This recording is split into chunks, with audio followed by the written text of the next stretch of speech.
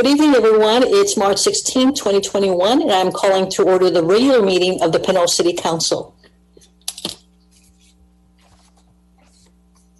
Please join me in the Pledge of Allegiance in honor of the U.S. military troops. I pledge allegiance to the flag of the United States of America and to the republic for which it stands, one nation, under God, indivisible, with liberty and justice for all. Thank you. Madam City Clerk, may I please have roll call? Thank you. Mayor Martinez-Rubin? Here. Mayor Pro Tem Salini? Here. Councilmember Tave? Here. Councilmember Murphy? Here. Councilmember Toms? Here. City Manager Murray? Here. City Attorney Kasher? Here. Assistant City Manager De La Rosa? Here.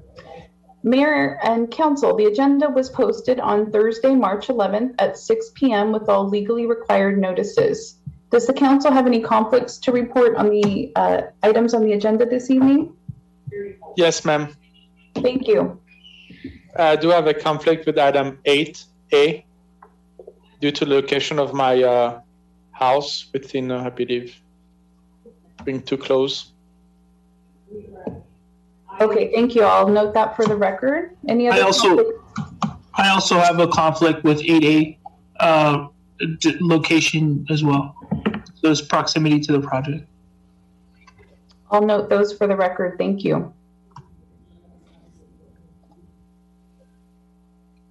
Thank you, Madam City Clerk. So having heard Council Member Salimi and Council Member Taves state that there's a conflict of interest, when the time comes that we begin discussion of item 8A, would you please mute and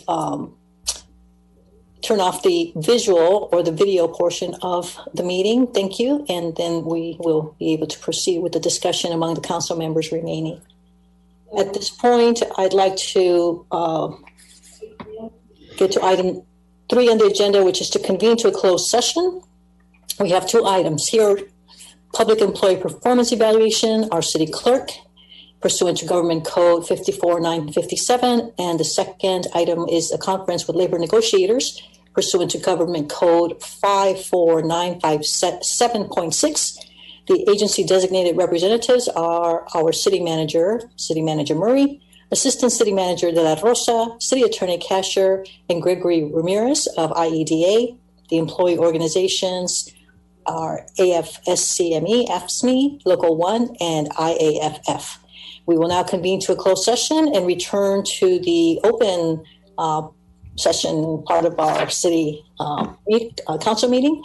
And that will be as soon as we are through with those 2 items. We will. Mayor, just excuse me, we did receive a public comment on item 3A, which I will read. Thank you very much. This comment is from Rafael Menez, and he wrote, I would like to offer a few words in praise of Heather Iofu. She has continued to maintain a friendly, professional, and accessible city clerk's office, even with the marked challenges of the pandemic. The nature of her work has changed, but her skill at ensuring the community's voices are heard has improved despite that. Thank you. Thank you, Rafael. And that concludes the comments. All right, now we will convene to closed session and be back as soon as those 2 items are discussed among council members. We will see you in a while.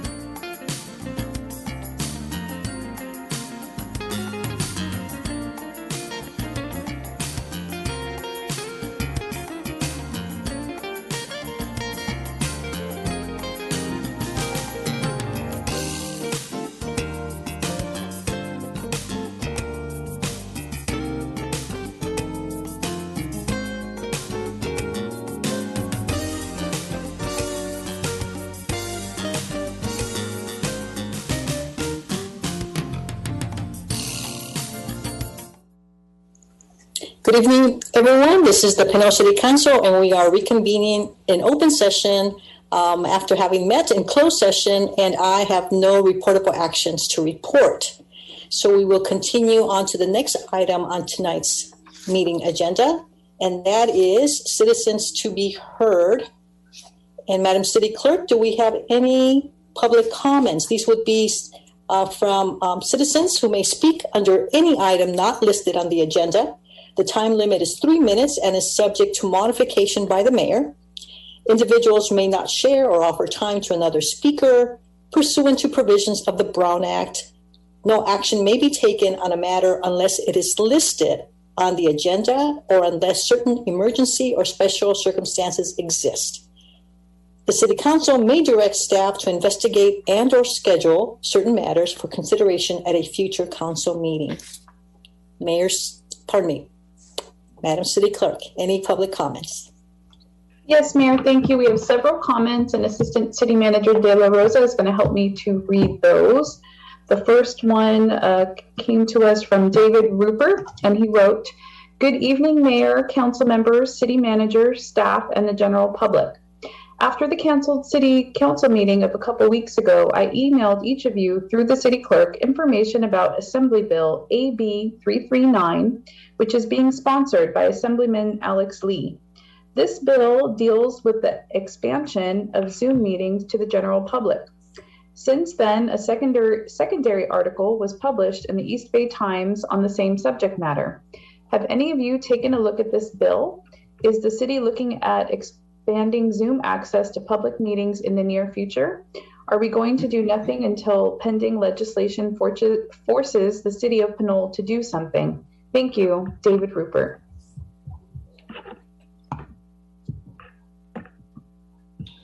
Yes, Mayor. The next comment is from Debbie Long. And it says, good evening, Council. 2 weeks ago, the final report from the ESCI fire study was presented. Unfortunately, if you were viewing from home, you could not read along with the slideshow as it was too blurry.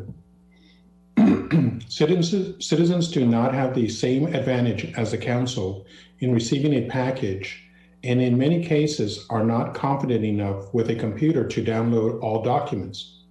While COVID has presented many challenges, these challenges are not an excuse for not keeping the citizens of Pinole fully informed.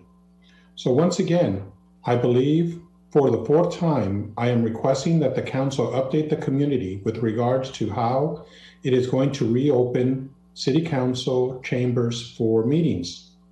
We are currently in the red tier. Students are back in the classes and indoor dining has resumed. It is time that the Council follow suit and begin with open meetings that will result in more accountability and engagement with the citizens of Pinole. On another note, in the past, I have asked several questions under citizens to be heard. So far, I have never received a response from staff nor Council. I would not expect my questions to be answered at the meeting, as that is not protocol. However, in previous years, at least with past councils, the mayor would ask that staff respond either at a future meeting or in an email to the person that needed answers. Why has this practice changed? And if not, why aren't questions being addressed with answers?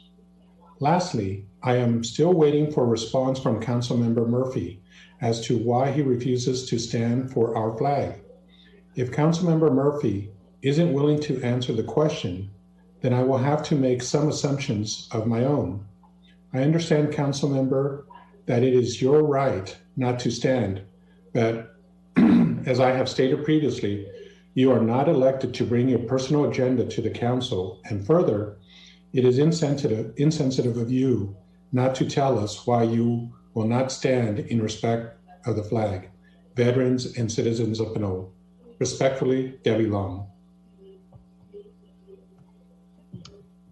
Next comment is from Irma Rupert. Good evening, Mayor, Council, staff, and public.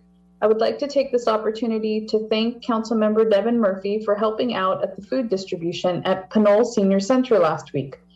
Also, thank him for announcing on Nextdoor the funds that the city will be receiving of $3.6 million from the federal government. I would like to suggest that the city get on the ball and communicate this to all the citizens of Pinole as soon as possible when the money is received. Allow the citizens to participate and send a survey as to how the money should be spent. Who knows best on how to spend it but the taxpayers of Pinole? Thank you, Irma Rupert. The next comment is from Yvette Rico. Dear Mayor, staff, Council, and Pinole citizens, please join us for a virtual town hall series with Pinole leaders. The first of 8 community conversations will take place on March 24th at 7 p.m. with Fire Chief Chris Weinkoop. These meetings are free to the public and will be live on Facebook from 7 to 8 p.m. The town hall will be moderated by Melissa Breach, former executive director of the League of Women Voters. The schedule, March 24th, Fire Chief Weinkoop, April 14th, City Manager Murray, May 19th, Councilmember Tave, May 16th, Councilor Toms, July 21st, Mayor Martinez Rubin, August 18th, Police Chief Gang, September 15th, Councilor Murphy, October 20th, Mayor Pro Tem Salimi. For details, please visit www.pinoleforfairgovernment.org or register. And then there's a link. Respectfully, Yvette Rico, Chair, Pinole for Fair Government. The next comment came from Kurt Pless.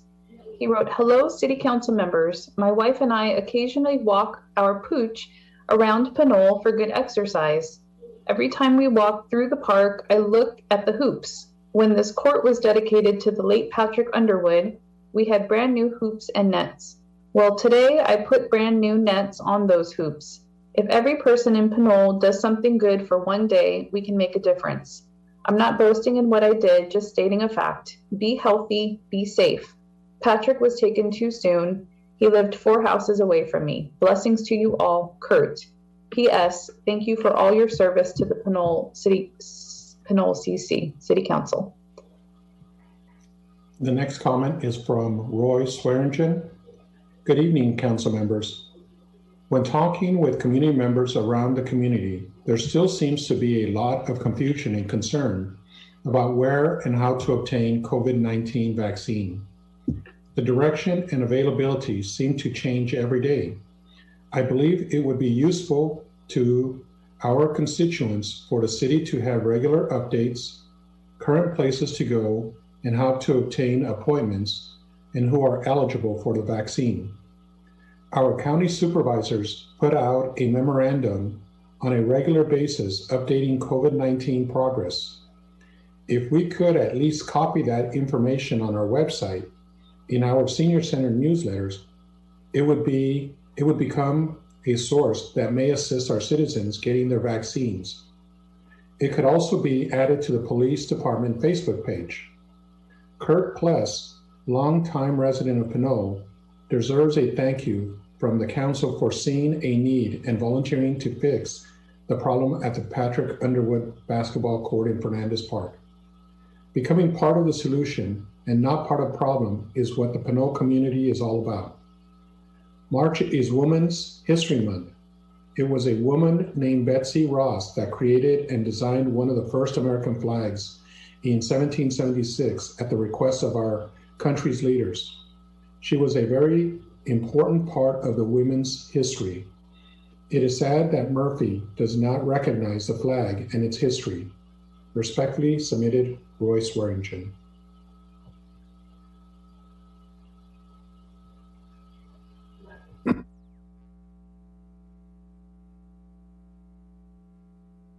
That concludes the comments for citizens to be heard. Thank you very much, City Clerk Iopu and Assistant Manager De La Rosa.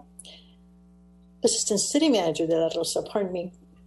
Okay, so we move on in the agenda, but Mayor, I have a question. Councilmember Murphy? Thank you. This question is actually for the city manager. City Attorney Casher, it seems that former mayor and current treasurer Roy Swearingen's ill-informed and frankly ahistorical interpretation of the pledge requires your legal opinion. I know you've mentioned this before, but can you clarify for him and the public the legality of my position to not recite the pledge? Thank you, Councilmember Murphy. So just for the purposes of clarity, there is no legal obligation for any public official to recite the pledge during a public meeting. There are many public meetings where the pledge is not recited at all. So there is no requirement under the oath of office or any obligation under the municipal code or any other requirement that would obligate a public official or council member to recite the Pledge of Allegiance. Thank you for clarifying that.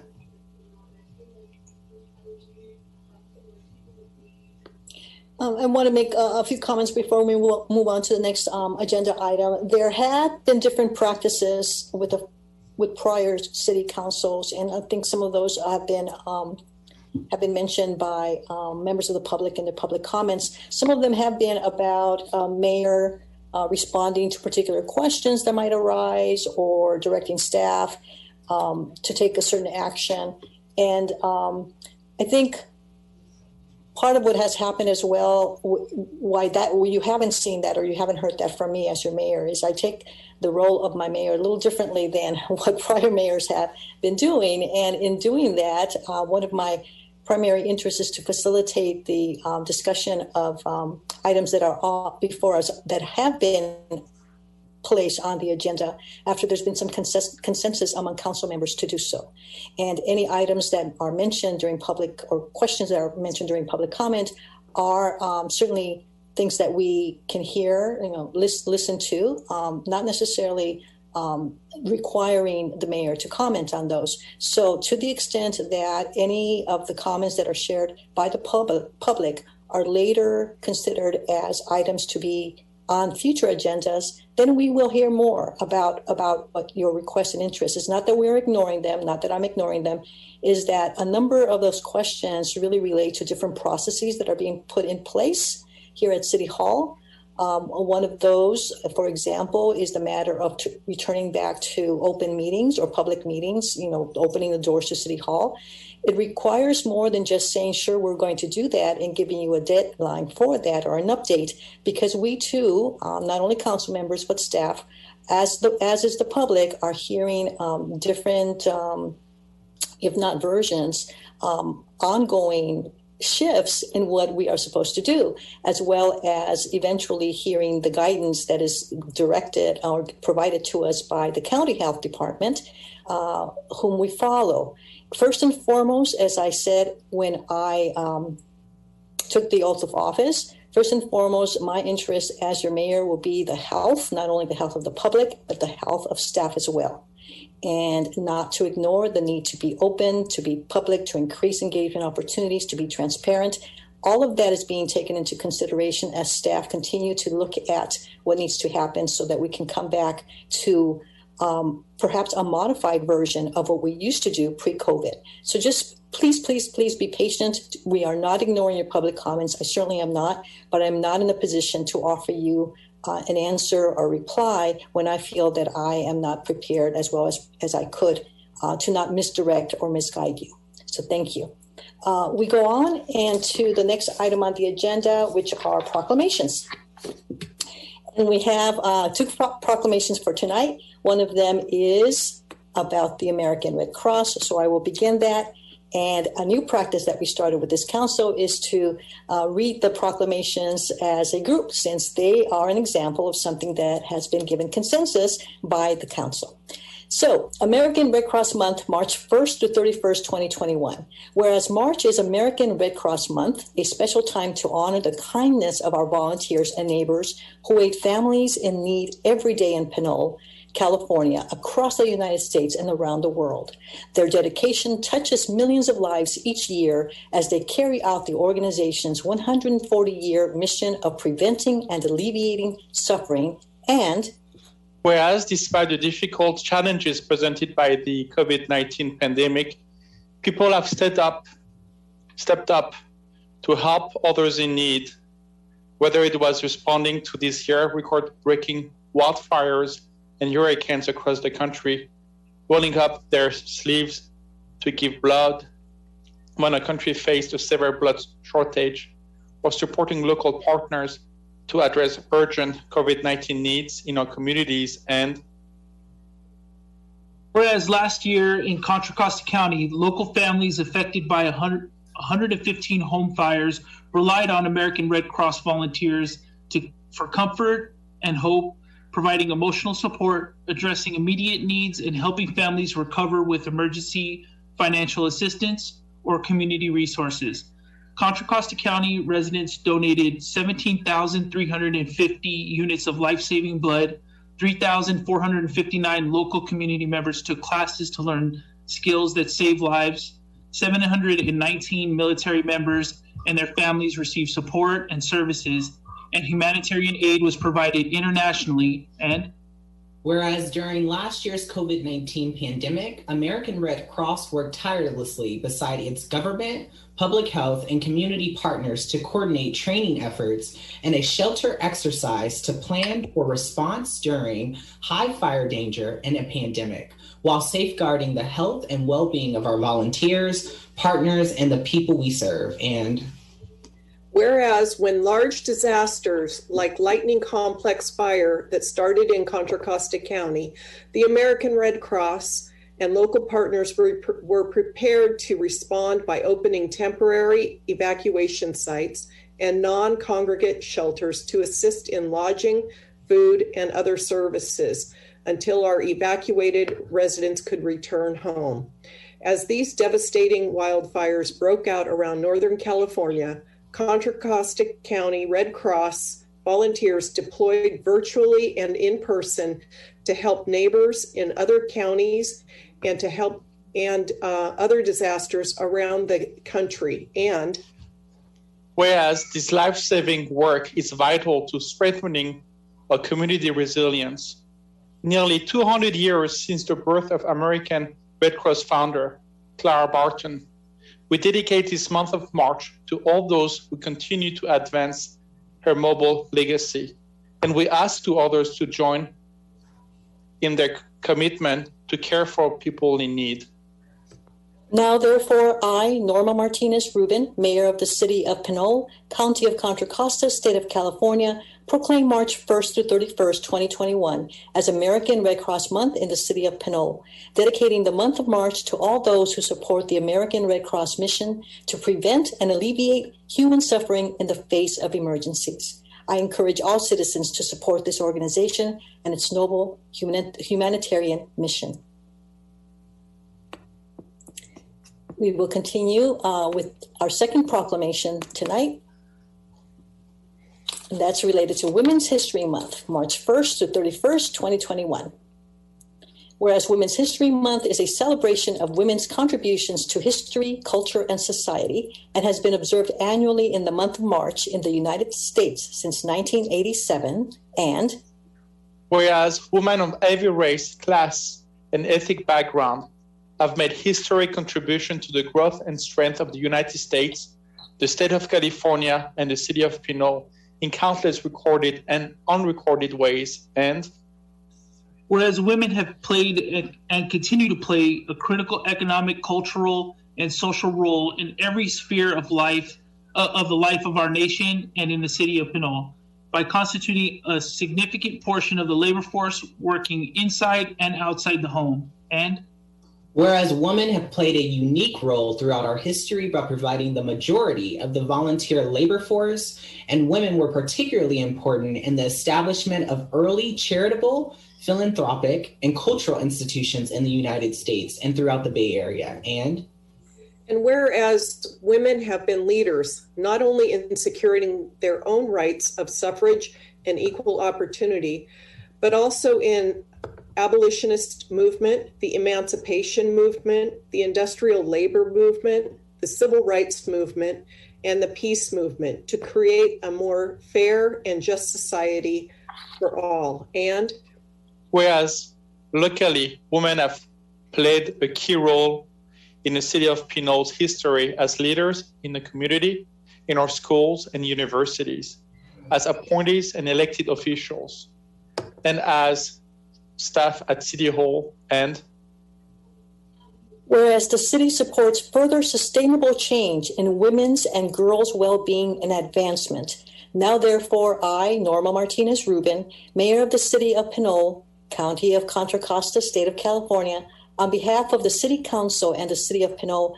proudly recognize the month of March 2021 as Women's History Month in the City of Pinole, and encourage residents to reflect on, honor, and celebrate the history, courage, commitment, accomplishments, and contributions of women throughout America. Thank you, council members. Thank you, Mayor. This is City Clerk Ioku. I wanted to bring something to your attention. We have on the line with us tonight Rolanda Wilson of the American Red Cross. So she may have some comments that she'd like to share with us. If are you there? Yes, she's still here with us. Thank you. Yes, I'm here. Thank you for joining us. Thank you. Good evening, everyone. As I am Rolanda Wilson with the Leadership Council representing Red Cross. And on behalf of the Red Cross, we want to thank you for your continued support. Of course, not only this is March is Red Cross Month, it does mark the 1-year anniversary when the coronavirus officially became a global pandemic.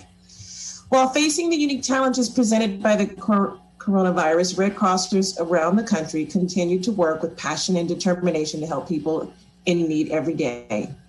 Like many organizations and corporations, we've had to shift on how we deliver our mission because of COVID-19. We've created new protocols to help keep everyone safe in this environment.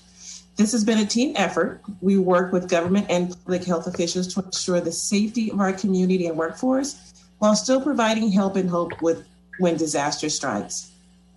During this time of social distancing, we're now providing some relief services virtually, including mental health support and financial assistance. Instead of opening shelters, we prioritized individual hotel rooms and dormitory style rooms to make sure people have a safe place to stay if they can't return home after the disaster. We've also placed additional safety precautions in case we need to open emergency shelters at the request of local officials, or if hotels and dormitories aren't an option, we're working with local and public health officials, and we set up health screening processes for everyone coming into the shelter. We provide masks, additional space between cots, and we use enhanced cleaning and disinfecting practices. And to ensure our blood donor safety, we have implemented added precautions at blood drives and donation centers, beginning with contactless thermometers, face masks, increased spacing, added enhanced cleaning procedures, and donations by appointment only. In addition to relief and comfort for disaster survivors, the Red Cross is also offering a virtual family assistance center to support families struggling with loss and grief during the ongoing coronavirus pandemic, offering information, referrals, and other services to support families in need. To support vaccination efforts, Red Cross volunteers are currently assisting at 4 sites in our county. Our community counts on Red Cross for help every day, and supporting our community is at the heart of what we do. Our work never stops, even in the middle of a pandemic, and we can't help to wait. So on behalf of our volunteers and those we serve, we want to thank Pinole and the City Council for standing with the American Red Cross. Thank you. Thank you, Ms. Wilson. Thank you, and everyone else who works with you on this committee. I invite you to stay in touch with us. You know, as you were reading that, I want to say I get chills because I know that fortunately, on a personal level, I get to read or watch the news about what the American Red Cross. Fortunately, I have not had to access your services, and I know, however, that should I need them, you are among the groups who are there. Yes. Thank you so much. Council members, anyone else want to share a thought or comment? I would like to share a comment. I have seen firsthand the amazing staff at Red Cross through the wildfires that have impacted Contra Costa County, and also through the pandemic. It amazes me how they pull together and are partners with emergency services. So thank you.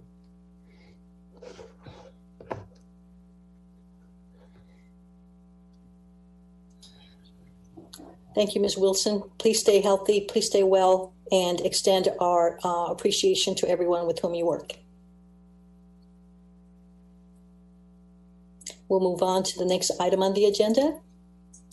And then we've got city employee recognition. City Manager Murray, is that you? Yes, it is. Thank you. We have a brief, yes. So next slide, please. As you know, we have a tradition, policy here of recognizing our great new additions to the staff, promotions of staff, and also retirements of staff who've been with the city for some time. And so we have a few we wanted to mention and recognize this evening. Yeah, so just a few. We've had a couple changes in the police department. Les Lopez, a sergeant, retired recently with almost 20 years of service to the Pinole community. So he has established a lot of close connections across the city organization and the community, and we wish Les well in his retirement earlier. We've hired a new police lieutenant, Jeremy Crone, Lieutenant Crone. He's replacing our recently retired Lieutenant Gene Alameda. You'll remember Gene's retirement a few months ago. And in the fire department, we have a promotion. Chief Winecoop, as you'll recall, joined the city as the battalion chief a few years ago and was, of course, subsequently appointed to the fire chief role. We went through an internal process to identify a successor as battalion chief. We're fortunate to have Pinole native Jim Brooks be selected for that position. He's been acting in that capacity for a while and now is doing it on a permanent basis. And we'll be doing other internal promotional processes and some external hiring processes to backfill for some of these promotions. So I wanted to recognize Les for his great work on behalf of the city, Welcome Lieutenant Crone to his role and the special police department we have, and also congratulate Jim on his promotion to battalion chief. So just wanted to recognize those employees for their accomplishments. Thank you. Thank you very much. And we have a statement that our city clerk will read, and this will be from Battalion Chief Brooks. Thank you, Mayor. Yes, he's on duty right now, so he wanted to make sure he passed this message on. He wrote, "Good evening, Council, Mr. City Manager, and staff. Thanks to you and Chief Winecoop for putting your faith in me to serve as Battalion Chief for our Pinole Fire Department. I am honored to work as our department's representative in Battalion 7, serving Pinole and our West Contra Costa area. I am grateful to have the support of my fellow Pinole firefighters, Local 1230, and firefighters from our neighboring agencies. As a career Pinole firefighter of more than 20 years and a lifelong Pinole resident, I am proud to be in the position and look forward to what the future holds. Thank you. Sincerely, Jim Brooks." Thank you, City Clerk Iopu, and welcome Lieutenant Crone. At some point, we will all meet you. I think the council would as well like to see you. We're simply looking at your name here, and again, on behalf of the council, I'm going to say to Sergeant Lopez, best wishes wherever you are, and come by Pinole every now and then. Thank you for your service. Okay, thank you, City Manager Murray. Next item on the agenda, please. We have a consent calendar, and we have 10 items on this consent calendar. Are there any, there's a lot to read here with regard to the different items, but we do have items A through J.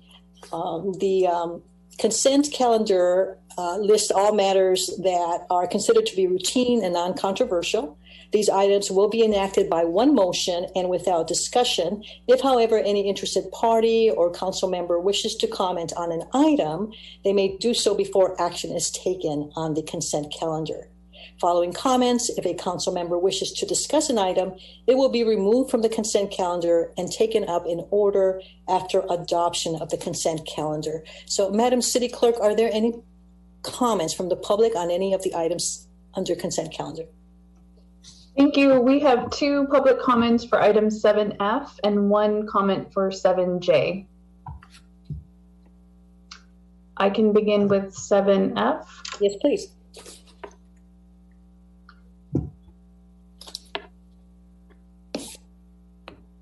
This comment comes to us from Hector Venus, and he wrote, "Dear Mr. De La Rosa, we have a strong interest in completing the entitlement and acquisition of this property. Unfortunately, we have encountered several delays which have not been anyone's fault. We believe that we were making good progress until these 2 main events caused a slower progression. COVID has delayed many activities throughout our economy for the last year. The major delay has been the resolution of the access easement with Pinole Shores Phase 1 ownership. Below is a brief summary of events with respect to the Pinole Shores entitlement process property. May 20, 2019, received due diligence items. May 30, 2019, met with Daniel Hortert to review due diligence and discuss path forward. May 31st, 2019, received update from Daniel that MND could be updated based on his review of DD items. July 9th, 2019, provided updated Hector De La Rosa on potential tenants we are targeting for the development. Meanwhile, One Corp contracted with RMW for architectural services. July 18th, John Demir,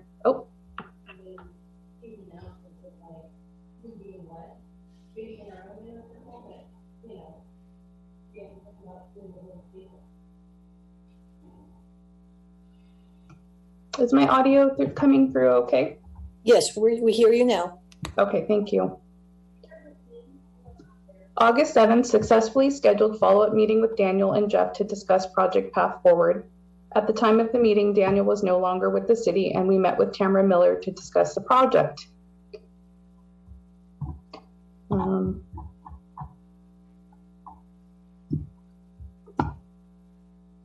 I'm losing my comment here.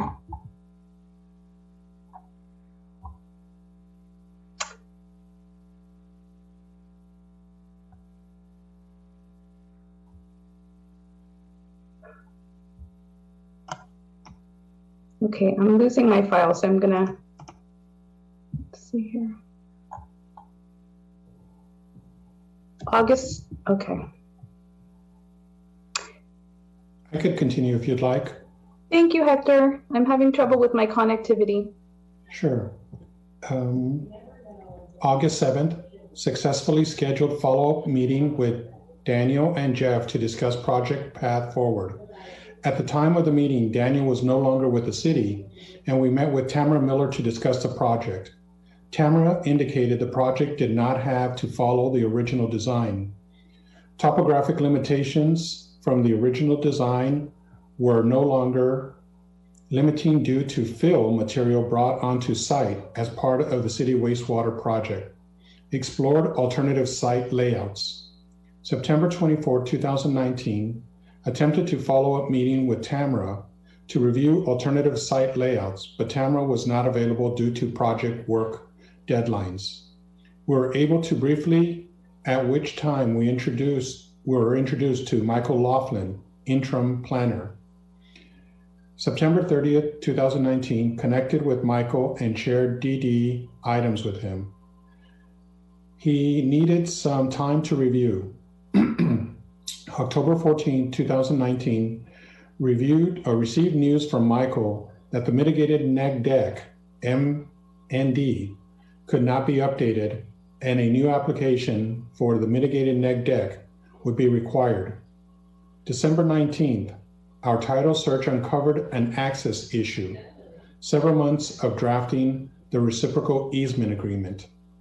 March 2020, reciprocal easement agreement draft ready. July 2020, city to obtain survey of easement area, appraisal to determine value. October 2020, developer obtained costs from professionals for entitlement process of over $200,000. We are ready to start the entitlement process. March 2020. Hey, Hector, I'm going to call time, which was adjusted for my pause. Thank you. Sure. All right, I'm ready with the next comment, which is from Irma Rupert. And she wrote, Good evening, Mayor, Council, staff, and public. As a former EDHAC, Economic Development and Affordable Housing Committee member, Mayor Norma Martinez Rubin was also a member. I would like to ask a couple questions.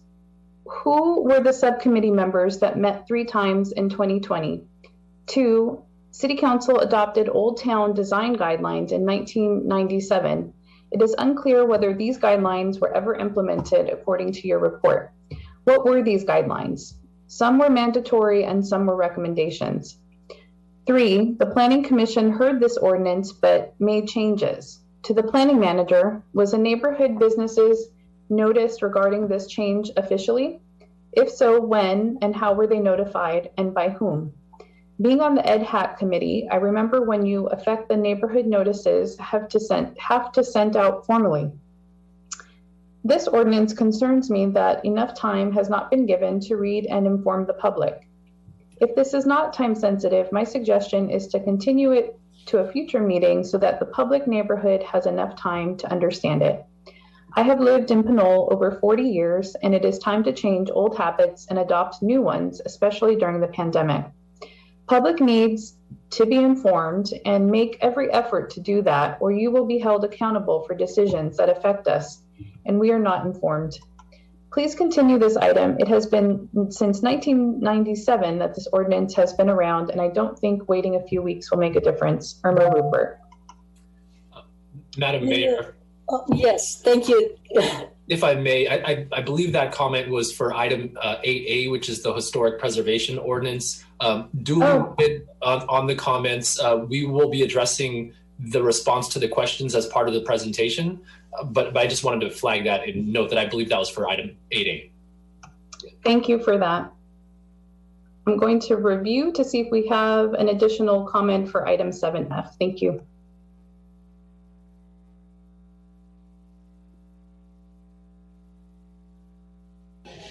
We do have an additional comment for 7F from Irma Rupert. And it says, my questions are why there are 4 amendments to this agreement. 2, Total price of property. 3, was this property advertised? How, when, and where? And 4, did we get any other offers? There's also a comment for 7J from Irma Rupert. My questions are, how many offers were there? How long was it on the market? Why did it take so long to sell? Was it advertised? Where, when, how? And my comments on both 7F and J were those properties on the closed session city council meeting a few weeks ago. Now you have them on the consent calendar without public input. Question, why they reported out when decisions to accept the offers made to the public? If not, why not? If it was, when was it reported out? My problem is putting items on a consent calendar and the public has not had any time to read the items or be informed regarding the sale of properties. You are elected to be transparent and open, and it seems council and city are excluding the public from information participation. This is business as usual. It needs to change. Thanks, Irma Rupert. Thank you. Was that the last of all comments related to any items on consent calendar?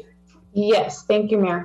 Thank you. I will now close the public comment period for this agenda item. And before we lose the crux of the questions that came up, some of the comments were very specific related to item 7F and J, and I wondered if staff had any responses now or whether we should pull these items for consideration later. Madam Mayor, or Andrew, if you wanted to hop in, you're welcome. Go for it, Eric. Okay, Madam Mayor, I'll just address the issue regarding the report out of closed session. Real property negotiations are an appropriate matter for closed session under the Brown Act. Some of these properties, and I think all of these properties were discussed at some point in closed session. The reason that we don't report out of closed session on specifics from the discussion is that it's confidential in a sense that we don't want to disrupt or in any way impact our ability to negotiate the final terms of agreements for property sales. So that's why we don't report out the details that were discussed in the closed session. The items are appropriately on the consent calendar in a public meeting for approval by the council. There's an opportunity for public comment, and that's the form in which to do that. So just wanted to mention that. And Mayor, I can address item 7F and 7J if you'd like. Please. With regard to 7F, which is the adopt a resolution approving a Fourth Amendment to the exclusive negotiating agreement between the City of Pinole and General Realty CE for the sale and purchase of Pinole Shore properties, Pinole Shores 2 properties. There are 4 amendments because, as mentioned in the letter that was sent by Ms. Servinas, who's looking to purchase the property, there were delays due to staffing. There were delays due to COVID, and there were also delays due to the access easement agreement. The original E&A that the council approved at a council meeting in 2019, I believe that was in March or May of 2019, set out a time frame of 90 days and 120 days as an extension. Due to all the items that I mentioned that have caused delays, we've come back to the council and asked for amendments. This is a 4th amendment on the agenda. This amendment will take us through December 31st of 2021 if the council approves it. And we feel that that is sufficient time for us to address not only the easement issues, but any other issues to the amendments to the purchase sale agreement and development agreement, which are in final draft form at this time. The total price of the property, that is still being negotiated, and that will be presented to the council when we bring the purchase sale agreement before the council. I will say that we did get an appraisal of the property, and the proposed sale price is based on the appraisal. Was the property advertised? No, the property was not advertised. We received an unsolicited offer for the property. We presented that to the council in October of 2019 in closed session, and the council directed us to enter into an E&A, which we brought to the council in March of 2019. And the council directed us to move forward with negotiating a deal with this developer. Did we receive any other offers? We did receive another offer in 2020, but we were currently in negotiations with the developer for the sale of the property. In addition to the offer that we received, there were limitations to the offer and the proposed project on the site. So even if we had evaluated the offer, the restrictions on the property would not allow for the construction of the proposal from the individual. With regards to 7J, which is approve the purchase and sale between the City of Pinole and Pascual for the sale of the property located in the City of Pinole, which is 2361 San Pablo Avenue, which is the old bank. How many offers were received? I believe that we received 4 offers, but I could be corrected. And we have our consultant from RGS, Susie Kim, who could address that. How long was it on the market? In 2015, the city issued an RFP for the sale of not only this property, but the other 3 properties, which are the corner property, the Collins House, and Blackie's. We reissued an RFP in 2016. In 2019, we entered into a contract with a firm to do marketing. And in 2020, we entered into another agreement with RSG, and they started marketing the property. Was it advertised? Yes, it was. Where, when, and how RSG could address that issue, but we did send it out to not only local realtors, commercial realtors, as well as sites like LoopNet and a few others. And that addresses the questions, Mayor. Thank you very much for answering those questions, Assistant Manager, City Manager De La Rosa, and City Attorney Casher. You know, when I hear comments like it's business as usual, the city is not transparent, etc., I can't help to think that any one of us can feel that way when we're not necessarily tracking all the different steps involved in a particular process before a public statement is made about a decision. And unfortunately or fortunately, there are reasons for why certain types of business that the city is involved in it ends up as a closed session item with valid reasons for that. And I think sometimes there may be sentiments among the public that everything that goes before council must be an open and public session, but that's just not the way it works. Given where does that come from, City Attorney Casher? Is it law that has us have certain types of business be in closed session versus open session? Help us understand that. Thank you. Yeah, happy to, Madam Mayor. The Brown Act, essentially, it's sections of the government code which prescribe the categories of items that can be discussed in closed session, some of which we had this evening, labor negotiations or performance evaluations, real property negotiations. Those are the types of items that are discussed in closed session. Anticipated litigation. So these are highly confidential things that you wouldn't want to, jeopardize our position in litigation or in negotiation of a property with an adverse party or, a partner. So those are the types of things that remain in closed session, confidential for those reasons. Thank you for your explanation. All right, so we have questions on comments from the public. Now I'm going to turn to council for any questions that you may have of what has been presented and or comments on related to items on the consent calendar. Council Member Murphy. Thank you.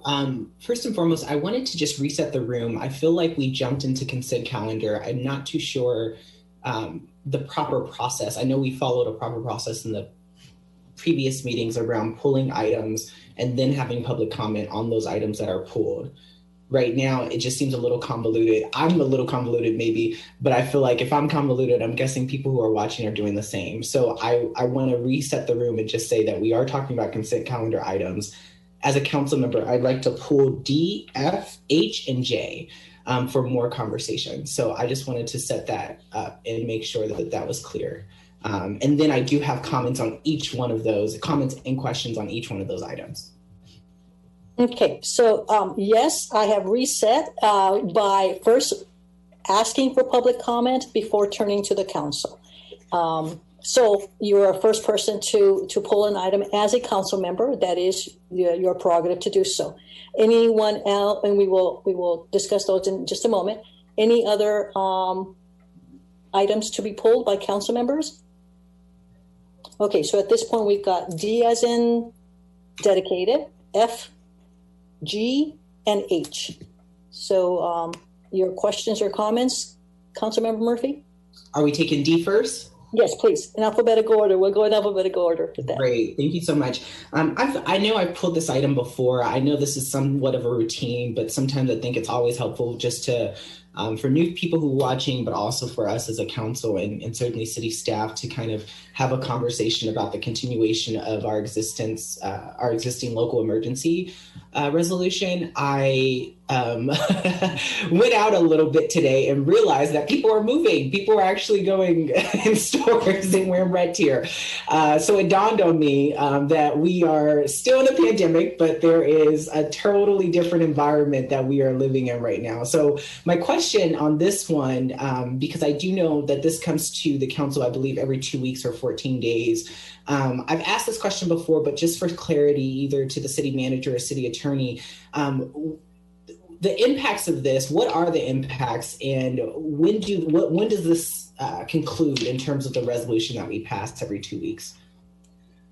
Yeah, so City Manager Murray, I'm happy to take that if you like. And thank you for the question, Councilmember Murphy, because it's important and a good opportunity to inform the public on why we're doing this. So the primary reasons for adopting this ordinance initially was to, or this resolution was really to put the city in a position where we, one, would be eligible for any state and or federal funding that could flow to the city as a result of the pandemic. And so we're in a good position right now, and that was mentioned in the public comments where we stand to receive some funding soon. So that's one of them. The other thing that it allowed us to do is to have some flexibility in our local regulations. So at one point we adopted an urgency ordinance, which allowed for outdoor dining. One of the provisions and parts of that ordinance, the urgency aspect of it was that we were in a local emergency that was declared by the city. So if we were to no longer have this declaration of local emergency, it would essentially,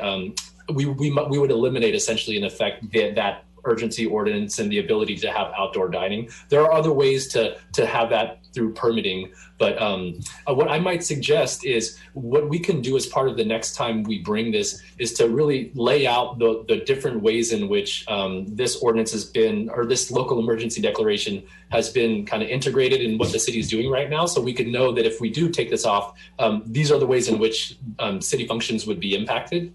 But as it relates to the funding, that's going to be taken care of pretty soon. It could have an impact on outdoor dining, and there might be some other things that I'd want to consult with staff in the city manager, just from an administrative standpoint, the impacts that it might have.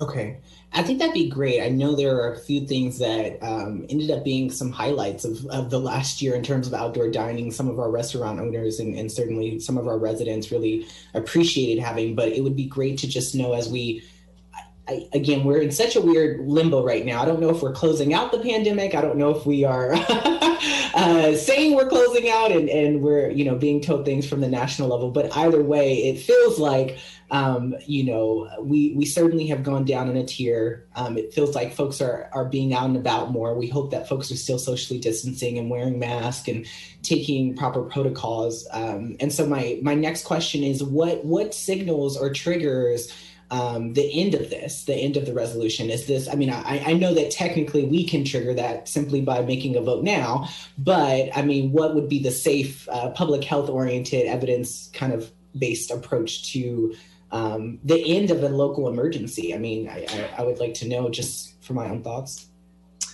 Yeah. So from my perspective, the county health orders really dictate, what we can and can't do from a, being out in public wearing masks and things like that. My main focus with this declaration of local emergency is making sure that the city is in a position to take advantage of the different forms of relief that are available, and that we can, we're doing everything that we need to do to be eligible for those types of measures. So, again, we'll take a close look at the stimulus bill and the funding that's going to be arriving. And if there's a sense that we're kind of where we need to be on that is going to be a significant, that's a significant, kind of hurdle for us to get over, which might, no longer necessitate the need for this. So we'll revisit that. The next time we bring it back, we could have some additional information on there so that there could be a little bit more of a discussion. And ultimately, this will no longer be needed, and we won't bring it back for consideration. For sure. And just to clarify, what I'm hearing from you is that the approximately $450,000 CARES Act allocation and the estimated $3.6 million that may come from the recent stimulus, this is one of the kind of protocols or guidelines that allows us to have even access to that funding.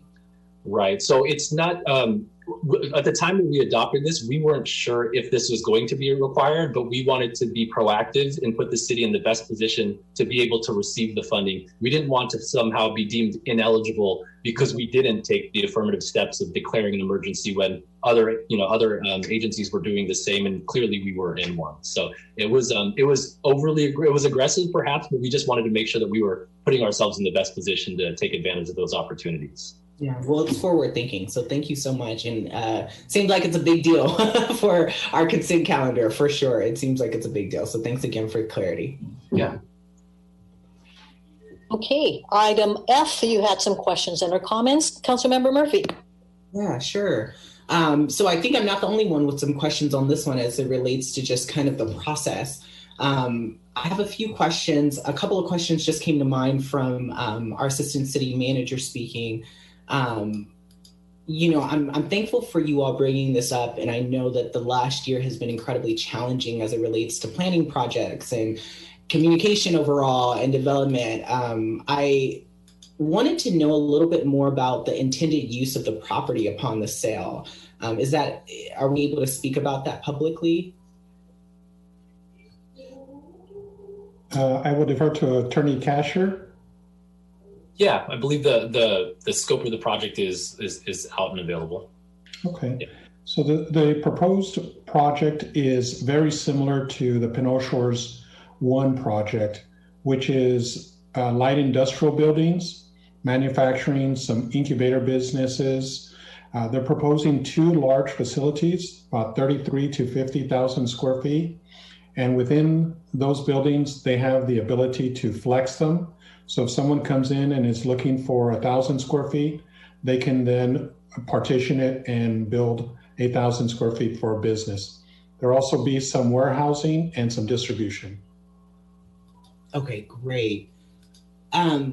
So I heard something that kind of like was red alarm for me. So I wanted to, I hope I'm providing another opportunity for clarity, but I heard that Assistant City Manager, you just said that, or what I heard was this property was not up for sale. No one knew it was up for sale because there was no publicity around it, or there was not the proper protocols that we've gone through with, for example, the most recent properties. And somehow an unsolicited offer came to purchase this property. And at that point, the previous council decided in a closed session to move forward with this unsolicited offer. I feel like I'm repeating what I'm hearing, and it sounds alarming. So alarming that it sounds illegal, to be honest. I hope it's not. I mean, I would hope it's not, but can you clarify that process and how this came to be? Because I'm not getting it. Sure. So this is a former redevelopment agency project or property. Under a long-term property agreement, when redevelopment was dissolved, the city had to enter into a long-term property management plan, which was approved by the Department of Finance, basically stating what we were going to do with this property. The city, at the time that it submitted its long-range property management plan, stated that we were looking to sell this property for development purposes. That plan was approved by the state.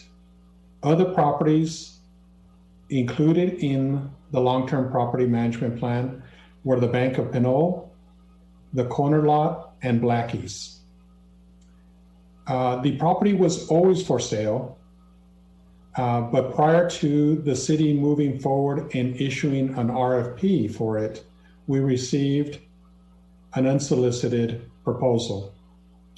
That proposal, customary to what we've always done, is we present it to the city council in closed session, and the city council authorized staff to negotiate with the party for development of that project.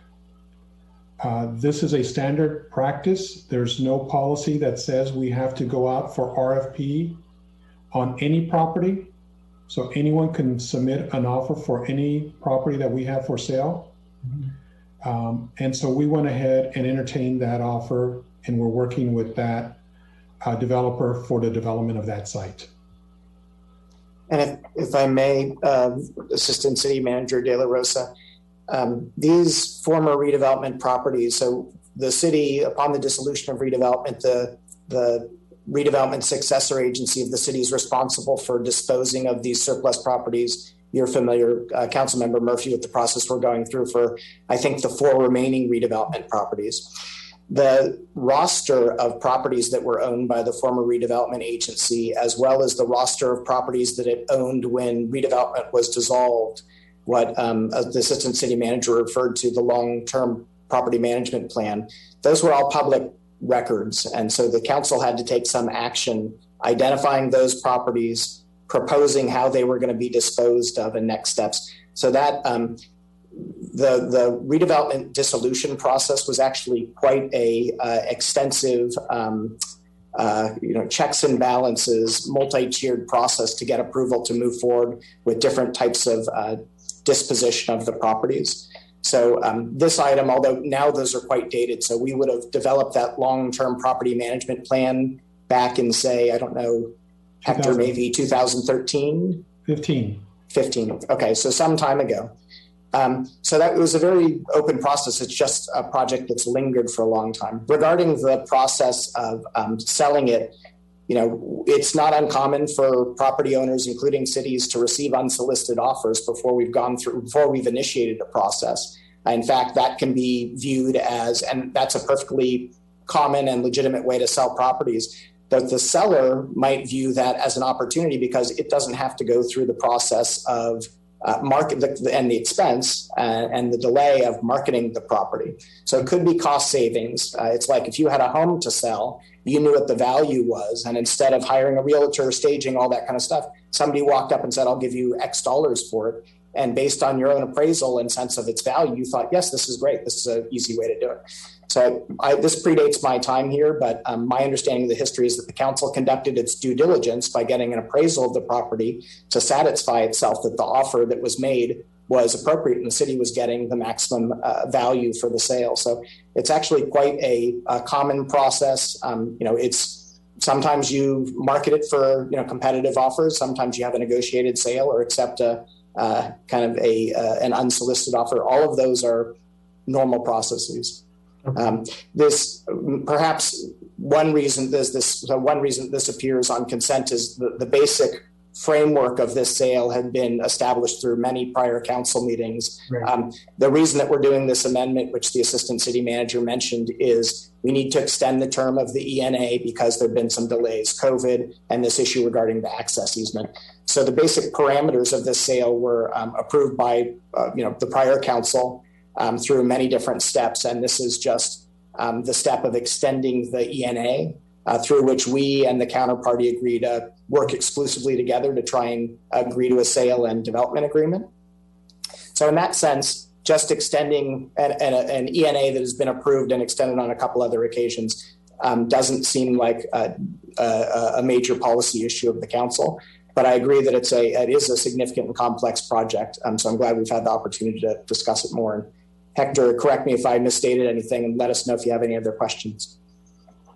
You did a great job. Thank you. Thank you. And I mentioned that because I know that just the history of redevelopment in the state of California, across the state of California, is very sensitive, not just for council members and folks who have been on this side, but certainly for public trust and how people see, these experiences, specifically people who don't deal with property development or the sale of property development. You're speaking to someone who doesn't own a home too. So, so a lot of these, things that I see from the external point of view, I think are part of the law. And I think that there's public perception around that. So City Manager Murray, thank you for clarifying that, because when I heard it, I was very alarmed to say, oh my gosh, how did someone just cut in line, basically? It sounded like someone called their best friend and let them cut in line before the proper process. And then I heard, I think what I heard following that was there was someone who wanted to be at the front of the line through the proper process, but they were too late in the game, which it sounds like is just the nature of the beast, of the real estate beast at this point, or just how things go. But what I would say too is that, what are the, because I feel like this is such a sensitive process, and I know we're going through this kind of same process in the next kind of selling of these next 4 properties. Can you outline for me and probably for the public, what items can they know about? I know a lot of this happens in closed session. What are the things they can know about? What are the things that we can tell them about? Because I think the distrust comes from a lack of knowledge about what's happening, what's possible to say, what's not possible to say. And what I heard from public comments today is there's some kind of questions around what happened. So can you just clarify for me what is possible in the sale of the redevelopment properties?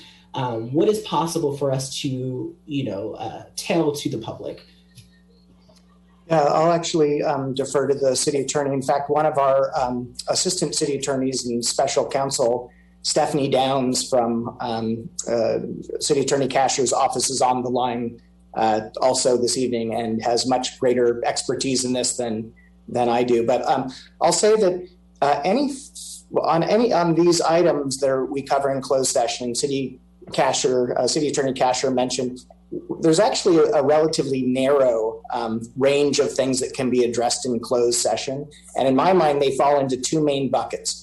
One are personnel matters, so the evaluation of the city clerk and the city manager, because we're entitled to our right to privacy of our evaluation. So that's the reason that those are covered in closed session, those types of personnel matters.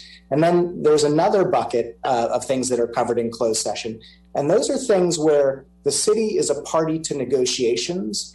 And if we were to have those conversations and receive direction from council, we'd be showing our hand to the other party we're negotiating against. And that's really the intent. It's not to keep it shielded from the public. It's really to keep it shielded from the counterparty so that the city isn't showing its hand and revealing its position, and therefore can get the best deal that it can for the city. So there are 3 main groups of topics like that. One is our negotiations and our labor MOUs. We want to be able to receive a direction from the council without telling the counterparties in those negotiations what we would like to do. Real property transactions, again, we don't want to tell the people that we're negotiating with for the sale of properties what we would like to see, because it would weaken our negotiating position. And the third is potential or actual litigation. So again, we're negotiating against another party, either in court or in a settlement, and we don't want to show them our hand. So there's really just those 2 main buckets that come to mind for me of things that we do in closed session, things that are personnel matters because the employees are entitled to their privacy regarding that. And the other is things where the city is one party in a sensitive negotiation and we don't want to show our hand. So that's really the purpose. Almost everything that comes out of direction that the council provides in closed session ultimately has to be approved in open session by the city council. So we have regular noticing requirements about when our agenda packet has to go out, the attachments that have to be in it. So all these things that we're talking about in closed session eventually come to open meetings where the public has an opportunity to read the agreements themselves, provide comment, and the council has an opportunity for dialogue. So take not me for an example. I have a contract with the city council negotiates that. That ultimately has to be approved in open session by the council, where the entire public gets to read about it in the agenda packet, and they can say, this is a great contract or this isn't a great contract. Similarly, on tonight's agenda, we're addressing consent item J, which is the sale of the old Bank of Pinole building. So we did properly discuss this item with council in closed session, received direction on the negotiations. We went back to the other party and negotiated. And now the final agreement has to be adopted in open session, where the entire public gets to read what the deal is and weigh in through their comments. And the council can have an open dialogue about whether it seems like a good deal or not. So all of these things, with perhaps one exception, which might be a confidential settlement agreement, all of these other things that we're discussing in closed session ultimately are acted on by the city council in open session, where the public has every opportunity to provide comment. I'm happy to invite Special Counsel Ms. Downs to offer additional comments, or City Attorney Casher if you'd like. Sure. I'm happy to weigh in here. All right. Hello? Yes, we got you. Okay. So I will say that the law has changed a little bit since we originally started negotiations on the Pinole Shores property. And that has to do with some laws that have changed with regards to surplus lands. And so with the 4 properties that we are now selling for the redevelopment agency, including the Pinole Bank building, those properties we had to put out specific noticing for. And so that specific noticing was all put out pursuant to the State Lands Act. And responses were had to be received within 60 days if there were specific public entities that were interested in putting, for example, either a park or a fire station or affordable housing on any of those properties. And so it's a very transparent process in terms of putting out those properties for sale. And after that, our consultant put out an RFP for prospective buyers. And that went out in September for those 4 properties. And we received notices, we received responses in January, I believe, and are now in negotiation based on our discussions in closed session with the council on those 4 properties. So it is a very transparent process, in addition to the fact that we have the long-range property management plan. I want to make sure I have clarity on that. Assistant City Attorney, you were speaking on the sale of the 4 properties, which I'm more familiar, the recent 4 properties that we, this council has talked about in closed session. Thank you for clarifying that process for me and for the public. What I'm hearing is that there was not the same process for the item we're speaking about now. And that is what my question was around. And I want to clarify my question, because it also, for me, I feel like there is a difference of public property technically and private property, right? And public processes and private processes, right? Like if I have a home and I want to sell it, it's my home to sell. This is technically a little different, correct? Like this is actually a public home that we all kind of got to hear about. I mean, if I need to be more direct, how do we overthrow the piece of kind of, you call it nepotism or cronyism in that aspect without a public kind of RFP process? Like, how do we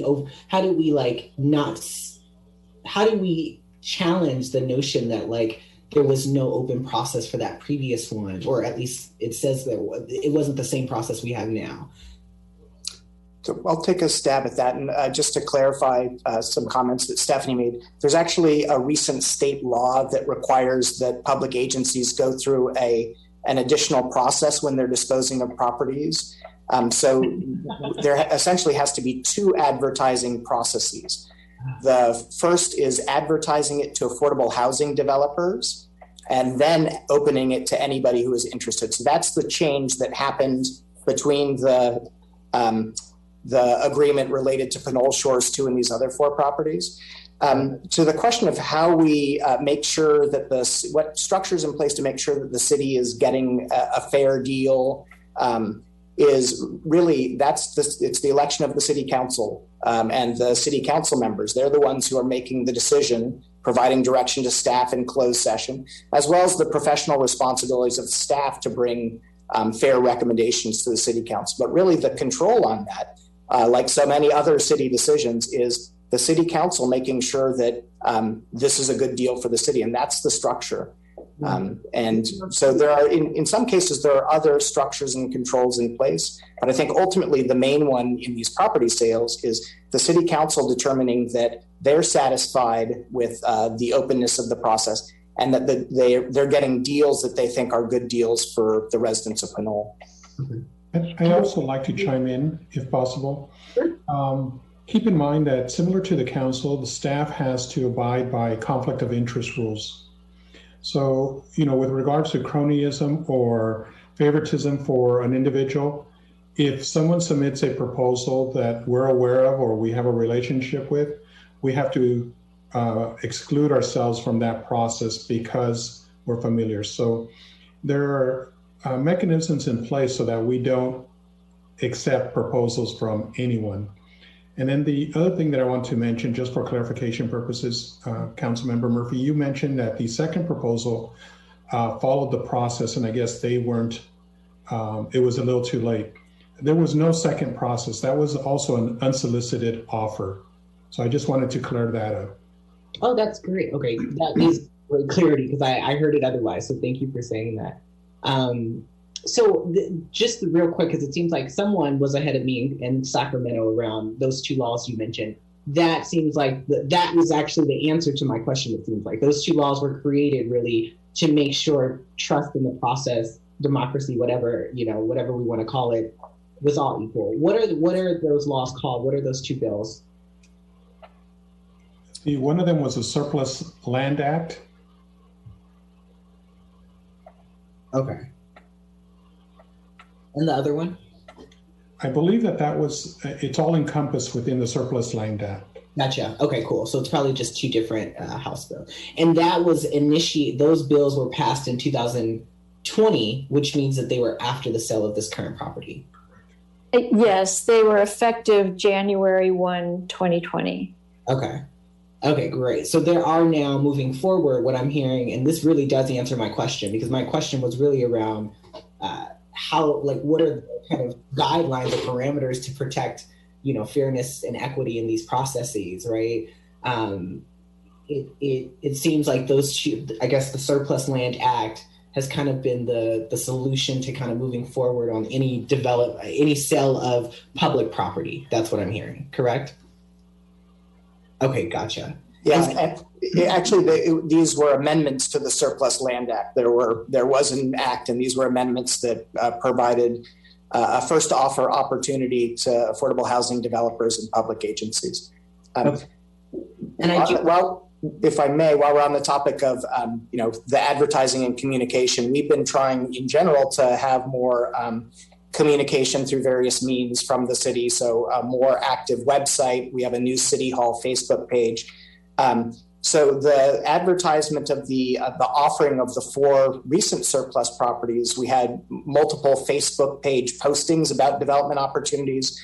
There was an item in the current news on the website and an item on the website. So I understand that there's a lot going on at the city, and so it's not always easy to connect the dots, but we did let the entire community know. And of course there were signs posted on site for the surplus properties that were for sale. So we did try and let the community know as well. Any just residents who might be interested, as well as local buyers, know of the availability of those properties. So we are working on an ongoing basis to improve our communication about all the things we're doing at the city, including things like the sale of surplus properties.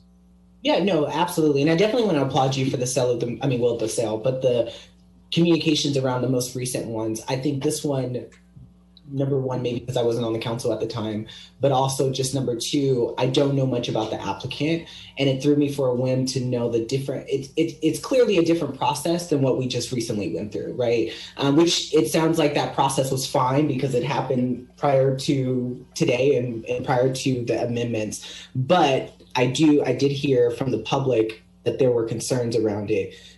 This definitely helps clarify, I hope, well, at least for me, it clarifies a bunch of questions. I have two last questions. Number one is, if we were not to adopt this resolution today, what is the impact of that? And then I have a follow-up question to that. So the resolution that you have before you is for extension of an exclusive negotiating agreement. Under the exclusive negotiating agreement, the parties agree that mainly the city will not entertain any other offers until such time as the deal cannot be made.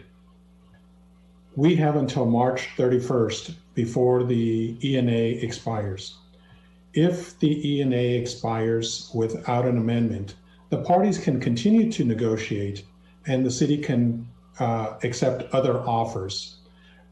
The developer may shy away from moving forward on the project, knowing that they do not have assurities that the city will not cancel their agreement and move forward with another one. So both parties would like to continue to move forward so that we can resolve and come to conclusion this development.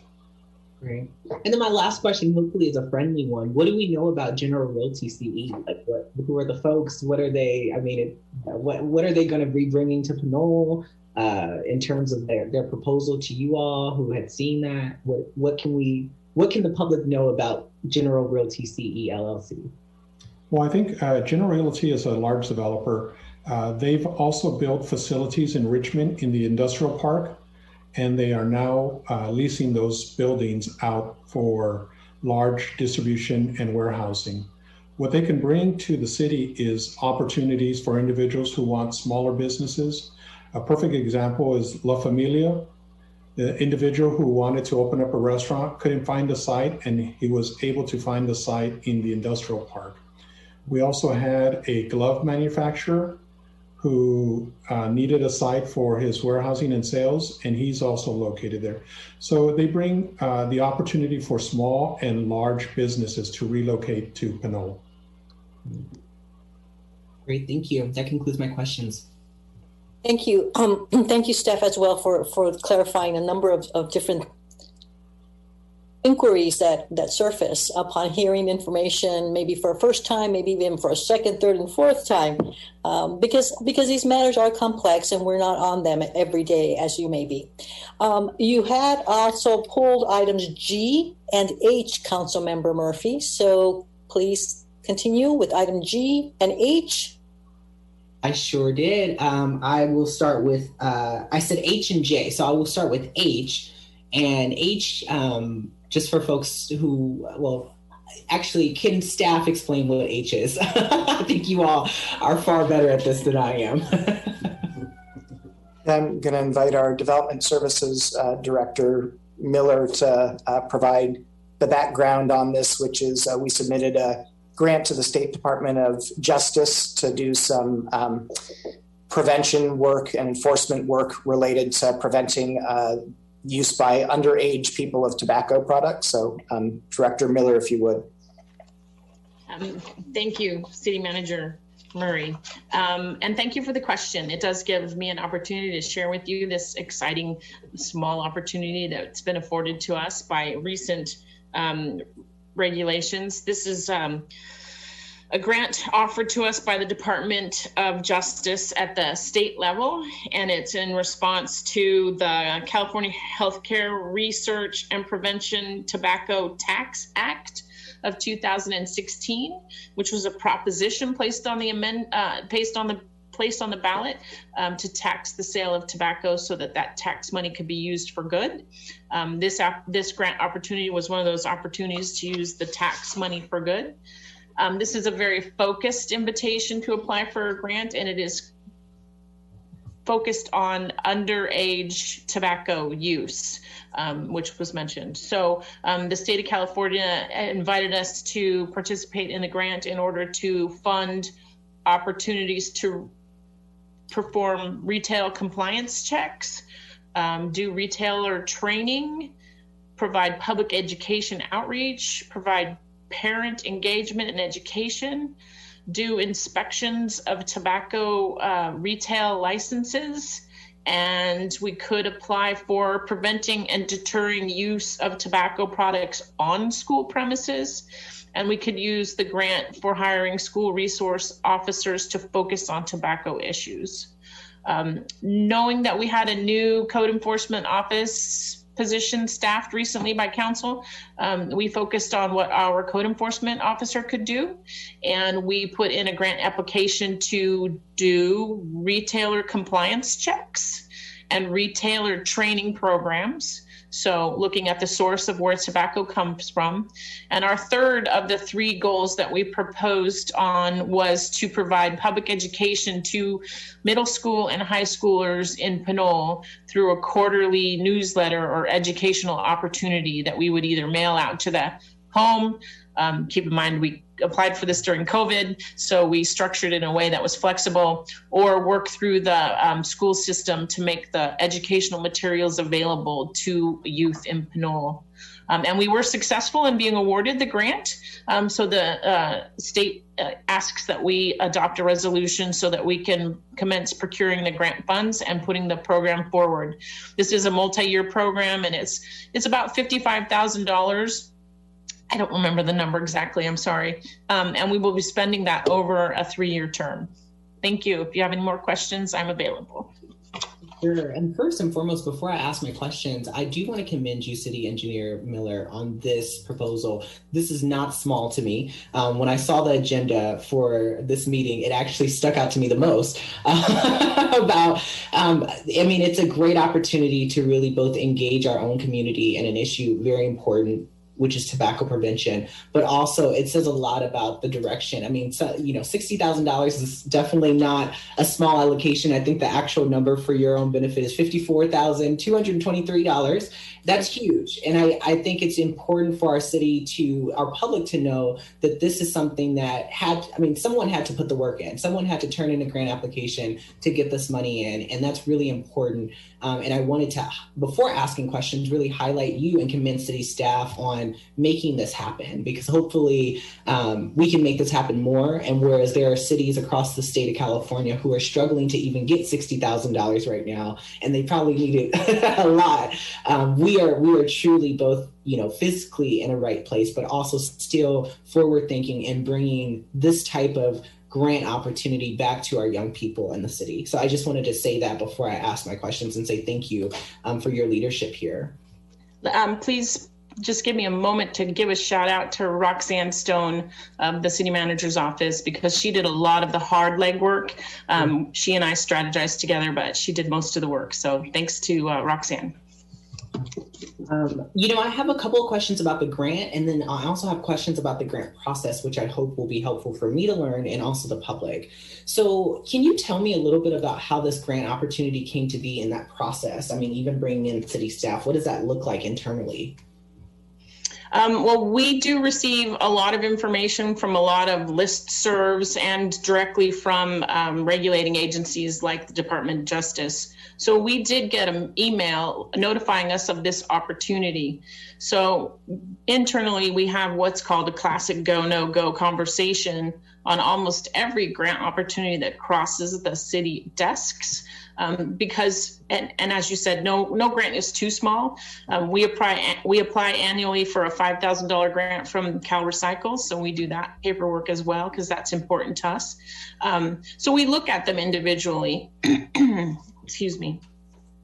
And knowing how important tobacco use or not tobacco use, I should say not tobacco use, how important it is to this council. I mean, we've sat and listened to council provide leadership by amending the Pinole Municipal Code to prevent vaping and to curtail the sale of individually packaged products. We already knew that fighting tobacco use was important to the council. So when this came across our desks, it was an obvious go. And then it was an opportunity for us to discuss who was going to bear the workload of it. So we're very happy that Roxanne had time to put the package together and to submit it in a timely fashion. So that's how they come and how they get processed. And there's always a conversation. Like, I think we looped in the police chief, just had a brief conversation about the school resource officer. We were in very state of flux for that. So that did not rise to the top of our go portion of the grant application. Perhaps next time, as that program stabilizes, we can pursue grant funding for a resource officer. But there's a lot involved in putting together the proposals. Gotcha. Thank you for that. And you know, a follow-up question to that is, if a resident of Pinole, young or, you know, any age, if a resident of Pinole wanted to approach the city about a funding opportunity, including state or regional grants or even private grants, what's the process they can do to move that conversation forward? Well, that sounds like a broad question that I am hoping I can punt back to the city manager. If you will, Ms. Miller, can you please answer that question for me? I'm just kidding. So it's a good question. Cities handle grants, what they call grant administration, in a couple different ways, and there are two classic frameworks. One is cities, particularly larger ones, might have a central grant administration function housed in the city administrator's office. It's also quite common for it to be distributed because a lot of grant opportunities are really sector or issue specific, so that, you know, the appropriate, you know, there are grants that are directed towards parks or public works or police, and so there's someone in those departments. One of the strategies in the recently adopted strategic plan is to develop a grant administration process. That's a year 2 or year 3 strategy for us. So we're not kicking off our work in this fiscal year. The idea is to make sure that we're well coordinated. We're not, you know, we don't have multiple sides of the building pursuing the same grants, and we're making really smart decisions in terms of go, no go, because there is some overhead and upfront cost in pursuing those grants. So the way we've been handling it, as Tamara mentioned, is we often receive solicitations. We're also doing proactive research for funding opportunities. We huddle when we become aware of something. We think about how to collaborate across departments and then decide whether to go. If someone wanted to approach the city about an opportunity that they were aware of, that they wanted to partner with the city in pursuing, they could contact me. At some point in the future, we'll have a centralized grant administrator, somebody tasked with that. In the meantime, they're welcome to contact me, and we'd love to talk with them about ways to partner on that. Great. You just got about 20 emails in your email. Thank you for that clarity. And, you know, my next question is, so I see the subject matter is about tobacco prevention. And decades ago, I used to be involved, I'm just joking, it was only a decade ago, but a couple of years ago, I was involved in efforts in Solano County around alcohol, tobacco, and other drugs. We called it ATOD, and just the prevention of it. And one of the things I learned about, you know, in that work was a lot of this work around tobacco prevention oftentimes is not centered around the people, it's centered around the producers, or in this case, the sellers or retailers. And I see here that, like, kind of the grant proposal was centered around 3 things, right? In inspecting all tobacco retailers, educating all tobacco retailers on the existing codes, but also educating underage youth. The subject is tobacco prevention, but the subject matter is tobacco prevention, but the subject seems to be young people, youth. So my question is, how many young folks or youth were involved in either the development of the grant or, looking forward and looking ahead? Do you all intend to engage young people in the actual action plan of what this money is being used for? I will answer that. We did not engage young people in the grant application directly. I mean, I checked in with my kids, 20 and 23, and chatted it up with them, but that doesn't really count. But I do think that it's a very salient point that the preparation of the materials that we use for our education outreach have youth review. I do feel strongly about that. I haven't figured out in my head how we're going to get there. We do have a close relationship somewhat with the principal of Pinole Valley High School. So, we just received this grant really. So I intend to reach out to them and say, hey, can we work with one of your clubs to have our educational materials reviewed? Because we don't want to be the grown-ups just saying, no, little children, don't do this. We need them to style it. We need them to message it. The language needs to be the right language.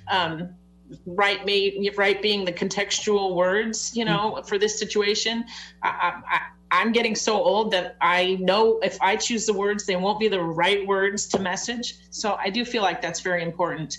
We will also be preparing an education poster for retailers. So even that messaging, we're going to have to be sensitive to how that's put together so that the retailers are readily absorbing the information and can embrace that information that is conveyed to them. So I do think we need to engage others outside the group to oversee either the preparation or involved in the preparation, or at least a critique session where we hold a giant Zoom meeting and a big giant whiteboard, and we go through the messaging and look for some positive, constructive criticism so that we get it right. Because I want to stop at least one person.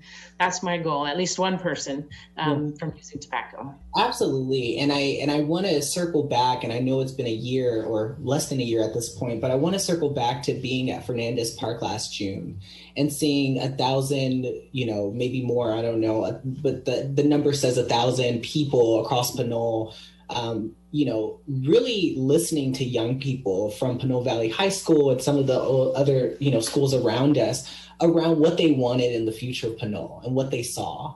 And I think that's something that stuck out to me in this proposal, or I guess in the staff report, was where, in a time where enforcement has been a challenge for both this country, and yes, we are in Pinole, but we are certainly a part of the country and the state. I think it's always a question to me is like, what does enforcement mean for young people? Because they oftentimes are kind of pushing back against that. I remember being in Fernandez Park and hearing this young woman speak about how she felt policed everywhere she went. She said, when I wake up in the morning, I feel like I'm being told to do something. When I, walk down the street, I feel like people are looking at me. When I go to school, there's a school resource officer telling me what to do. I mean, she literally gave us like the day by day enforcement of her life. And it was moving and it was compelling. But what it said to me was that we don't have the answers yet to fulfill or to challenge that feeling that that young woman dealt with. But at the same time, I did feel compelled by her story, and it compelled me into action, not only obviously into becoming a council member, but it compelled me to say, okay, we really got to think about more innovative ways to really approach youth engagement. And, my question to you is, what I saw was that most of this funding is going towards code enforcement, or it seemed like code enforcement activities.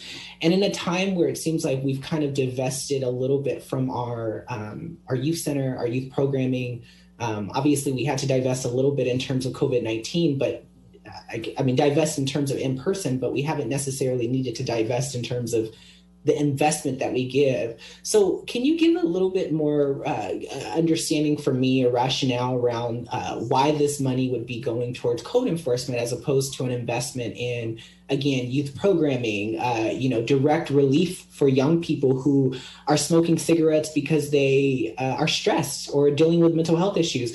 What was the kind of understanding there for this, $54,000 going towards enforcement as opposed to directly to young people? That's a good question. And the only response I can really share where our thinking was looking at the way that the Department of Justice put together the language of the grant. When you're doing the go-no choices, you look at what the grantor seems to be highlighting as to what they're seeking that you do. And we must have picked up on the language. Even we actually applied for the items in the order they're listed. So the first one listed by DOJ was retailer education. The second one was retailer enforcement. So you pick up where the points are going to be for the grant and you go from there. So we must have picked up from the materials that our best opportunity to get the grant would be to show DOJ that we would go out and educate the retailers. That's where the tax dollars generate from, and that's where, they want to see the shortest link between where the money comes from and how the money gets used. We went strong, though, on the education and said we were going to do a quarterly mailer, a quarterly interaction over 3 years. It might be a half year, so I'm not going to say we have 12, but I will say that we have 10 opportunities to put public education out for our youth, whereas our engagement with the retailers maybe once, maybe twice. So even though we played the ordering of the grant application to score points, we did elevate the number of opportunities we're going to engage with the youth versus the number of opportunities we will be engaging with the retailers.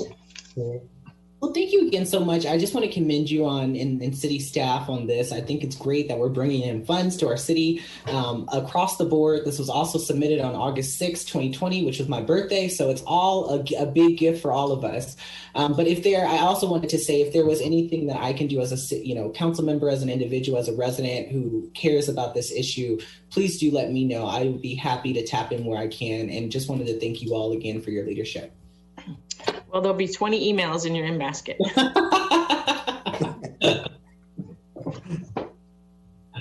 Okay, there was one other item that you pulled, Councilmember Murphy, and that is item J. Yes, the sale of the Bank of the Pinole. Correct? Yes. Great.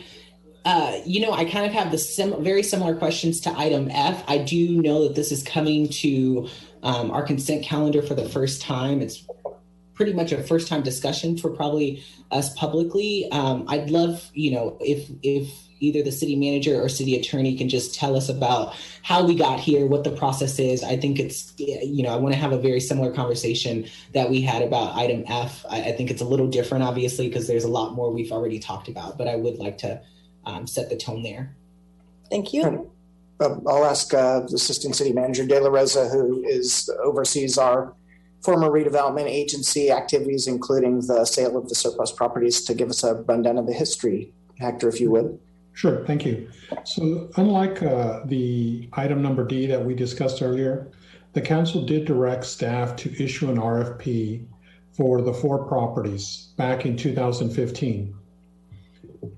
No proposals were received, so we reissued it in 2016. We did receive some proposals, presented them to the council, but the council felt at the time that the value of the land was much more than the proposals that we received. So they asked us to hire a third-party marketing firm to market the properties in hopes that we can attract more potential buyers. We entered into agreement with a third party in 2019. They worked on bringing proposals to the council. Ultimately, the council directed staff to terminate that agreement and move forward with another company. And that's when we hired RSG to provide the marketing and also review of any proposals and present them to the council. They did that process. They marketed the property. They toured the property with potential interested parties, and then they presented that information to the council in closed session. And then council gave us direction to move forward on to enter into negotiations with some of the potential bidders. This is one of 4 properties that is being presented to the council for consideration. We fast-tracked this property because the property owner has certain timelines that they'd like to close on the property. Plus, we feel that it's a benefit to the community. They are proposing to use the site as a cafe, potential catering, and also outside dining not only for themselves, but also for the Pear Street Bistro. So that is being presented to the council for consideration tonight. The value and the terms are basically, the value is $525,000 for the sale. And the terms, they like to close within 180 days or sooner. I believe it's by April 11th they like to close. So this is moving forward, and we think it's a great benefit for not only our downtown, it'll attract more people to the downtown, but it also supports one of our local existing businesses, which is a Pear Street Bistro, with more opportunities to grow.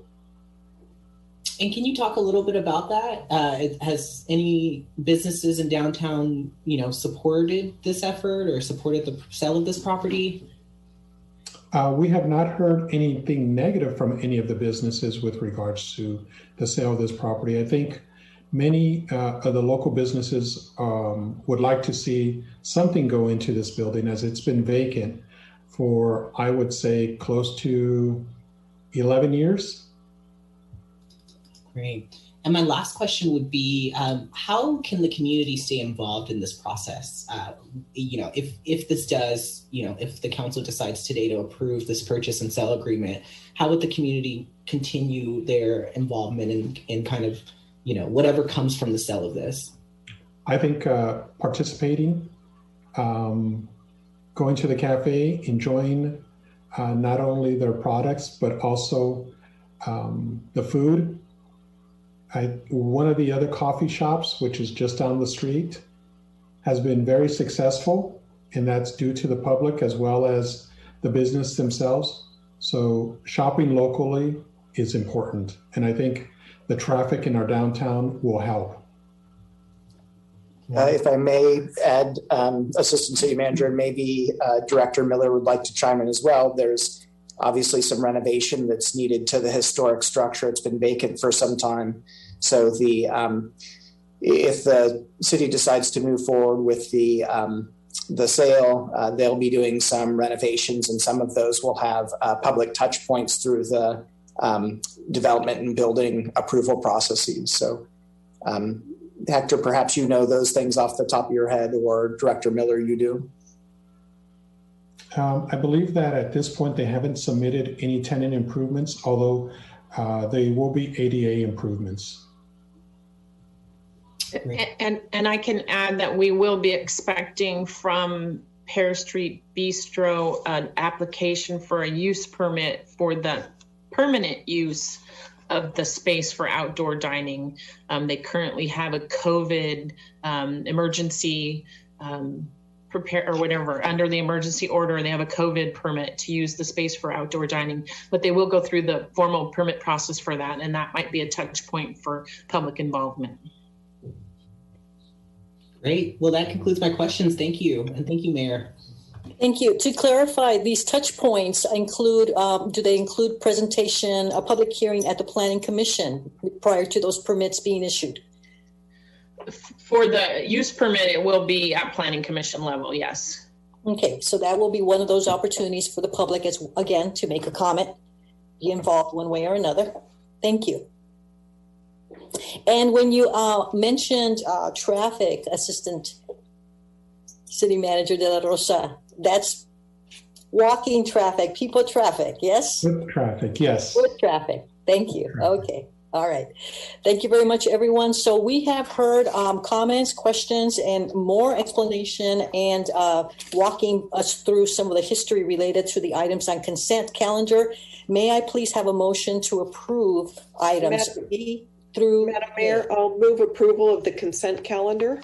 Thank you. May I have a second? A second. Second.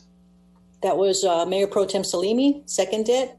And may I have a roll call vote, please?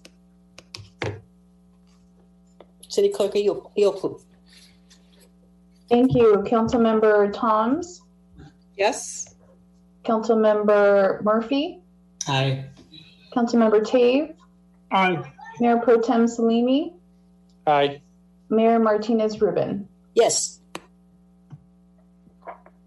Okay, consent calendar items approved unanimously. Thank you very much. And we are going to move on to the next portion of our agenda, which is a public hearing. Item 8A is an ordinance adding Chapter 17.28, Historic Preservation Overlay, to the municipal code and a resolution readopting Old Town design guidelines. The action before us is to conduct this public hearing, approve a first reading of the ordinance, and adopt a resolution for staff recommendation. And may we please have a staff report, City Attorney Casher. Thank you, Madam Mayor. At this point, I'd like to introduce Assistant City Attorney Alex Mogg. Alex was the staff lead on this project. He staffed the Municipal Code Update Subcommittee meetings on this. He also staffed the Planning Commission and brought this ordinance all the way through the Planning Commission. So Assistant City Attorney Mogg will be presenting this item this evening. Thank you. Good evening, Mayor, council members. Before anything happened, this is Mayor Pro Tem Salimi. Do I need to step out now? Yeah. Yes, thank you, Mayor Pro Tem Salimi and Councilmember Tave.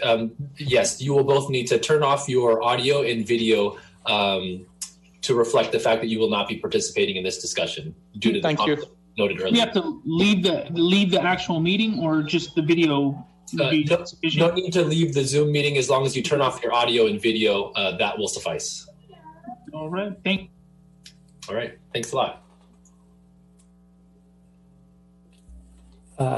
Thank you. Good evening, Mayor, council members. Dave, if you could go to the next slide, please. So just to start with a little bit of background, in case you haven't perused the general plan or specific plan recently, both of those planning documents have a number of goals and policies related to historic preservation and preserving the character of Pinole. So, one of the main goals in the general plan is to maintain Pinole's unique qualities and sense of place, to preserve the established historic and small town character of the city. And there's a number of policies, to help maintain the character of Old Town, for example. And there are some other action items to establish, a way to identify historic properties. But these policies are difficult, so far have been difficult to implement because few properties in the general plan or in the municipal code are actually identified as historic. The general plan identifies 3 properties as historic, and they're the 3 properties that probably come to mind. The Bank of Pinole, the Downer Home, and the Fernandez House are all designated by the general plan as historic. But those are the only properties that are designated as historic or as landmarks by any adopted city policy or document. But the general plan does anticipate that the city is going to take further steps to further historic preservation. So some of the actions the general plan specifically references are that the city should establish review procedures for development projects that recognize the history of the area, and also establish a historic preservation ordinance. Those are both policies, action items identified in the general plan. So Dave, if you could go to the next slide. So provide a little more recent background. In 2020, the City Council directed the Municipal Code Update Subcommittee to consider a potential historic preservation ordinance. And this was very broad direction given to the subcommittee. There wasn't a specific type of ordinance in mind. And the subcommittee, which was made up of the mayor and former council member Murray, met 3 times in fall of 2020, I think September, October, November, or it may have been August, but 3 of those 4 months to consider different options for historic preservations. And through those conversations, one thing the city, the subcommittee really focused on is that they weren't interested in adopting sort of strict rules, strict landmarks preservation ordinances that imply strict rules for certain buildings that require them to be maintained in a certain way, or require them to comply with the Secretary of Interior's strict regulations for historic properties. That wasn't really the goal that the subcommittee focused on. Instead, the subcommittee wants to make sure that changes to existing properties that had historic merit, either by themselves or because of where they were located, didn't happen without anyone thinking about it. That didn't happen without any review or sort of accidentally slip by without anyone, property owner or staff, really noticing. And so what the subcommittee decided on was this historic preservation ordinance. And they worked on the scope of that ordinance and then recommended it be approved by the city council. And so that is what we have before you tonight. Next slide, Dave. Alex, I'm sorry, just one quick point on the Municipal Code Update Subcommittee, and it relates to a question that was asked during the public comment. The Municipal Code Update Subcommittee is an ad hoc subcommittee, so it's formed for the sole purpose of, we convene when there's an ordinance to discuss. Basically, it's not a standing committee like the Finance Subcommittee, which is a Brown Act committee. So ad hoc subcommittees of the City Council, they're really City Council working groups of 2 council members. They're not open to the public for that reason. So they are, because they're limited in purpose just for these unique situations. Standing committees, again, like the Finance Subcommittee, those are Brown Act subcommittees that are open to the public. And so I wanted to clarify why there was no members of the public who attended those subcommittee meetings. Thanks, Alex. So what is a historic preservation overlay? So the proposed ordinance would create a historic preservation overlay. And an overlay is a type of supplemental zoning that creates special or extra regulations for properties within the overlay. But the overlay in this historic preservation overlay doesn't change the underlying zoning. It doesn't change what the permitted uses are. So it doesn't allow uses that aren't currently allowed, and it doesn't prohibit uses that are currently prohibited. So if a property is zoned for single family commercial, that doesn't change.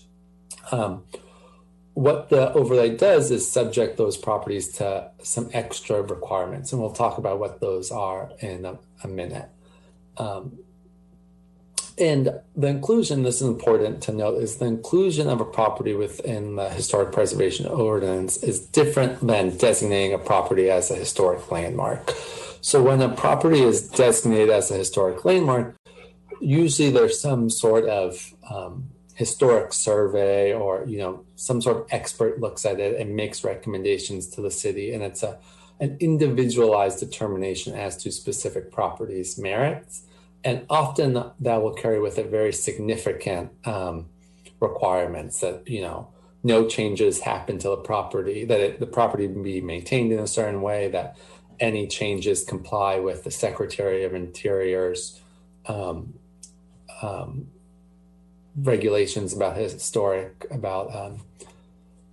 properties. And that's not the case for any of the properties in here. Instead, what this historic preservation overlay does is ensure that properties within this area go through sort of an extra level of design review, just to make sure that proposed projects don't impact any important cultural resources or historic structures. Next slide, please, Dave. So this first part of how the historic preservation overlay works is that the City Council designates properties for inclusion within the zone. And the initial historic preservation overlay zone is Old Town Pinole, and it's the map of Old Town Pinole that has been adopted by the City Council in the past. That's what the proposed boundaries of the overlay map are. The council can change that as it sees fit before it adopts the map.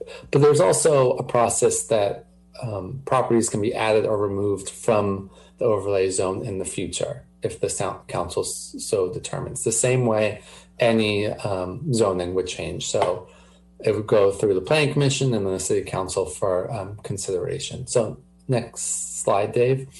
Just for reference, this is the map of Old Town Pinole, and it's a little hard to see depending on how big your screen is, but you can see sort of the main, I suppose, east-west road that runs in the middle of it would be Pinole Valley Road, basically from the freeway down to the water pollution control plant. And then the main north-south road that runs through the middle of it is San Pablo Ave, basically from Appian to the boundary of the city. And this is the map of Old Town Pinole that's been adopted by the City Council in the past. And this is what the proposed overlay zone would be, those properties highlighted in orange. Because so many properties are included within this zone, so many relatively many properties, it's not just 5 or 10 properties, it's a higher number than that. And because there's so many properties close to this, state law provides that the way noticing should work for an ordinance that considers this many properties is for it to be published in the newspaper. And so notice of this ordinance was published in the newspaper before the Planning Commission meeting, and then again before the City Council meeting tonight. And in addition, to supplement that outreach, notice of this meeting was also published in the city manager's report on I believe it was March 4th, and then it's been posted about on the city's Facebook page, the City Hall Facebook page, twice in the last 10 days or so as well, to try to get the word out about this ordinance. Next slide, please, Dave. Thank you. So step 2 is if a project is proposed on property within the historic preservation overlay zone, then the zoning administrator determines whether that proposed project would impact cultural resources.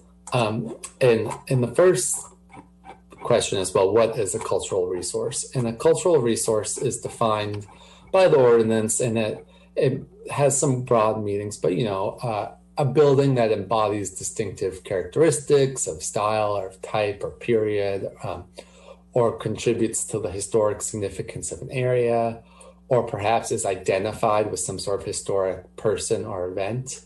Those could all be considered historic resources. So for any project that's proposed on a structure, the zoning administrator would determine whether or not a cultural resource was impacted. And just because a project is proposed on a property, that doesn't mean necessarily that a cultural resource is impacted. So if you have a home where the future president lives, and it's a cultural resource because important event happened there. A proposal to do an interior renovation, that may not impact a cultural resource, right? Because it doesn't impact the exterior appearance of the property. Or to replace windows may not have any impact on a cultural resource. Or to build a backyard shed, or there's a wide range of things that may not have any impact on a cultural resource. But if the project was going to do impact a cultural resource, let's say it's a beautiful old well-preserved building and there's going to be a second-story addition built on, that might be determined to impact that cultural resource. And so if that's the case, then we would go to step 3. And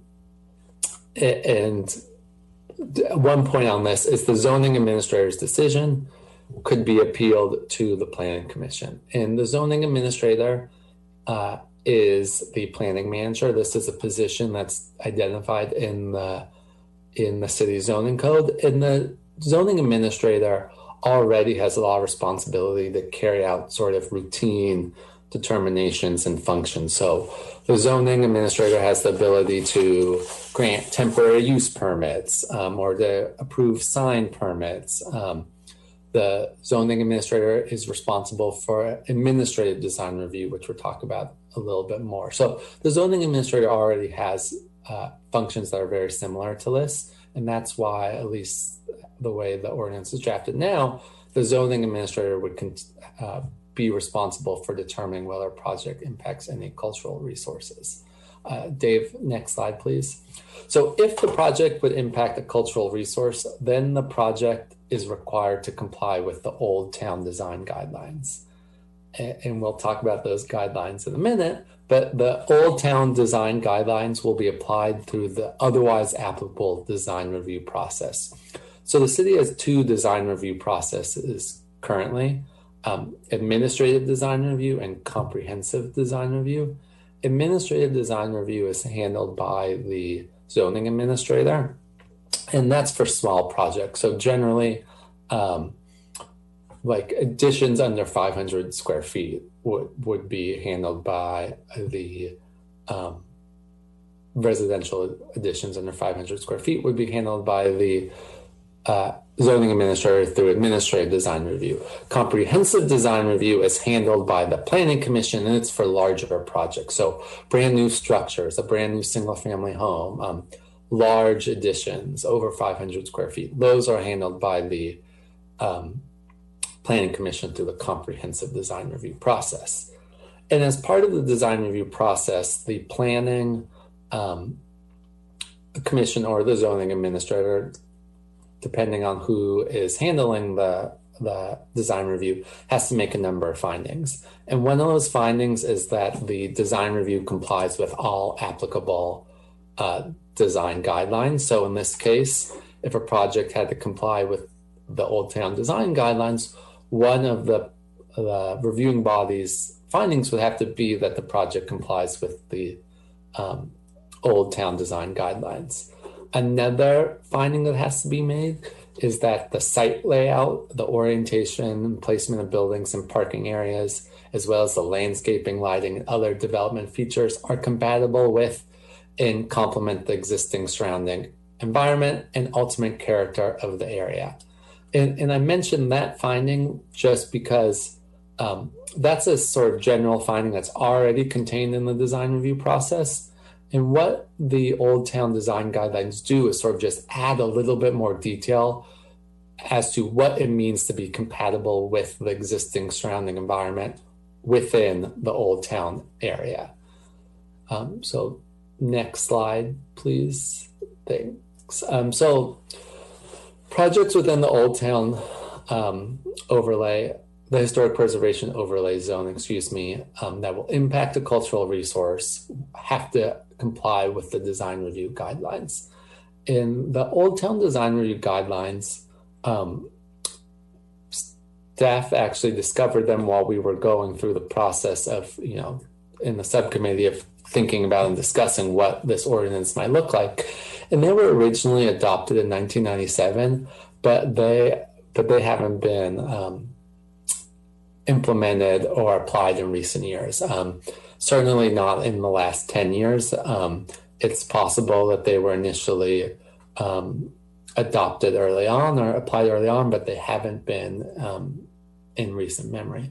And one of the reasons they might not have been is that by their own terms, they are sort of not mandatory and just suggestions. One thing that they say right now is that, quote, compliance with these guidelines is encouraged. And what this would do is make compliance with the guidelines mandatory for these projects within the historic preservation overlay zone.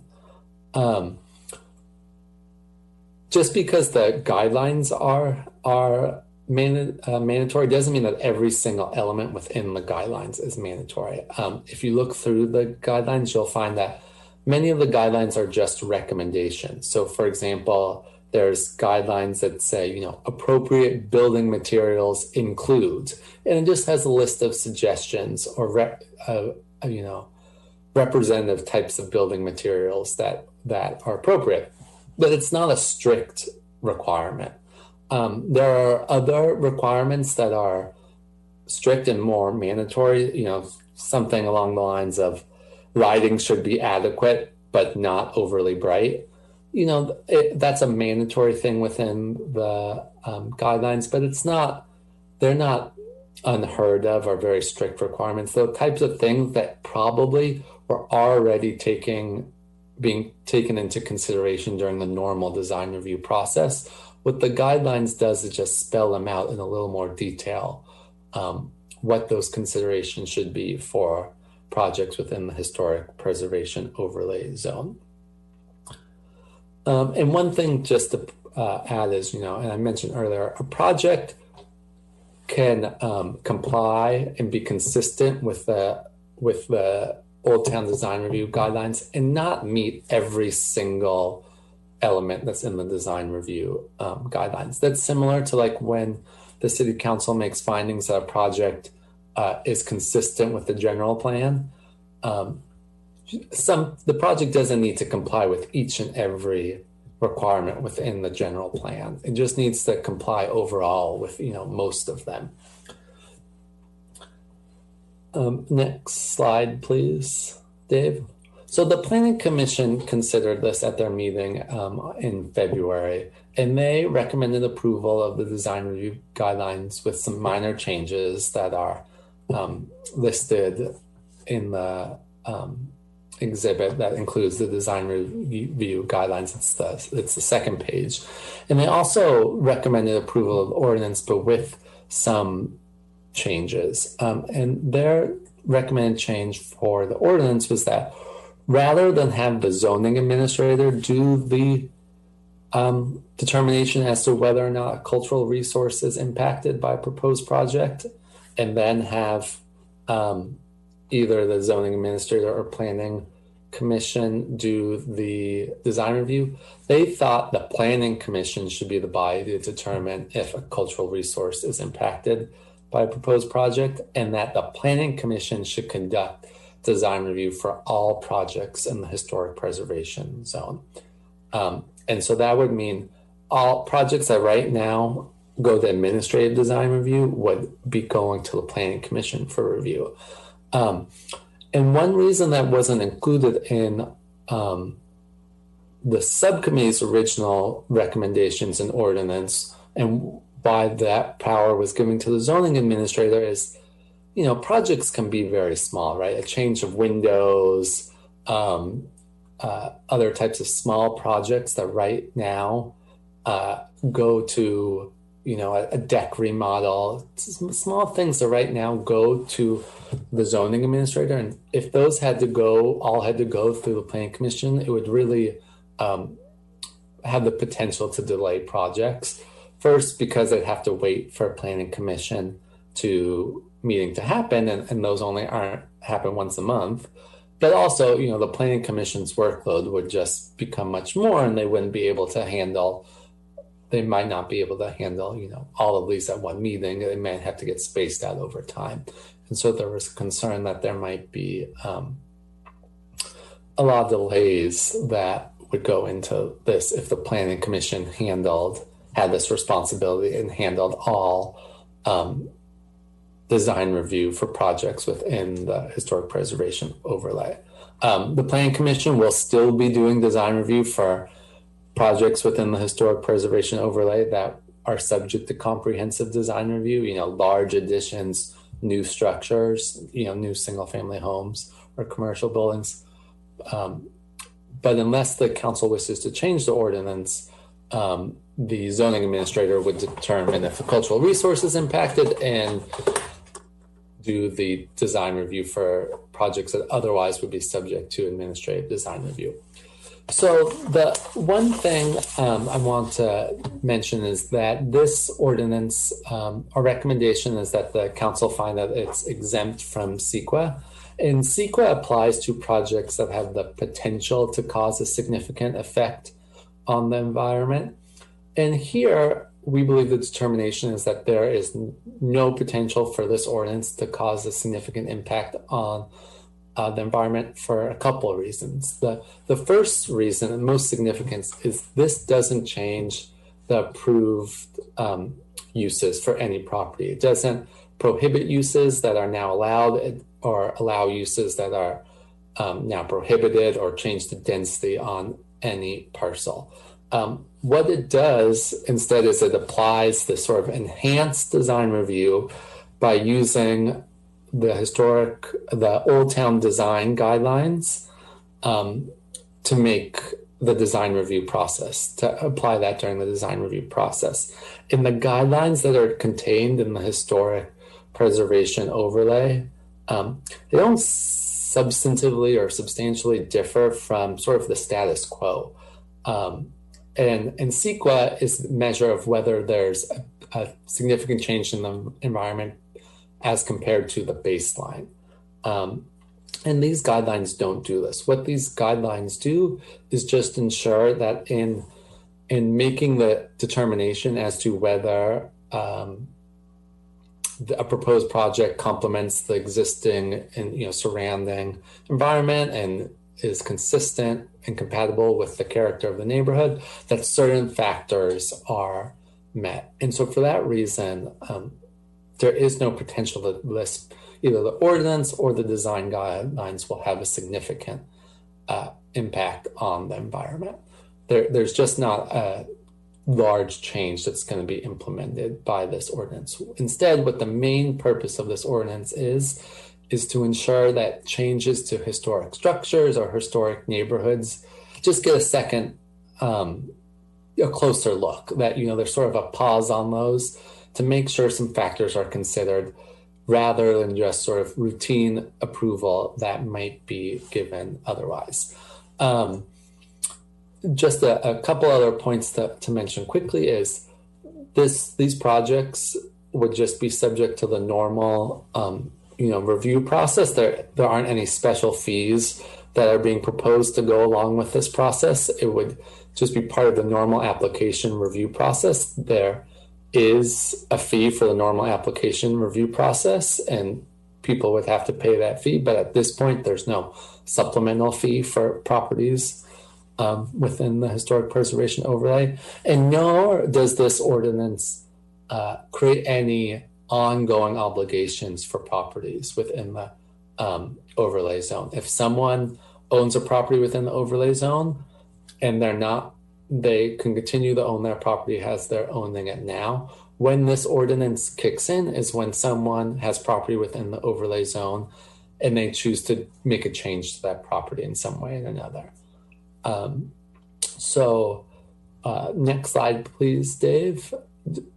Just to review for the council, our recommendation is that the council adopt a resolution readopting the Old Town Design Guidelines and introduce and waive the first reading of an ordinance, adding chapter 17.28 to the municipal code. That was a lot of information that I spoke sort of quickly, so I'm happy, of course, to take any questions from the council or to go back over any sections that the council would like to discuss in further detail. Thank you. Thank you, Assistant City Attorney Mogg. I'm going to first turn to our city clerk to find out whether we have any public comment, and then I will ask council members Murphy and Toms if they have any questions. Okay, so City Clerk Iopo, are there any public comments? Yes, thank you, Mayor. We have several comments. The first comment is from Anne Moriarty, and she wrote, "First, I commend the City Council for respecting the unique historical character of Old Town Pinole. As recommended in the Community Character chapter of the General Plan, Old Town Pinole can be enhanced by adding enhanced design guidelines to guide new development and reuse of existing buildings. The recovery of the Old Town Design Guidelines and implementation of a historic preservation overlay zone is an important step. So thank you to Mayor Martinez-Rubin, former Councilmember Peter Murray, and to staff for their work. I urge the Council to carefully consider the process by which the design guidelines are applied within the overlay district. As noted in the staff report, the Planning Commission recommends that the zoning administrator effectively be the Planning Commission itself. This is to ensure that citizens have the final say in how the design guidelines are applied.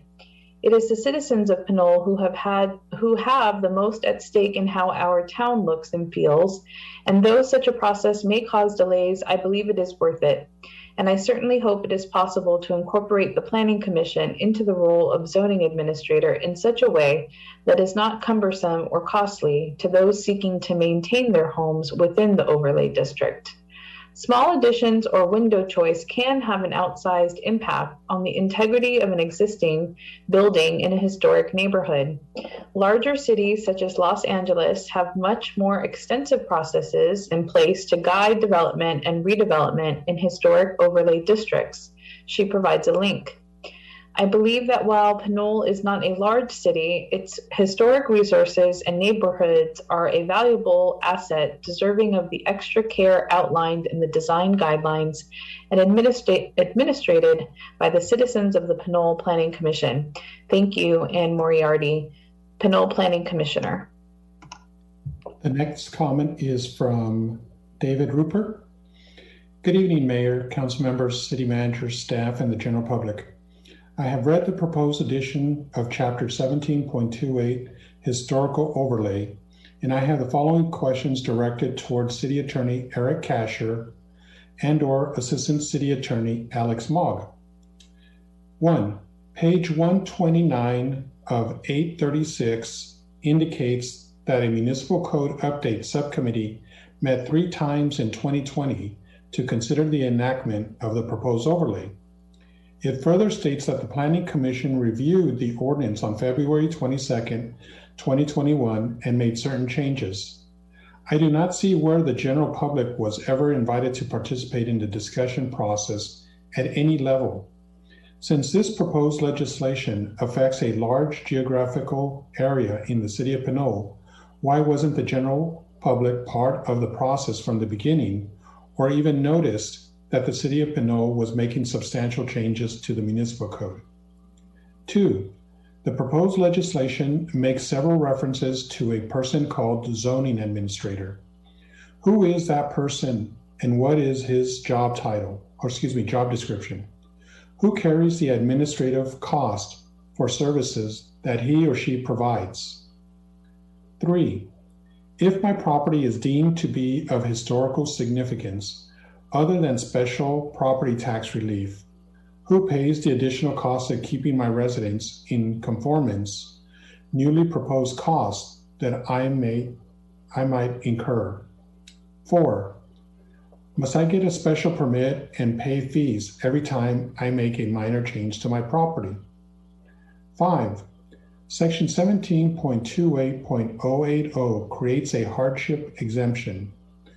The exemption process seems a little vague and difficult to enforce in an equitable manner. How is it going to be enforced without creating more bureaucracy? 6, on page 137 of this report, in section 6, you have indicated that CEQA requirements have no effect upon the proposed amendments. How do you make this determination? Thank you, David Rupert. Next comment is from Jeff Rubin, and he wrote, Dear Council, I am very pleased the Council is considering the adoption of an historic preservation ordinance. In many cities across the United States, old, and in some cases not so old, buildings are demolished in the name of progress. The result is a plethora of shopping centers and residential areas that are indistinguishable from one another. So much so that oftentimes visitors don't know what city they're in. Many of Pinole's historic buildings were torn down in recent decades. With them went the history of those structures, the people who lived and worked in them, and the stories that created this city's history. We are fortunate, however, that several old and well-maintained buildings remain in the Old Town corridor.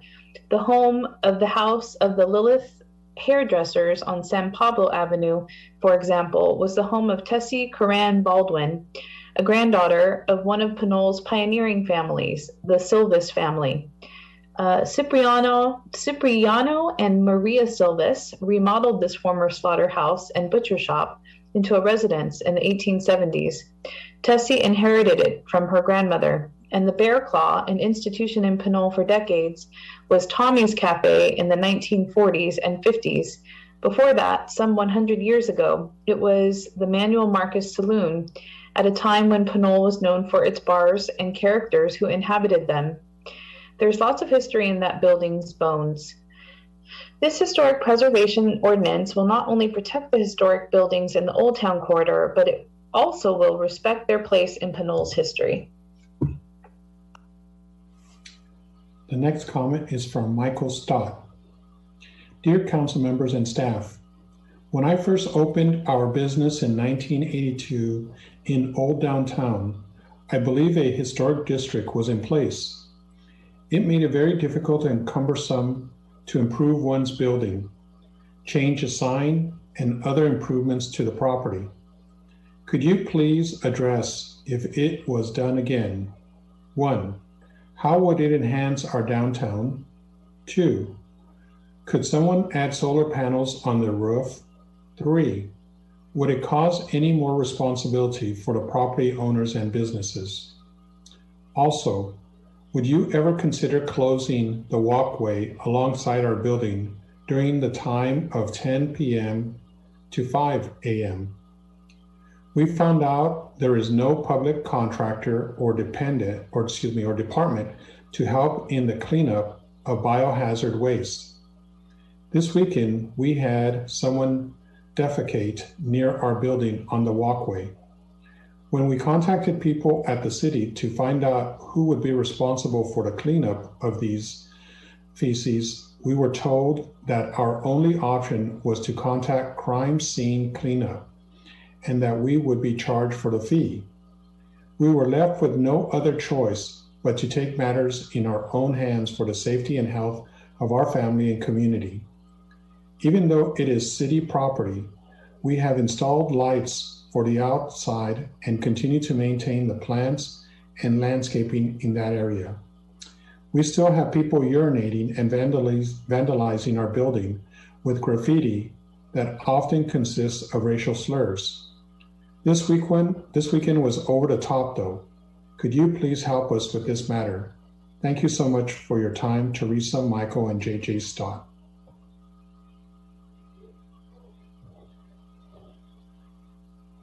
Are there any other public comments?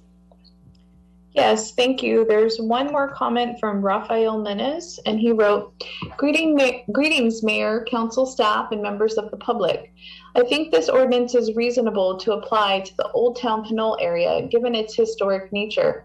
I am concerned about the potential for future expansion of the HPO zone beyond that area, as I mentioned during the Planning Commission meeting discussing this proposed ordinance. Cultural resources can be flagged to be part of the zone for any of 4 reasons: distinctive characteristics of style, type, period, or method of construction, contributing to the significance of a historic area, elements of its design, materials or craftsmanships are significant achievements or innovations, or identified with persons or events significant in history, to paraphrase the list on pages 131 to 132 of the agenda. While the 3rd and 4th items fit with my ordinary understanding of a historic entity, something notable, the first reason in particular seems like it could be used to cover substantial portions of the city that have similar architectural designs in a neighborhood, a block all built in the same decade with a similar style, say. My concern is that if the ordinance is adopted with the suggested amendments, as the staff report notes, that substantial portions of the city over time could face significant limitations on any action due to inclusion in the HPO zone. It makes sense to require that sidings match and windows align in the Old Town area. I'm not as sure that it would make sense for windows to be required to align in a residential area, for example. How difficult does the council see the process of adding a property or region to the HPO as being? How large a portion of the city would be acceptable to have within the overlay? 30%? The entirety? It's important to preserve our history, but it's also important to have space for the city to grow and change over time. Old Town has been set aside as an area where the city wants there to be less change, but I think that would harm the city if applied to large portions of it. Thank you. And I believe that's the last comment, but I do want to note for the record that I inadvertently read a comment from a member of the public, Irma Rupert, earlier in the meeting. So the council and staff have already heard that comment, and it'll be held with the record for this item. Thank you very much. So if there are no additional comments, and do you want to scroll through your computers again, just to make certain that we don't miss anyone?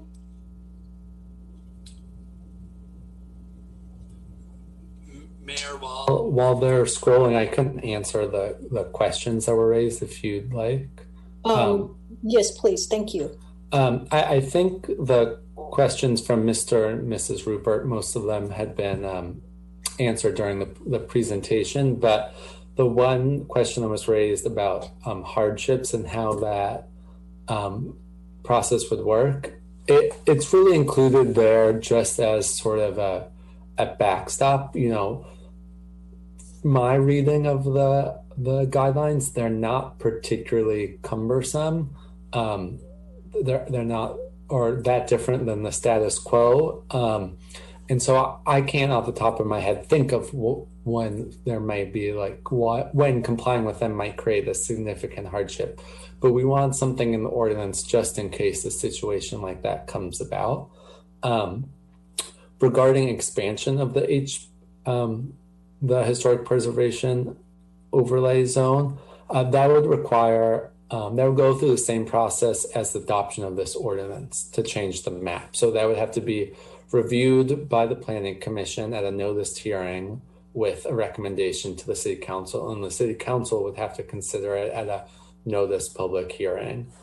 So it's not something that staff could just do or expand, or that a property owner could just decide on it its own. It would go through the same process as this ordinance itself.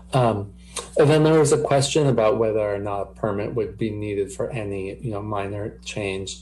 The ordinance doesn't change the types of projects for which permits are required. If a permit was required before, a permit will continue to be required now, and no types of permits that didn't require permits, no types of projects that didn't require permits will require permits now.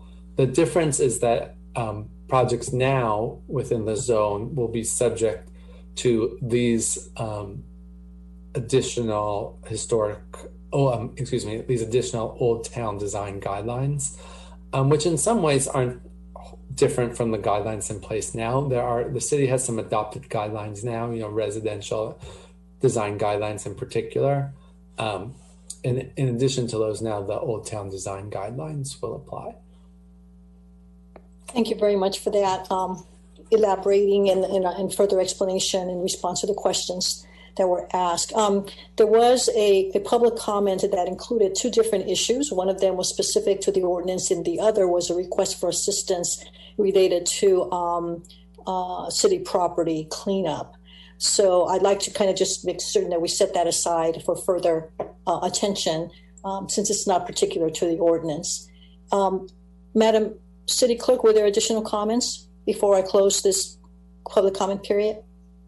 There were no additional comments other than I did receive a request from Irma Rupert, and she is requesting to have her comment read again, so I'll leave that to the council's discretion. Okay, since we've gone several hours since we first heard it in a different part of the agenda, may we please hear it again? I'm happy to do that. So hold on just a moment. Let me pull up the comment.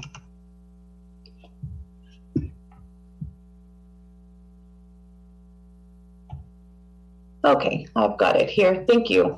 Good evening, Mayor, Council, staff, and public. As a former EDHAC, Economic Development and Affordable Housing Committee member, Mayor Norma Martinez-Rubin was also a member. I would like to ask a couple questions. Who were the subcommittee members that met 3 times in 2020? City Council adopted Old Town design guidelines in 1997. It is unclear whether these guidelines were ever implemented according to your report. What were these guidelines? Some were mandatory and some were recommendations. The Planning Commission heard this ordinance but made changes. To the planning manager, was the neighborhood businesses noticed regarding this change officially? If so, when and how were they notified and by whom? Being on the EdHack committee, I remember whenever you affect the neighborhood notices have to send out formally. This ordinance concerns me that enough time has not been given to read and inform the public. If this is not time sensitive, my suggestion is to continue it to future meetings so that the public neighborhood has enough time to understand it. I have lived in Pinole over 40 years, and it is time to change old habits and adopt new ones, especially during the pandemic. Public needs to be informed and make every effort to do that, or you will be held accountable for decisions that affect us and we're not informed. Please continue this item. It's been since 1997 that this ordinance has been around, and I don't think waiting a few weeks will make a difference. Thank you, Irma Rupert. With that being the last public comment, I will close the public comment period. And I just want to clarify again, there was a little bit there was a statement made that confused a couple of issues with that last comment that was reread. But we heard some of the questions. I think the answers have been provided. But just again, Assistant City Attorney Mogg, can you please review for us the different ways that this particular matter was noticed, and also the fact that we're not talking about, yes, the design guidelines are part of the ordinance. And this is the part that was mixed up in the last comment that was reread. But there has not been a historic preservation ordinance. So to answer the second part of that question first, the item before the council tonight is two parts. The first part is an ordinance creating this historic preservation overlay zone, and property within that historic preservation overlay zone, projects on those properties, certain projects that impact cultural resources. So, if there's a historic structure and you're changing the facade of that, beautiful old building, for example, would be subject to the design review, the Old Town Design Review guidelines. That project right now would already be subject to design review, and design review now contains certain findings. What the Old Town, certain findings such as making sure it's compatible with the neighborhood and that sort of stuff. What the design review guidelines do, the Old Town Design Review guidelines, are break up sort of the meaning of what that is in a little more detail, with a lot more detail. Most of it is about commercial buildings. If you look at the design guidelines, probably two-thirds are about commercial, and talks about suggested paint colors and ideas about setbacks and massing and those types of things. And there's a third of it also about residential. And regarding the noticing, because this impacts such a large number of properties and neighboring properties, not just one or two, it's not just a CUP for one parcel. Because it impacts so many properties, state law says that the way to notice for that type of item is in the newspaper at least 10 days ahead of time. And so that's what we did for this ordinance, both before it went to the before it went to the Planning Commission, and then before tonight's meeting as well. And then as additional outreach, it was posted about on the city's Facebook page, and then also in the city manager's report, over the last week or two. Okay, thank you very much. Okay, so now Council members Murphy and Council Member Toms and I are here tonight to further comment and or deliberate on what's before us, since the other council members had stated conflicts of interest. Again, for the public, that is why you only see 3 of us at this point. So questions or comments? I was on that. I was among the 2. I was one of 2 council members at the time that this preservation ordinance was introduced. And so I can also answer questions for you if you would like. But please, we have staff here and our assistant city attorney with us, so we can take advantage of his expertise.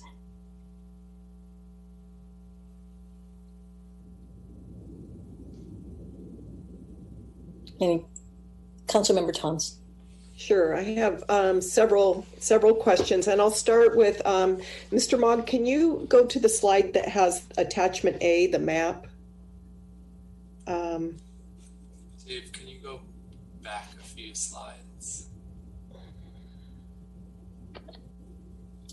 A few more until the one with the map with the orange. Yeah, that one. Thank you. Thank you. So I have a question. If you take a look at Tennant Avenue between the two railroad tracks, there's a neighborhood there of homes. It's, standard late 1950s, early 60s subdivision. On the back of that subdivision, there's a row of houses that back up against the creek trail. Those are not included in the Old Town overlay district. However, when I look at the map of the area that is on page 150 of 936, most of that area is excluded. And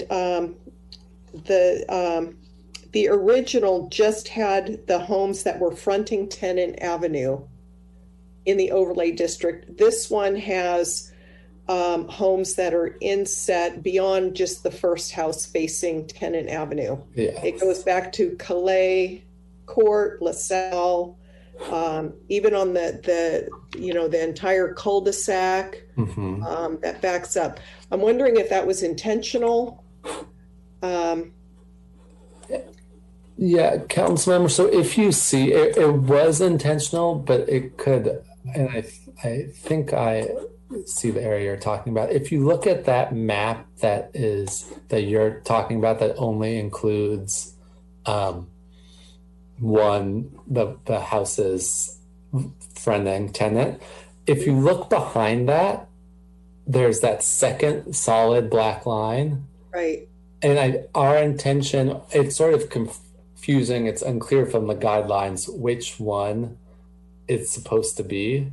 And so the intent with the map we brought you tonight was to include that extra spaces and sort of an abundance of caution. It can certainly be removed tonight if that's what the council wants. But we figured it was better to bring you something broad and pare back than the other way around. But you could see there's sort of two lines on that old map, and we frankly didn't know which one was the original intent. So if I'm looking at Calais Court, which is or Calais Street, which is the street that parallels the trail, one side of the street would have to go through design review to do an addition, and then across the street they wouldn't. And these homes were built in, say, the early 60s, let's say. They're, a lot of them are flat top, tar and gravel roof. They're not of like the architectural nature that is described in the guidelines. However, I think with the proximity to, say, the Fernandez Mansion and the other Old Town, maybe that's something that maybe it was included because it could impact those areas. So I just kind of wanted to get clarity on that, because if it's a matter of them being in the proximity, then the houses back further than one house away from Tennant most likely wouldn't have an impact. And so I want to just kind of throw that out there. The other question is, if somebody were to add an ADU or solar panels, I know that there's state regulations regarding the installation of, both of those features that really limit how much planning can say.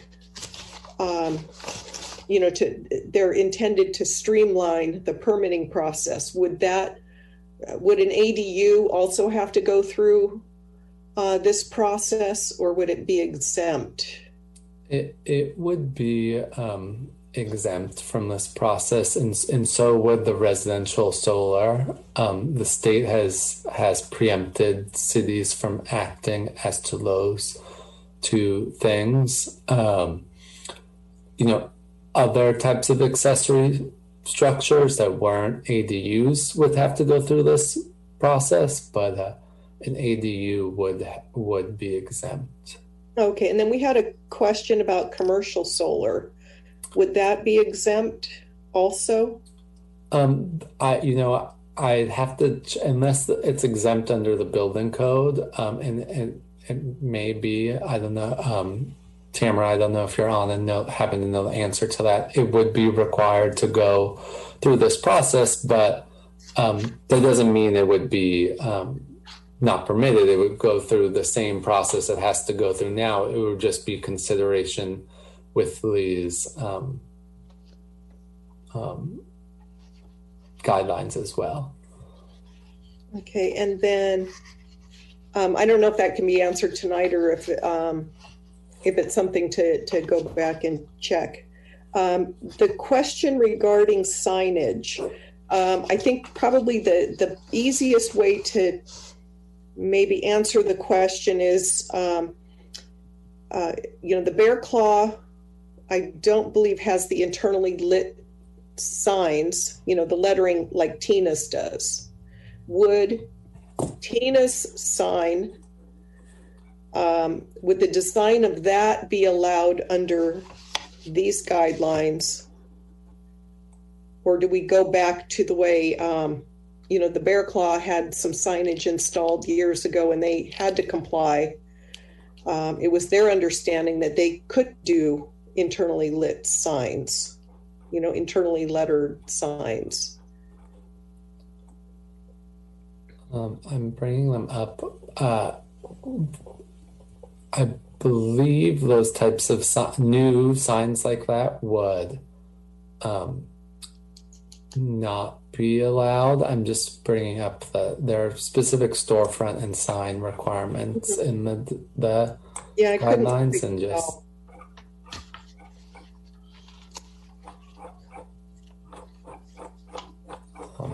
I'll look into that question now as the others. Yeah, page 192 is the start of the sign guidelines. Thanks. Yeah.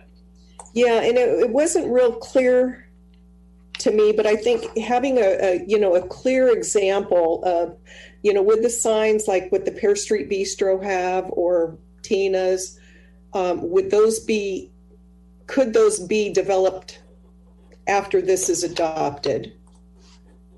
And, if they can't be, should they be? Should we modify it? Or is everybody good with that? And let me see what else. And then I do have some concerns. At one time when I was on the Planning Commission, we did allow the zoning administrator to do more things administratively, as long as they complied with the design guidelines. And that was more to streamline the process, to cut down on the application fees that were required and the additional time. I get it if the Planning Commission wants to review designs on, say, a Queen Anne or an old structure, something that's more than 100 years old, but then I'm going back to that neighborhood off a tenant, and I wouldn't want to have somebody completely blow their budget of doing an addition on going through additional process. So that's sensitive to that, and that's why I'm sensitive to kind of the mapping of how far do we extend the overlay. And so that's kind of a question. I think that's all I have for now. And I don't know if those can be answered tonight, or if this is something we continue and come back. So. Thank you for your questions. Councilmember Murphy? Yeah, thank you again for your presentation. I do have a few questions myself. Before I ask my questions, I did take a note of a comment that I think a public comment that a business owner said. Mayor, I think you said the same thing, that we're going to handle that separately, but I just wanted to make sure that there was an opportunity right now to say that that needs to be addressed. Is that it doesn't have to be addressed now, but it needs to. I think the owner said there was feces matter and graffiti. Are we all clear that that's kind of, are we moving forward with tackling that issue? That's unrelated to the ordinance specifically, so let's set it aside. It sounded like it was a public comment to this item.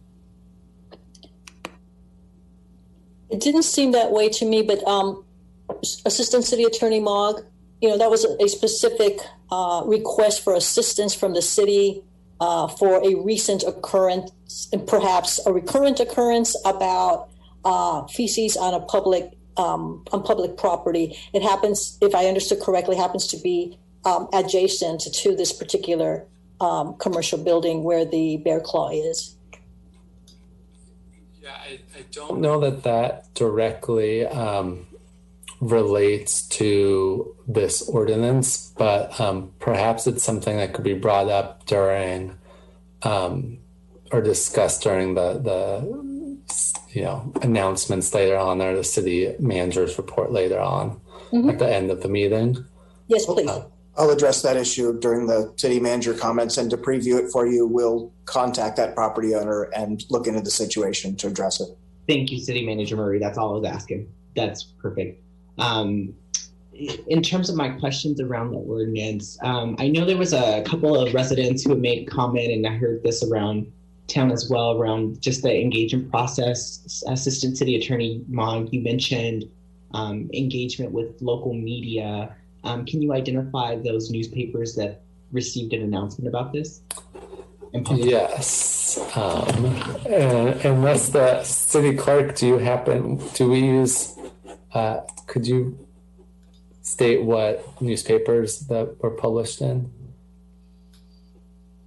Or I can pull it up.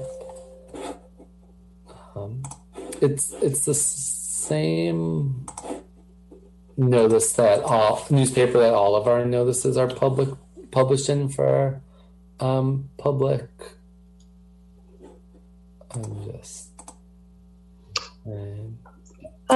This is City Clerk Iopu. Yes, we send the publications out to the Bay Area News Group. Circulation is Port Costa, Crockett, Hercules, Rodeo, Pinole, El Sobrante, San Pablo, Richmond, Point, Richmond, El Cerrito, and Kensington. So that's our usual source of publication. So that'll be the East Bay Times, correct? Yes. Sorry, wanted to make an announcement of how widely circulated that one is, but yes, thank you. Gotcha. And was that published in that, or was it just sent there? It was published, and we received confirmation from them that it was published. Oh, wonderful. Thank you. To that same regard, I do remember serving on the planning commission, and I wasn't sure about the rules around when residents who are impacted by a planning decision receive a direct mailer to them. Can you confirm that was also sent out, or if it wasn't, I'd also... It was not. So when there are a small number of properties, so for example, a conditional use permit that is a property, it's a project on one property. What state law says is notice is sent to that property owner and all properties within 300 feet of that property.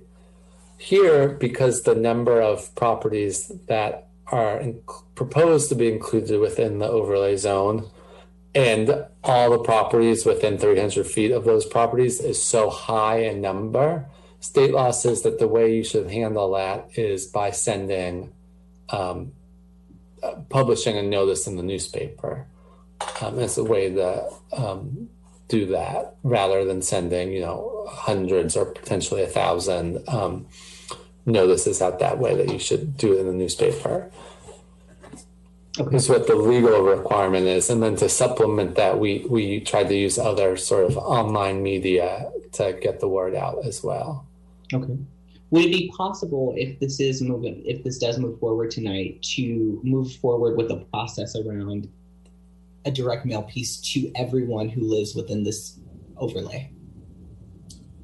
Yeah, that's certainly possible if that's what the council would like to do. I would say that it will, council will just need to keep in mind that one, there's a cost associated with that, but also it will probably push the meeting. You'll probably have to skip a meeting because it will take a while to, pull all of the records for the property owners, find out.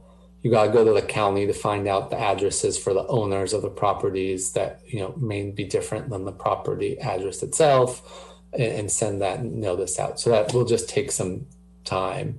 So it would probably, result in the second, reading of the ordinance not being considered for, 2 or 3 more meetings.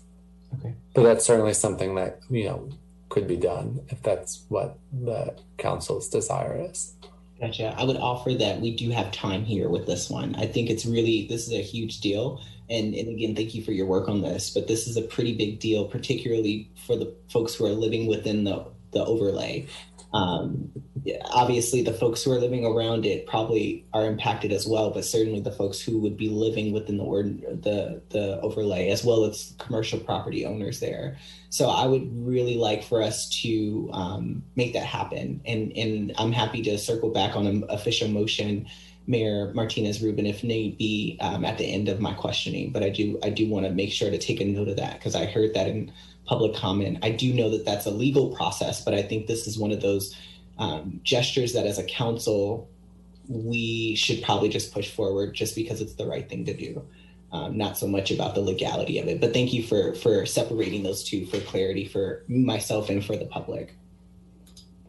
I did see under the, in terms of signage, is there going to be any signage that reveals or characterizes kind of the arrival into the historic district based on this ordinance? There is none proposed for this. There's none proposed as part of this ordinance, I guess is the short answer. Gotcha. No, but there are some gateway signs. There are some gateway signs that say you're entering the downtown Pinole, and there are some wayfinding to get to downtown Pinole. So that's already included. Right, but the downtown Pinole terminology would, what I'm hearing is that the downtown Pinole terminology would be different, right? We would now call this a historic preservation overlay or district, or would it still be called the same thing? It would still be called downtown. It would still be called Old Town Pinole. It would still be that doesn't change. Okay. It doesn't change. It's just that now there's to be a new set of regulations that would govern different development within the area. Good to know. Okay. I know sometimes when folks create districts, they like to kind of use the marketing of the district or things like that. So I wasn't sure about that. It's great to know. We are, I was hearing the question around historical or cultural resources and wanted some clarity on that in terms of, it seems like the gatekeeper at this point, from what I'm telling, is our zoning administrator. And what I've heard is our zoning administrator at this point is our planning manager, Mr. David Hannum. How are we creating objective metrics on what cultural resources are? Throughout history in the United States, cultural resources have been very different. I mean, still to today, cultural resources are different for folks. So I would love to know a little bit more clarity on how that's determined.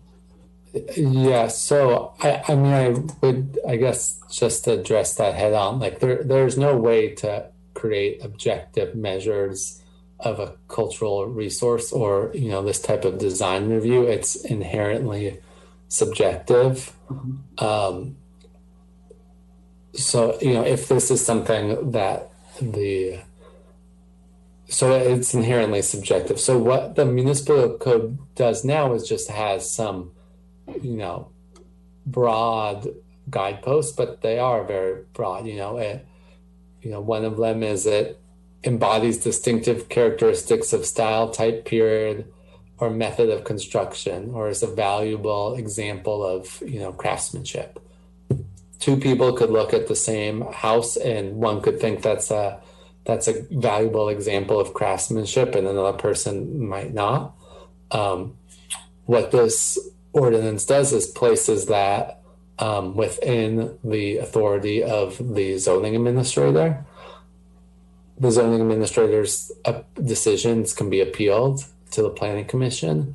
And that's the same as how design review works right now for small additions or minor exterior changes. Is the zoning administrator applies design review now, with that decision being appealable to the planning commission. So this is similar to the setup that's employed now. It adds the element of determining whether or not a cultural resource is involved. Frankly, just someone has to be the decision maker for that, and weighing the options. The subcommittee thought the zoning administrator was the best way to handle that. And the way I would look at it more in terms of a cultural or historic, I look more at the historic age of the building. That'd probably be the first caveat is that was just built in the 50s, 60s, 20s, 30s. Is it in the neighborhood of the Queen Anne cottages? Is it in, it all depends on where the project is coming from and whether we determine it to be a cultural resource. So, but the one matrix is always usually the age of the building. That's usually the first thing that you look at. And then determine the cultural significance, whether it's, again, somebody's house that was, it's a famous Pinolean, or whether it provided a special certain architecture in the time, or those types of things would come later. So that's kind of how you would start to determine whether or not these buildings would have cultural resources.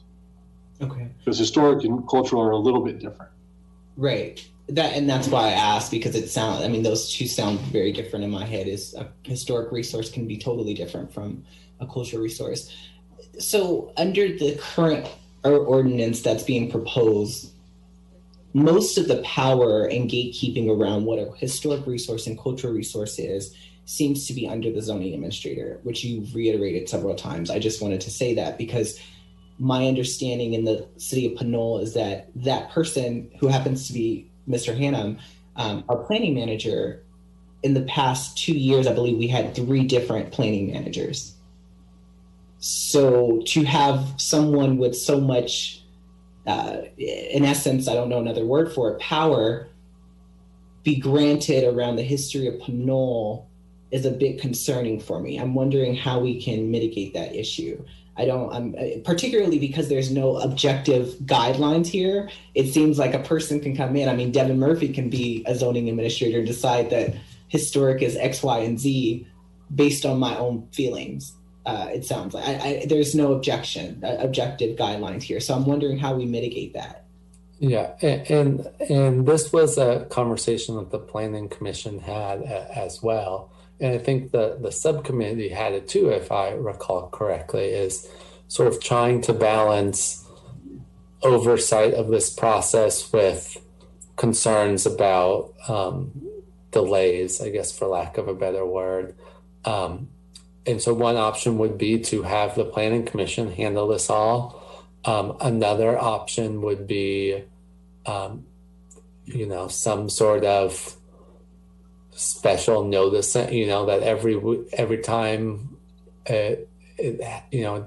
decision happens, there's a special notice about it that's posted at City Hall, and so that way someone who has concerns can always be checking that and know whether or not to appeal something.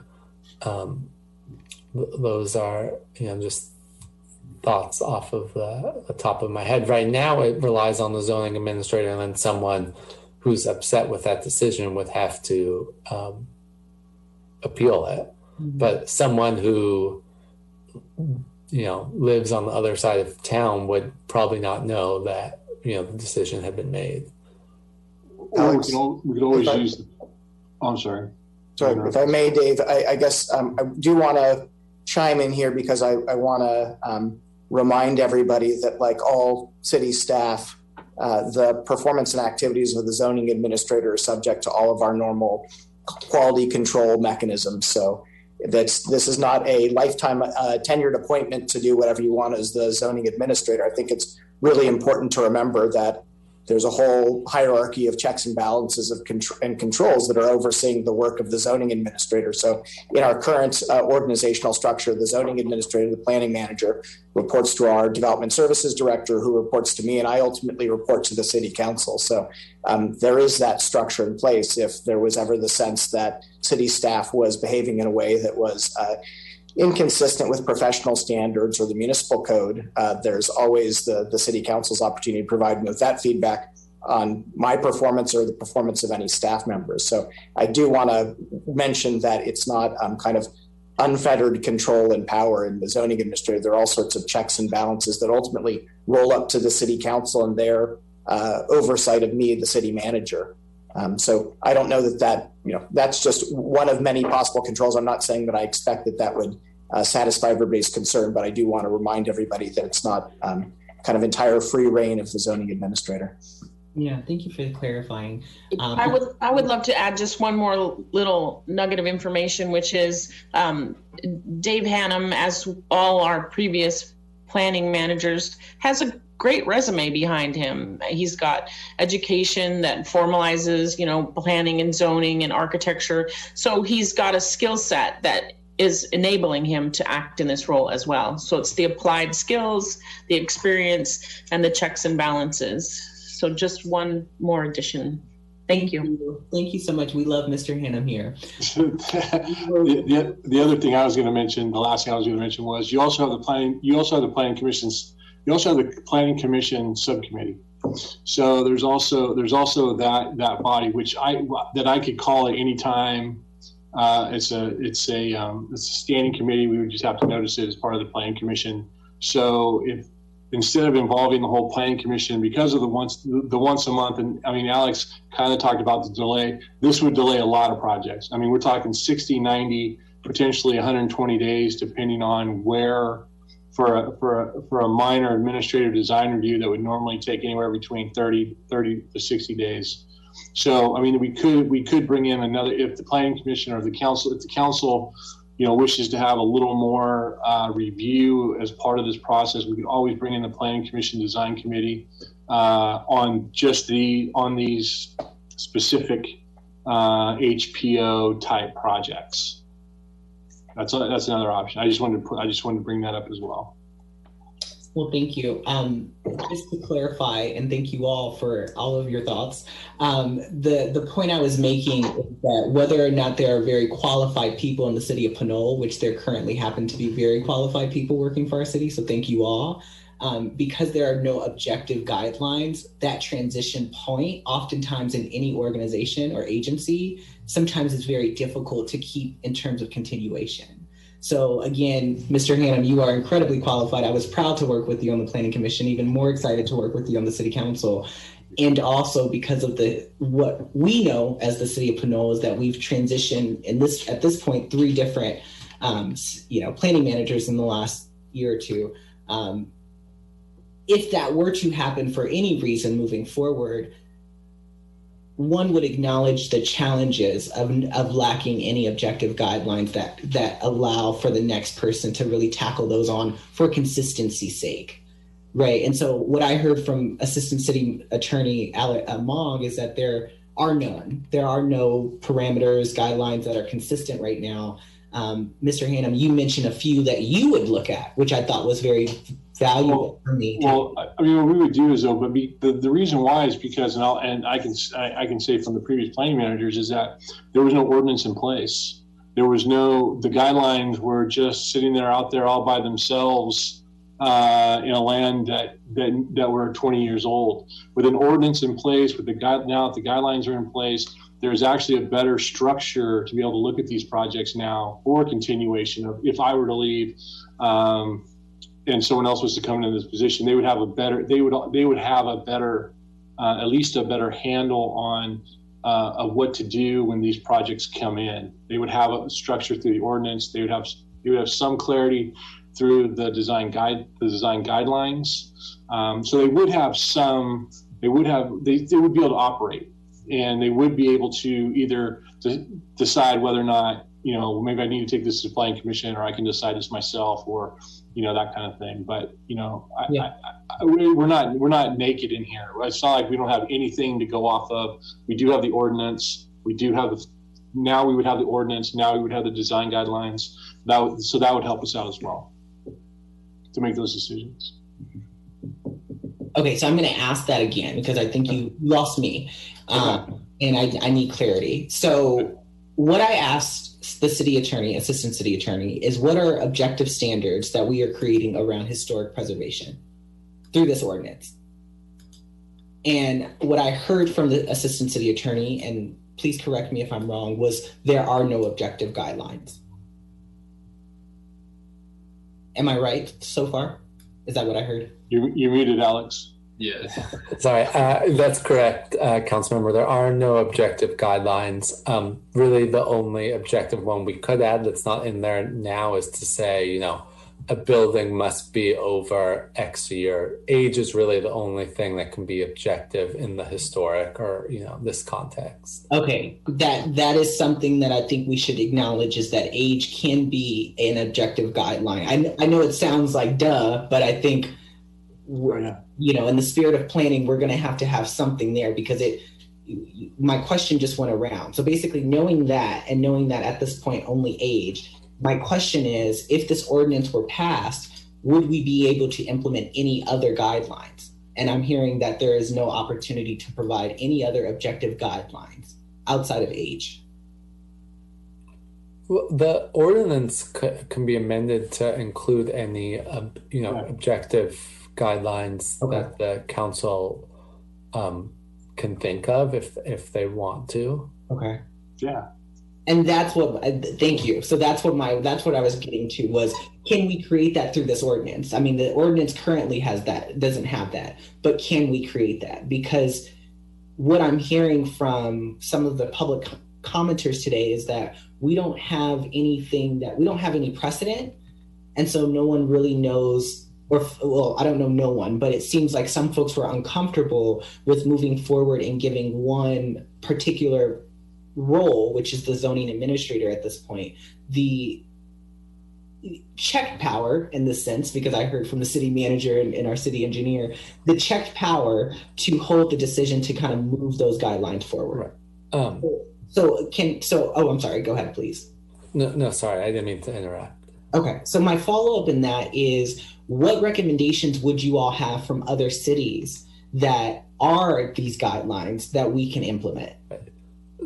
So and maybe that wasn't what I communicated clearly at the beginning, but there aren't really objective. This is not a field that lends itself to objective guidelines.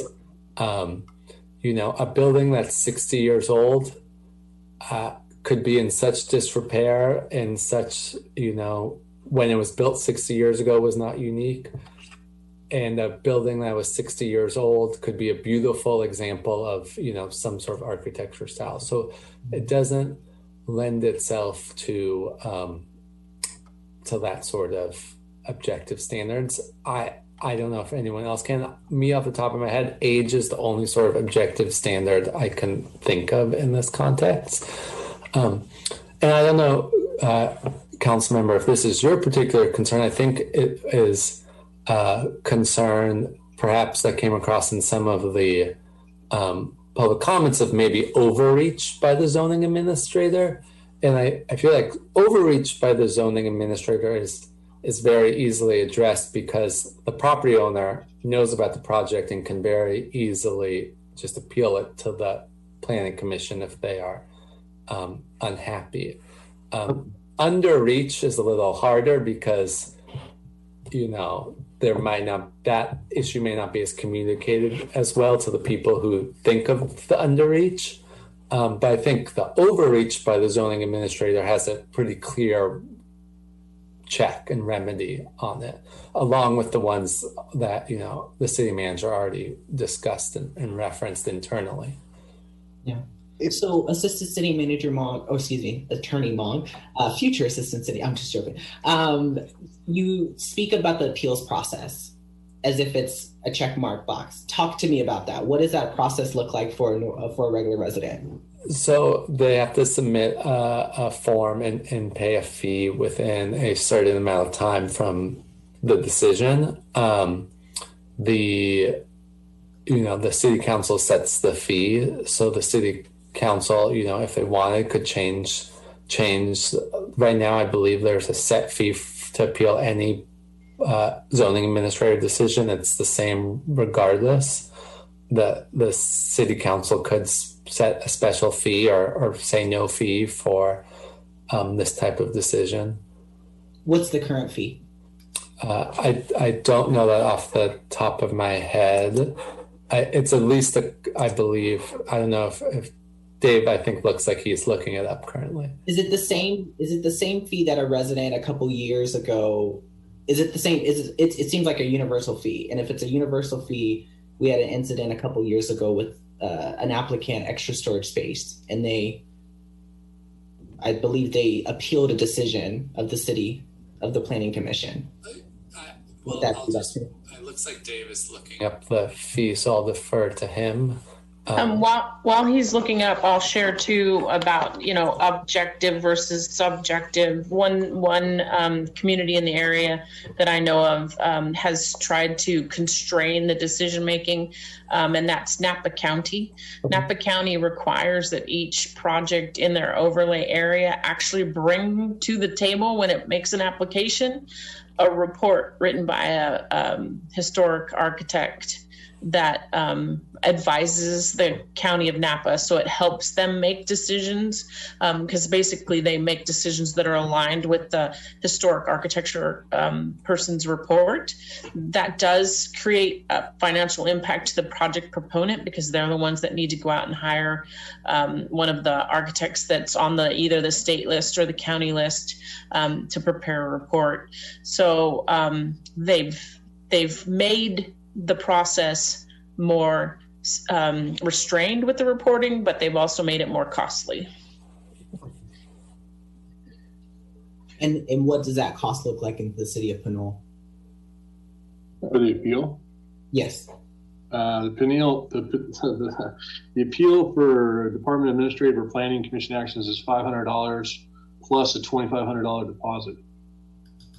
A $2,500? Plus a $2,500 deposit. So $3,000. And the note is listed as, there's a note to that saying that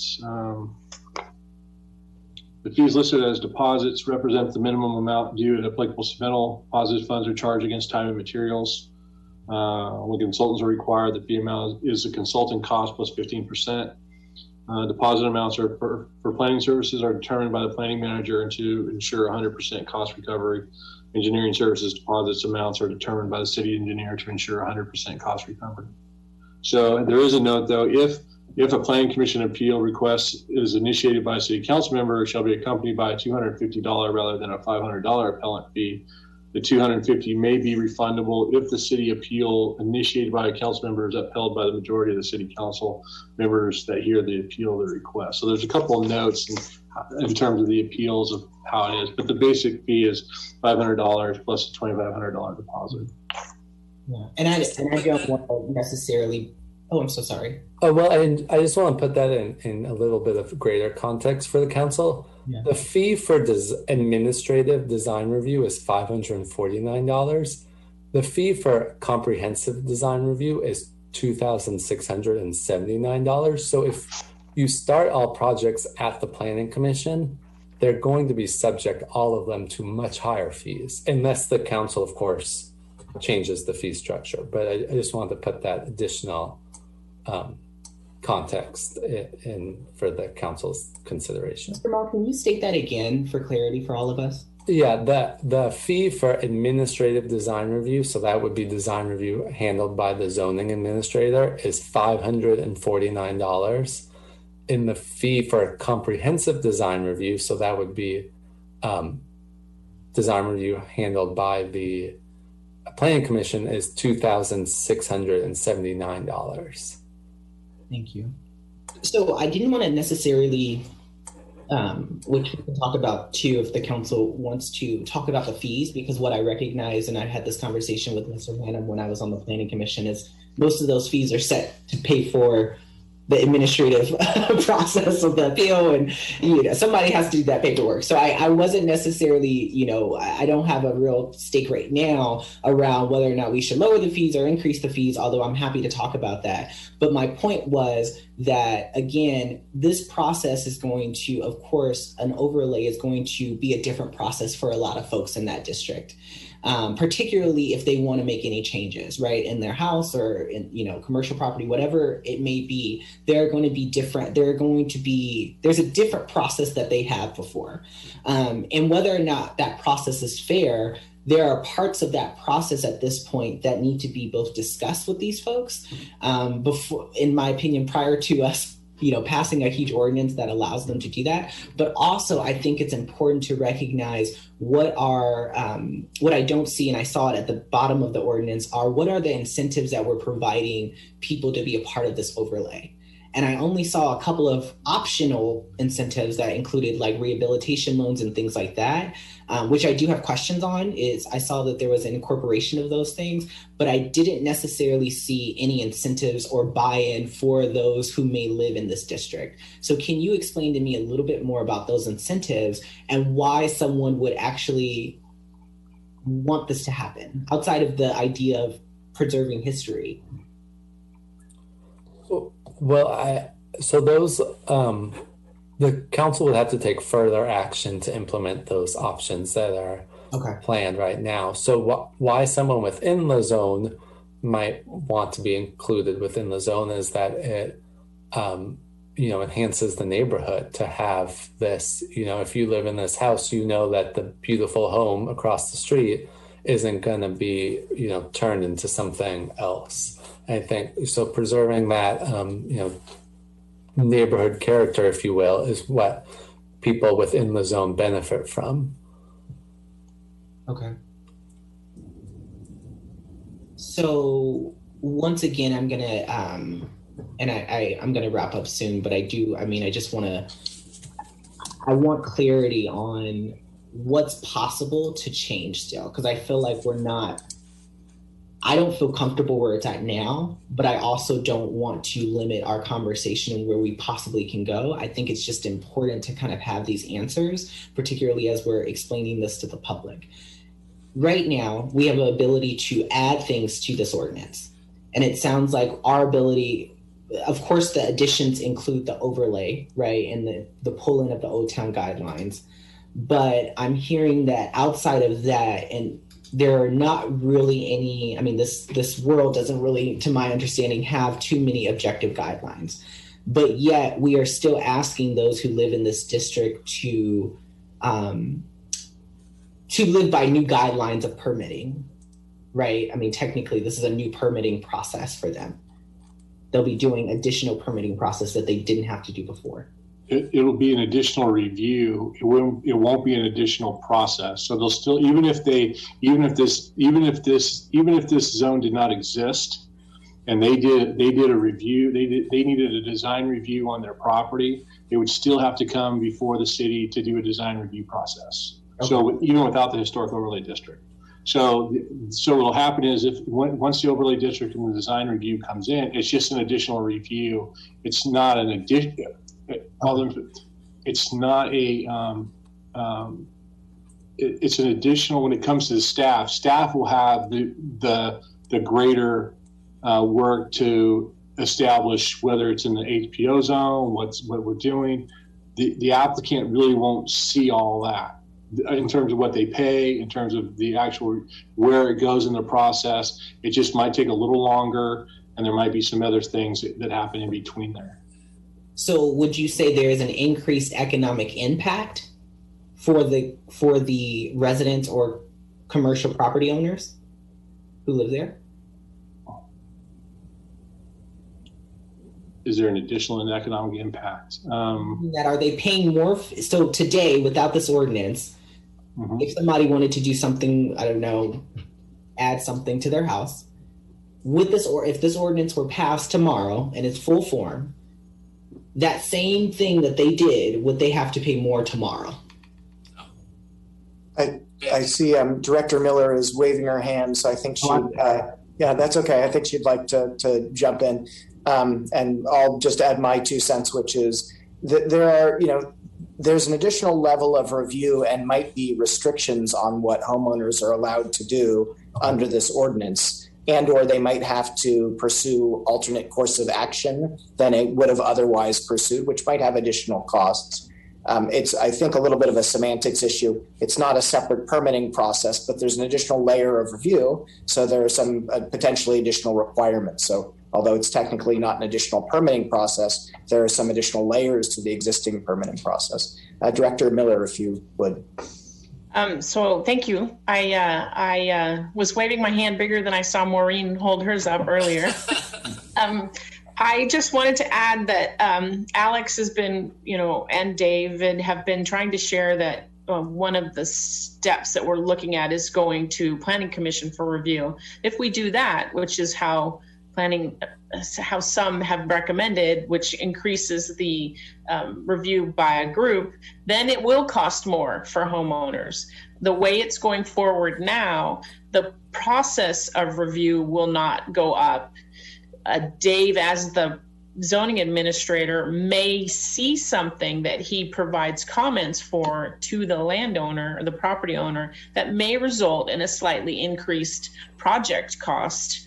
I know we had a home come in that wanted to make some changes, and they wanted to replace one of their double hung windows with a slider, and that's a difference. So the comments, I believe, that went back were, we'd like to see a double hung in this location to preserve the look. A double hung costs more than a slider. So, but that's what you need to do to preserve the character. So it's hard to answer your question the way it's put forth because it's going to be different for every project. But the way we've proposed it, the actual review cost will not be more. Thank you for clarifying. And just to add one thing that I think I mentioned during the presentation, but I think has maybe gotten lost as we discuss other things. Right now, in the design review process, the reviewing body has to make a finding, and I just want to read it to you right now from the municipal code, that, quote, the site layout, orientation, placement of buildings and parking areas, as well as the landscaping, lighting, and other development features are compatible with and complement the existing surrounding environment and ultimate character of the area under the general plan and applicable specific plans. That is currently now a required finding that every design review project has to be made for every design review project. Right. If anything, these guidelines, even though they're not objective, put some, not limits, but say what that means in a little bit more for at least these projects in Old Town. So, all projects subject to design review are subject to a certain level of subjective, review, I guess is what I'm trying to say. Yeah. So the question back on things like solar panels, I heard. Can you clarify, how would that process work? Would this area allow still solar panels and all of these kind of 21st century? So I'll need to check onto the commercial rules. For residential, they'd absolutely still be allowed. I imagine commercial will still be allowed, but I just need to confirm that for sure. Okay. Confirmed by the end of the meeting or confirmed by the next meeting? Probably by the next meeting. I'll have to look at state law a little more. Yeah, the state code for solar panels is rotating in over years. So they've made all the decisions, but they've timed them. So we'll have to go reread that to see how it applies to the commercial. Okay. Sounds good. CEQA and gas stations. How can we, you both know, Mr. Annam and Mr. Mogg, about my take on gas stations and public health. In my head, preserving this historic town also includes ensuring nothing around an oil spill or something more tragic happens. is it possible to include, in the ordinance that there will be no more gas stations in this area?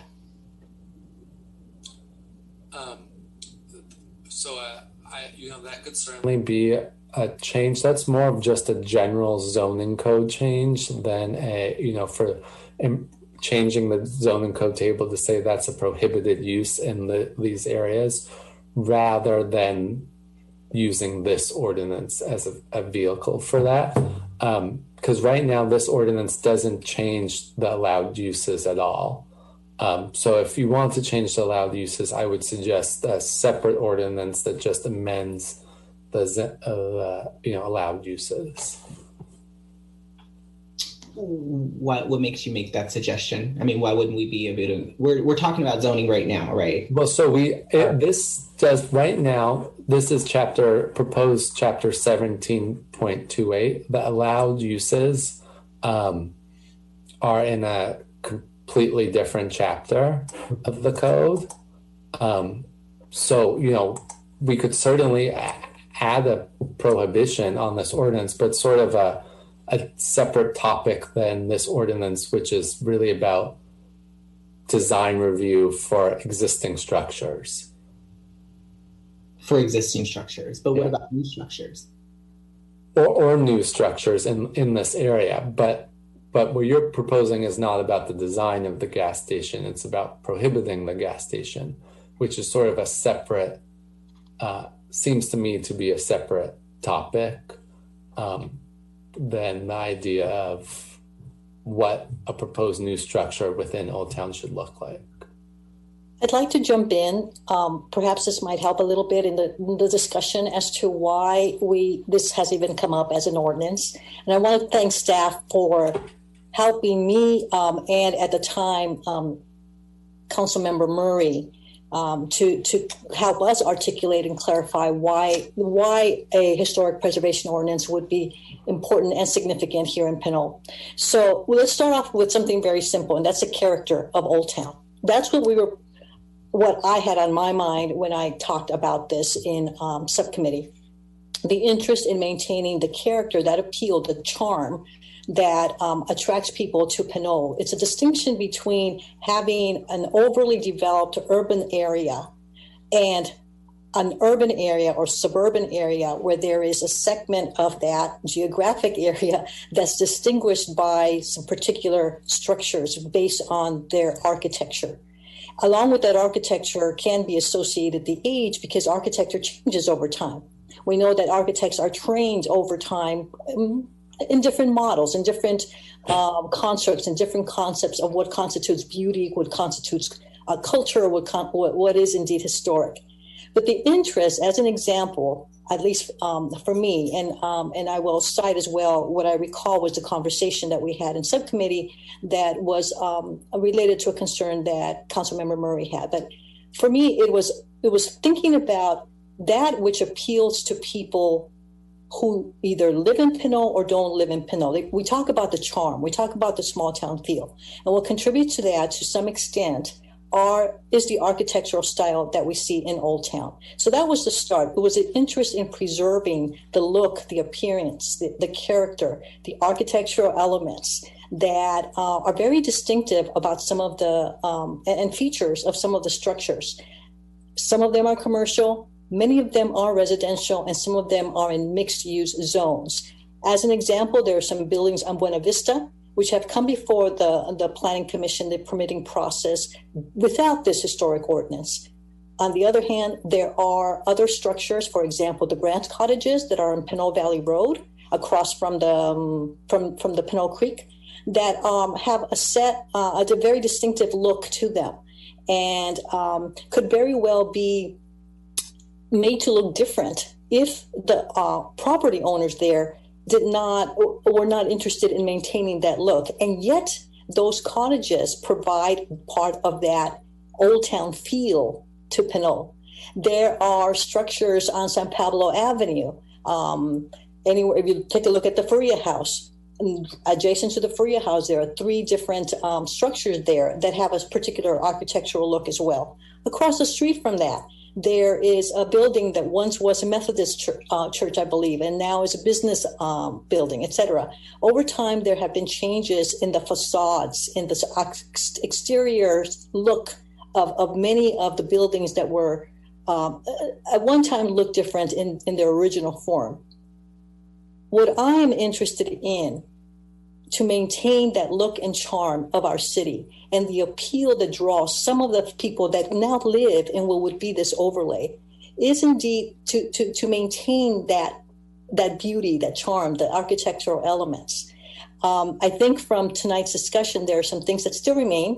I would agree that it isn't a significant, it would be a significant ordinance. And I'd be real curious to see if with additional noticing, as has been suggested, how many people actually come out interested enough in what we believe is the charm and the architectural beauty of Pinole, and find out from them why it is that they appreciate where they live. That alone would be interesting to see, aside from the fact that, we would have these people engaged in this process, which, yes, it could mean something to their pockets. But again, I think what we are probably assuming and we would want to test out is that what we consider to be that charm, we on the council consider to be that charm and often speak of when we talk to others in Pinole and outside of Pinole, is indeed composed, part of it is composed by the very look and appearance of some of our buildings that still maintain some of their historic facades.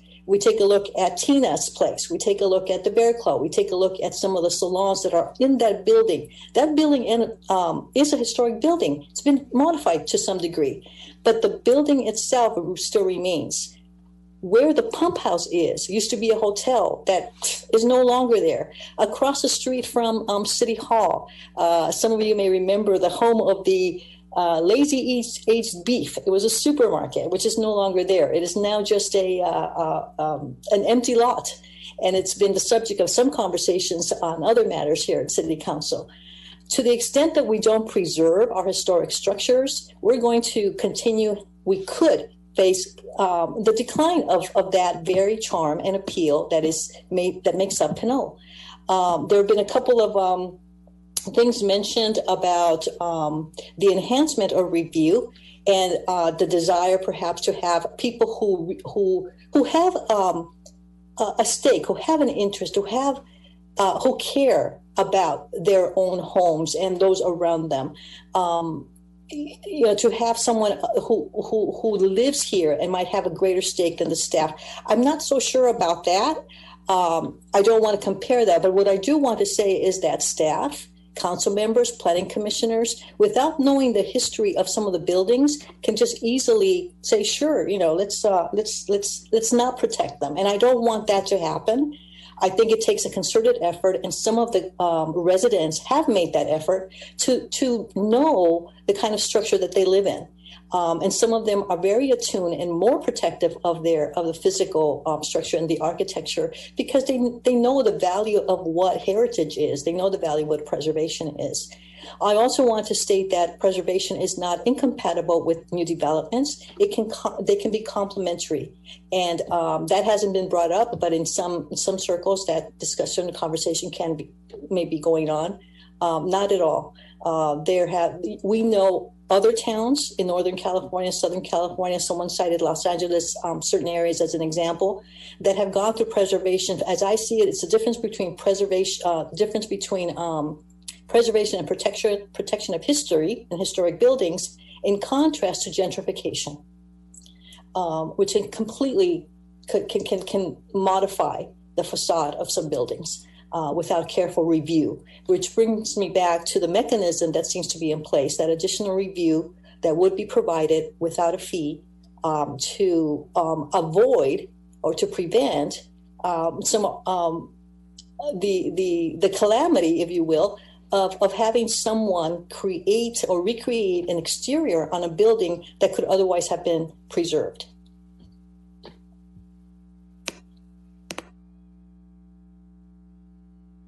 And Councilmember Thomas. Thank you. There was some talk about, having any of these applications go to the Planning Commission versus having them reviewed by staff and the zoning administrator, I wanted to just offer a process that I'm aware of that works in a jurisdiction that I work in, and that's sending to the neighbors a notice of intent to render an administrative decision. It gives the opportunity for somebody to request a hearing, request it to go to the Planning Commission, but it doesn't involve somebody having to pay to appeal it. The fees do go up in this case because it then goes to the Planning Commission, but it provides an opportunity. So it's just, it's kind of maybe a halfway point between zoning administrator review only and everything going to the Planning Commission. So I wanted to offer that. I did send an example to the city manager and city planner and council. So when this comes back, because I would move that we continue this hearing and hear it. I'm not sure if we should I don't think we have to do it to a date certain since we plan on sending out a public review. Is that accurate, Mr. Casher? Or should I do it to a date certain just to make sure that we're covering all of our bases? If it's the direction of the council to send out the public notice, then I don't know that we would know the date certain right now. Okay. So maybe we just wait and we could just renotice it as needed. Okay. In addition to that, yeah. And if I may add, some of the other buildings that are particular historic value, at least today, as we know today. And the other thing is that this council's composition is going to change 5, 10 years, 15 years from now. So that's the other thing that we have to keep in mind. And perhaps that's why the request for objectivity. However, I think regardless of how many groups of council members or planning commissioners or staff there may be, there is an ongoing sense of what is historic and cultural. And to some degree, we have an inventory of that already. If anyone were to go to the Pinole Historical Society website, they would find a link to a booklet that was, I believe, co-produced by the city decades ago that includes a number of the homes with these beautiful architectural elements. And they are also part of the historic tour in Pinole that was at one time, continues to be co-sponsored by the Historical Society. And we have had videos of that on our own Pinole TV. Many people are unaware of these things. And they will continue to be if we don't promote history preservation and, again, that cultural element, that charm, that, again, even though we don't have the objective criteria, there is to some degree this sense that we can agree as to what is historic, what is beautiful, what are particular architectural elements. And I think the authors of the guidelines attempted to do that, to identify what some of those specific architectural elements would be without any question. I mean, it's like comes from the mind of architecture and design. Is this still my time to ask questions, or are you all, I'm sorry, I was unclear about. I made a motion that we continue this item to a date to be determined and that it be noticed, and I would add that we have a number of questions out there for staff. Yeah. I would second that.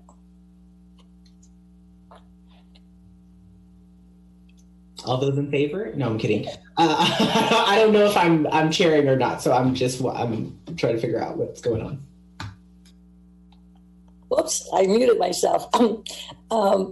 Yeah, so thank you. But yeah. All those in favor, there are 3 of us here. So all those in favor of the motion. May I quickly ask for point of clarification, which is regarding the enhanced noticing the council is requesting. Would you like to provide some specific direction on what that would entail? Are you just envisioning the affected property owners themselves, properties within some distance of those affected properties. I think staff would appreciate some specific guidance on that to make sure that we're meeting your expectations. I would propose the affected properties.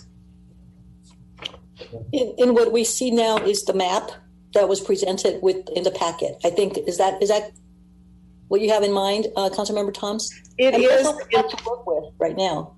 Yeah, it is. And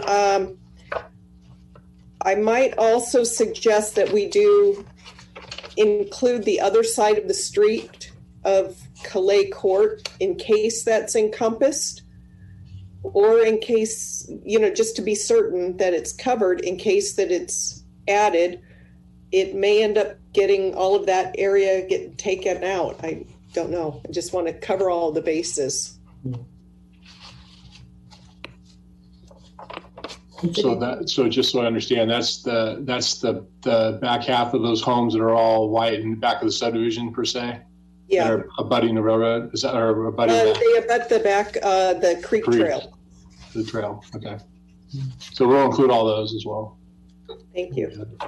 City Manager Murray or Mr. Hannum, I'm not too sure who does the direct mail that way, but do we traditionally just give information out, or do we put in a request at the bottom that says, make public comment at this meeting, send us something here? I mean, what's the engagement feedback loop there? What does that look like? Normally we send a notice out saying that there's a public hearing at such and such a date. Usually we send that notice out 10 days prior to the hearing.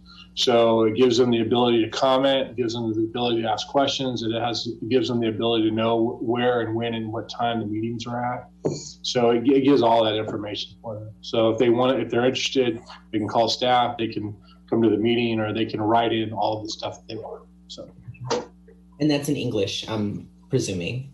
What's that? That notice is only in English? From my knowledge, yes, it is at this point. And it's a mailed piece, correct? It is mailed U.S. first class. Okay, yeah. Great. Thank you.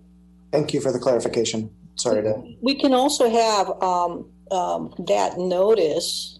I'm thinking that we can. I'm thinking it's possible, but please let me know otherwise. We can have that notice in at least one other language I can think of on our website somewhere. Yeah. I think that'd be good. Well, yeah, we publish the notices on the website. So I'll check with Justin on Thursday and see what we do, because we might do that. I'm not sure. We have the capability to do it in Spanish, but I'll have to check. Great. Yes, thank you. Thank you. I'm sure we can find a way, whether we have the in-house expertise or not. So let's go ahead and say, yes, we're happy to publish that. Both the mailer and whatever publication we do on the city website in English and Spanish. Okay. At least, yeah, I think we know what this discussion does, and bringing an ordinance to public hearing allows us to think through some of these things and hopefully work with whatever it is, that will lead us to a next step. And I am really curious to see how many people would come out for something like this, because we believe they will. But again, if they don't, we can't say that we didn't attempt to do that. Mm-hmm. Yeah. All right. So are we done with this item for now? I think we are. We are. I just have one quick question actually for the city attorney. So I know you're about to say something, but I have a question for you. We talked a lot about the council tonight. I was a little surprised that Councilmember Tave and Mayor Pro Tem Salimi were not involved in the conversation. I'm assuming that this is going to come back up and it's going to be the same, the three of us. Can you clarify, is this just a majority of us three? How do we move forward there when we do need to move forward? Yes, thank you. It's a good question. So the further discussion of this item will be under the same kind of parameters. So the council member Tave and Vice Mayor Salimi will not be able to participate. The same conflict will exist. So in order for any action to move forward, there is a quorum of the council to discuss the item. Any action that moves forward, because this is an ordinance, it would require the affirmative vote of all three of you, all three voting members of the council. So it's basically a majority of the total council would need to approve the item moving forward. And just as a point of clarification where I was going to jump in, I think there was a motion in a second on the table. I don't know if there was a formal vote to continue the item, but I think there's consensus. Just wanted to make sure that we were there on that to continue the item with the direction provided to staff. I say yes, there is. Okay. But we can also do roll call, and I will ask if there are any objections or anyone opposed to continuing this item. Okay.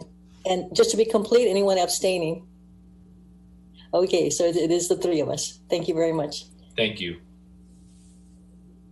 Okay, so I think at this point we'll have the other council members join us and continue on the agenda. And given the time that it is, it's 10:42 p.m. I'd like to, before we reach the 11 o'clock hour, which is, I think, the time that we are officially supposed to conclude, and I think there's also a matter of how much time we have available to record this. May I have, and before we go on to the next item, which is going to require a lot of both the presentation and discussion, may I have a motion regarding continuing the city council meeting past 11 p.m.? Mayor, I'd like to move one agenda item be placed on a different agenda, which is the letter of opposition, SB 9. Can we move that to the next meeting? We can, but I think there's hearings starting soon. So can I go back to the motion about the time? Because we're going to be running into that shortly. I'll move that we extend the meeting to 11:15. Second?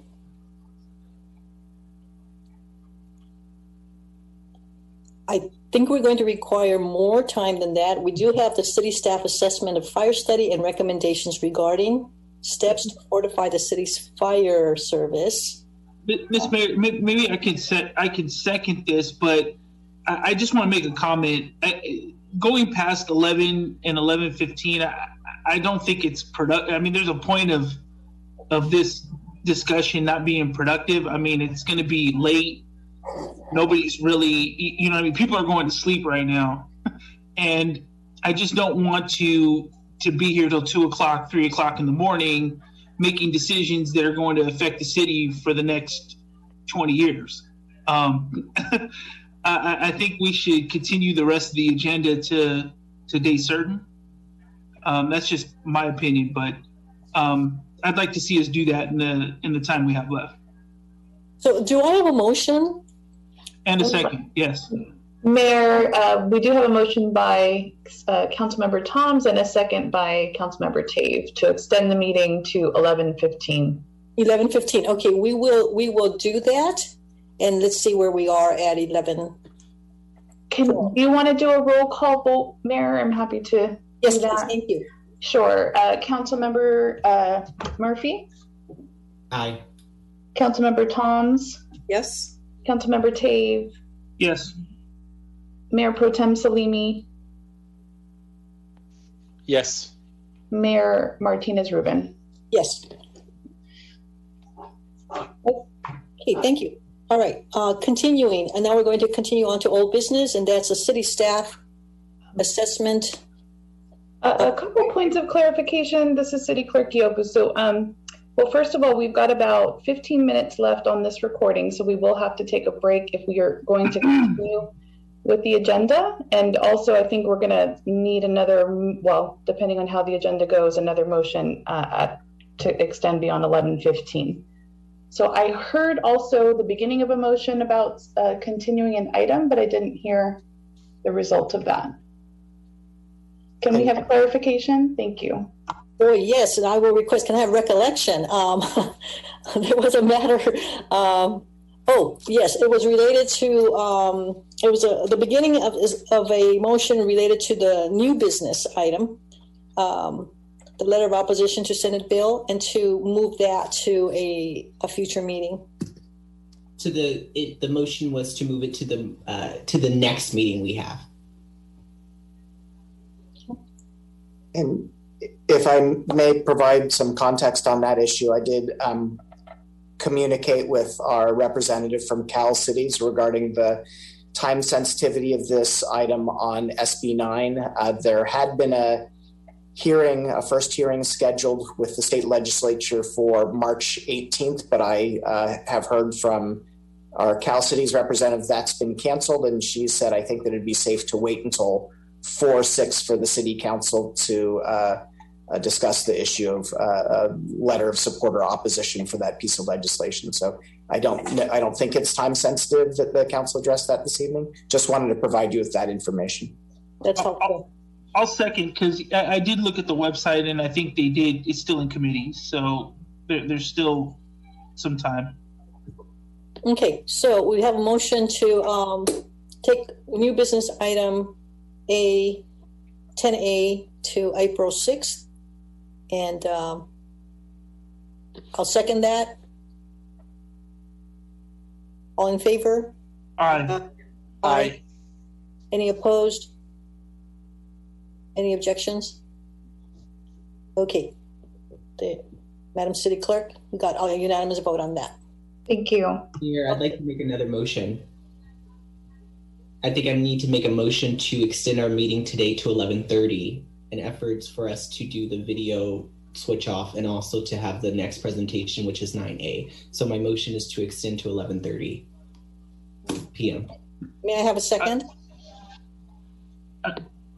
So I guess I'd like to make a sub motion. I think this is going to take a lot longer than 11:30. I think this item, we've spent a lot of time on it. I'd like to see it move to the next meeting as well. So I don't know if this is a sub motion. Eric, if you could kind of help me get that on the floor, because I just think that this is going to require a lot of explanation, staff's time, and as I said, I don't feel comfortable with this going this late into the night.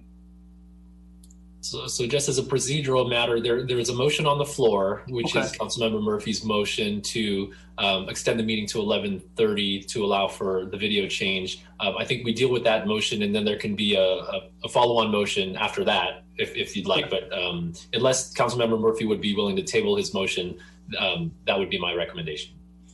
Mayor Martinez-Rubin, I'd like to withdraw or table my motion. Thank you. Okay, so we're continuing to 11:15. Let's see how far we get with that. And Councilmember Tay, if you could make a motion now. So I'd like to make a motion to table 9A to our next meeting, or continue. Continue to our next meeting, fire study report? And if I may add a little context, I've communicated with Chief Weinkoop. He's amenable to continuing this item to the next meeting, and we're both available to discuss it at that time. So that's perfectly fine from staff's perspective. I'd like to, Mayor, also this is City Clerk Iobu. We have about 5 public comments, so I will maintain those comments if the item gets continued to bring forward at the next meeting. Thank you. I will second that motion to continue to have item 9A presented at our next meeting. All in favor? Aye. Aye. Aye. Any opposed? Any abstentions? And that's a unanimous vote, Madam City Clerk. Okay. So, given that we have, I just want to apologize to the chief for waiting so long, and now he's being asked to not talk. So, if you don't mind, I think we will be most attentive next time, and I think Chief Weinkoop will appreciate that. All right. Now we are on item 11, reports and communications. And let's do reports and communications very quickly from my end. I met. Sorry to interrupt. I just want to acknowledge that. Thank you, and I look forward to talking to you in the next meeting. Thank you, Chief Weinkoop.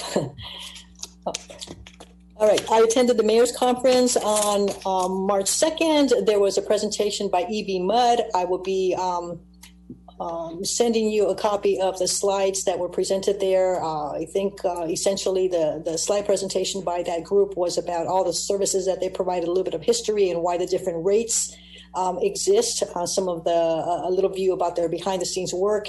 And the punchline was that we will probably be getting increased rates for our water service. And I think that's a process that's outside of our city council, but we are informed about that as mayors and as council members, just pretty much as a heads up. EB-MUD does its work. It needs to meet its costs, and on an annual basis, those costs increase, and then they pass that to some degree to the ratepayers. The other was the WestCat board, and I'm going to defer that any comment on that to our other member of the council who is on that. We essentially, from my end, the board passed a number of resolutions to have with the WestCat Transit Authority submit applications for different state and federal funds, and a particular funding source that would allow it to replace some of its paratransit vans, which are due for replacement, pending the availability of some funds to match whatever that grant requires.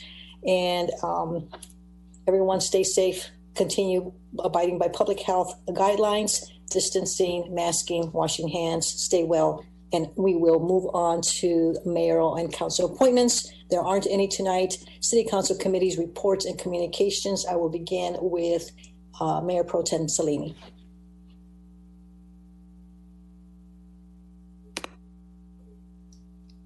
Oh, we can't hear you. We do have a meeting this coming Thursday about the wastewater. That's my only comment. That concludes my report, Madam Mayor. Thank you. Councilmember Murphy. Yeah, just three points. My next coffee and conversation is on Sunday, March 21st at 9 a.m. If members of the public would like to join me for coffee virtually still, please join me again, Sunday, March 21st. The next Pinole Environment and Sustainability Task Force meeting is on Saturday, March 27th at 10 a.m. We'll be talking about waste and compost. So if you're interested in any of that conversation, please join us. And also, last but not least, our MCE board meeting is going to be this Thursday, March 18th at 7 p.m. You can find the agenda on mcecleanenergy.org. We will be discussing a cost relief program for residents and residents and business owners who have been impacted by COVID-19 in terms of utilities. Some of this stuff will be actually coming to us as a council at our MCE presentation soon. So look out for that, but I will be in contact with the council about anything that pertains to Pinole. So thanks again, and looking forward to getting out of the pandemic together, y'all. Thank you. Councilmember Tabe. Yes, we had our WICMA board meeting to recycle more. That was pretty much uneventful. I think we had one agenda item that wound up getting pulled. But I did have a discussion with the director about dumpster day, and I also talked to the city manager to see what we could do for Pinole to have a dumpster day and possible hazardous waste drop off, and bringing it from the waste the dump to a local pickup station that potentially we can have around springtime or in the summer. So we're working dates out. So that's all I have to report. Thank you. Thank you. And Councilmember Toms. Sure. As you mentioned, I attended the WestCat board meeting. We did go over the midpoint of the budget. So that was done, and WestCat is also available to transport folks that are on their way to get their vaccination. So there is, that's a service that they're offering. The other item I wanted to let you know that Lieutenant Matt Avery and I are going to be participating in a virtual, or it's not virtual, it's a kind of a polar plunge to support Special Olympics. And as folks know, that law enforcement has a a huge connection to Special Olympics through their law enforcement torch run. So we're going to be doing that. If folks want to sponsor two of the folks that are going to be plunging, I think Matt Avery can use some sponsoring, and if anybody wants to sponsor me, they can do that as well. So far, we have raised combined $265 for Special Olympics. So that's going to be coming out, and I believe Pinole TV might be recording that, and they'll be able to unveil some other aspects of their partnership with Special Olympics. And that's all I have. Thank you very much. And this is a time we need to take a break to add tape to the for recording. So we're going to do that. It's about a couple of minutes, and then we'll be back.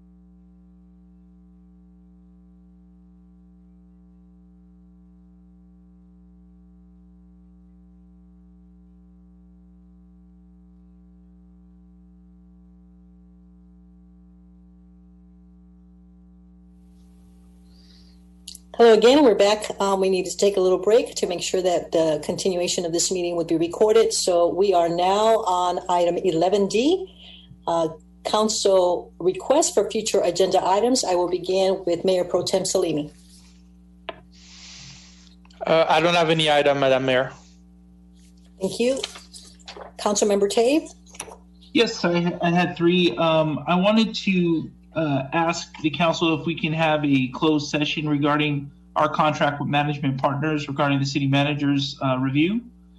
Just wanted a quick chat about it, and if I can get consensus, then we can potentially just have a 20-minute, 30-minute conversation. The dumpster day, I'm just hoping that the city manager and staff can come back with the report. Should I just give all of those, or do we want to vote or consensus? And then also there was the what is our policy when an organization is doing like a cleanup, and where would they drop off the trash that they cleaned up? our parks. And then the other future agenda item was the website to discuss a renovate or some type of revamp of the city website. I think it's just after that last time it was down, I just feel like we really need to talk about making it simpler for our citizens to use. So the first one was the contract for management partners and revisiting that. And the second one was coming up with dumpster day. And the third one was website, I guess, redesign.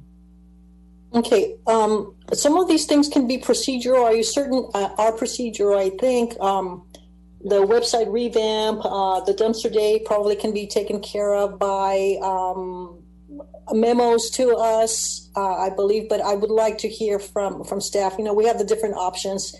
Not everything has to come to city council, given how much business we have to we have to address, right? And I think along those lines as well is this contract with management partners, but I'm not entirely certain of the issues there. But based on what you've heard, let's take one at a time. The discussion of the contract with management partners. Any interest in bringing that forth? The closed session item, correct? As a closed session item. Yeah. Yes, I'm happy to support that.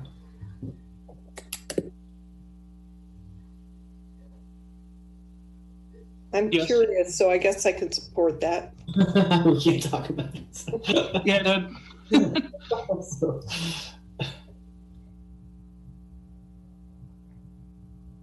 That's three. That's two. I think that's three, Mayor. Madam Mayor, I have a yes from Councilmember Tave, Councilmember Toms, and Councilmember Murphy.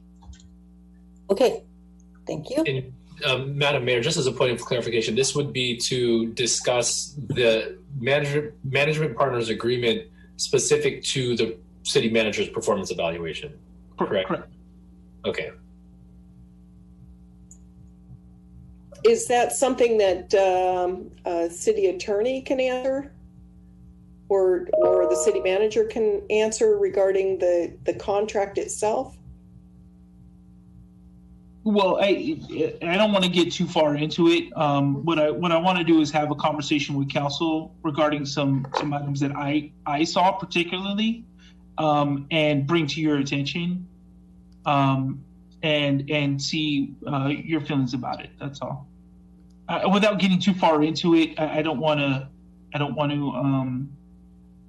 step outside of our closed session discussions. So. And this closed session would be, is there a date that to have in mind? I personally would like to see it as soon as possible, the next meeting. That's April just 6th. my opinion. The April 6th meeting. Okay. Yeah. Got it. Thank you. I don't think it will take long. Just observation. Okay, thank you. All right, so you've got consensus on that. Dumpster day. I think that's one of those where if you're wanting to hear back about this, that staff can send us a memo or just report back. Okay. Actually, Mayor, I would actually want this to be a topic of conversation. I just brought this up to the city manager. I think we may need a budget appropriation to support a spring dumpster day. So I'd like this to be a topic of conversation and action. A spring dumpster day, yes. I'd be concerned about that. I think the commission that's co-sponsored that is also concerned about that, given where we are with COVID. Yeah, and that's why I want it to be a topic of conversation so we can discuss it together as a council.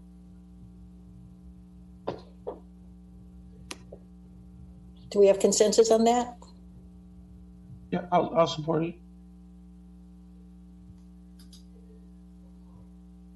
Anyone else?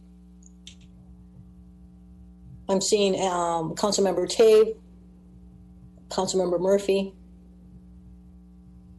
I don't see consensus on it. Okay, we're going to move on.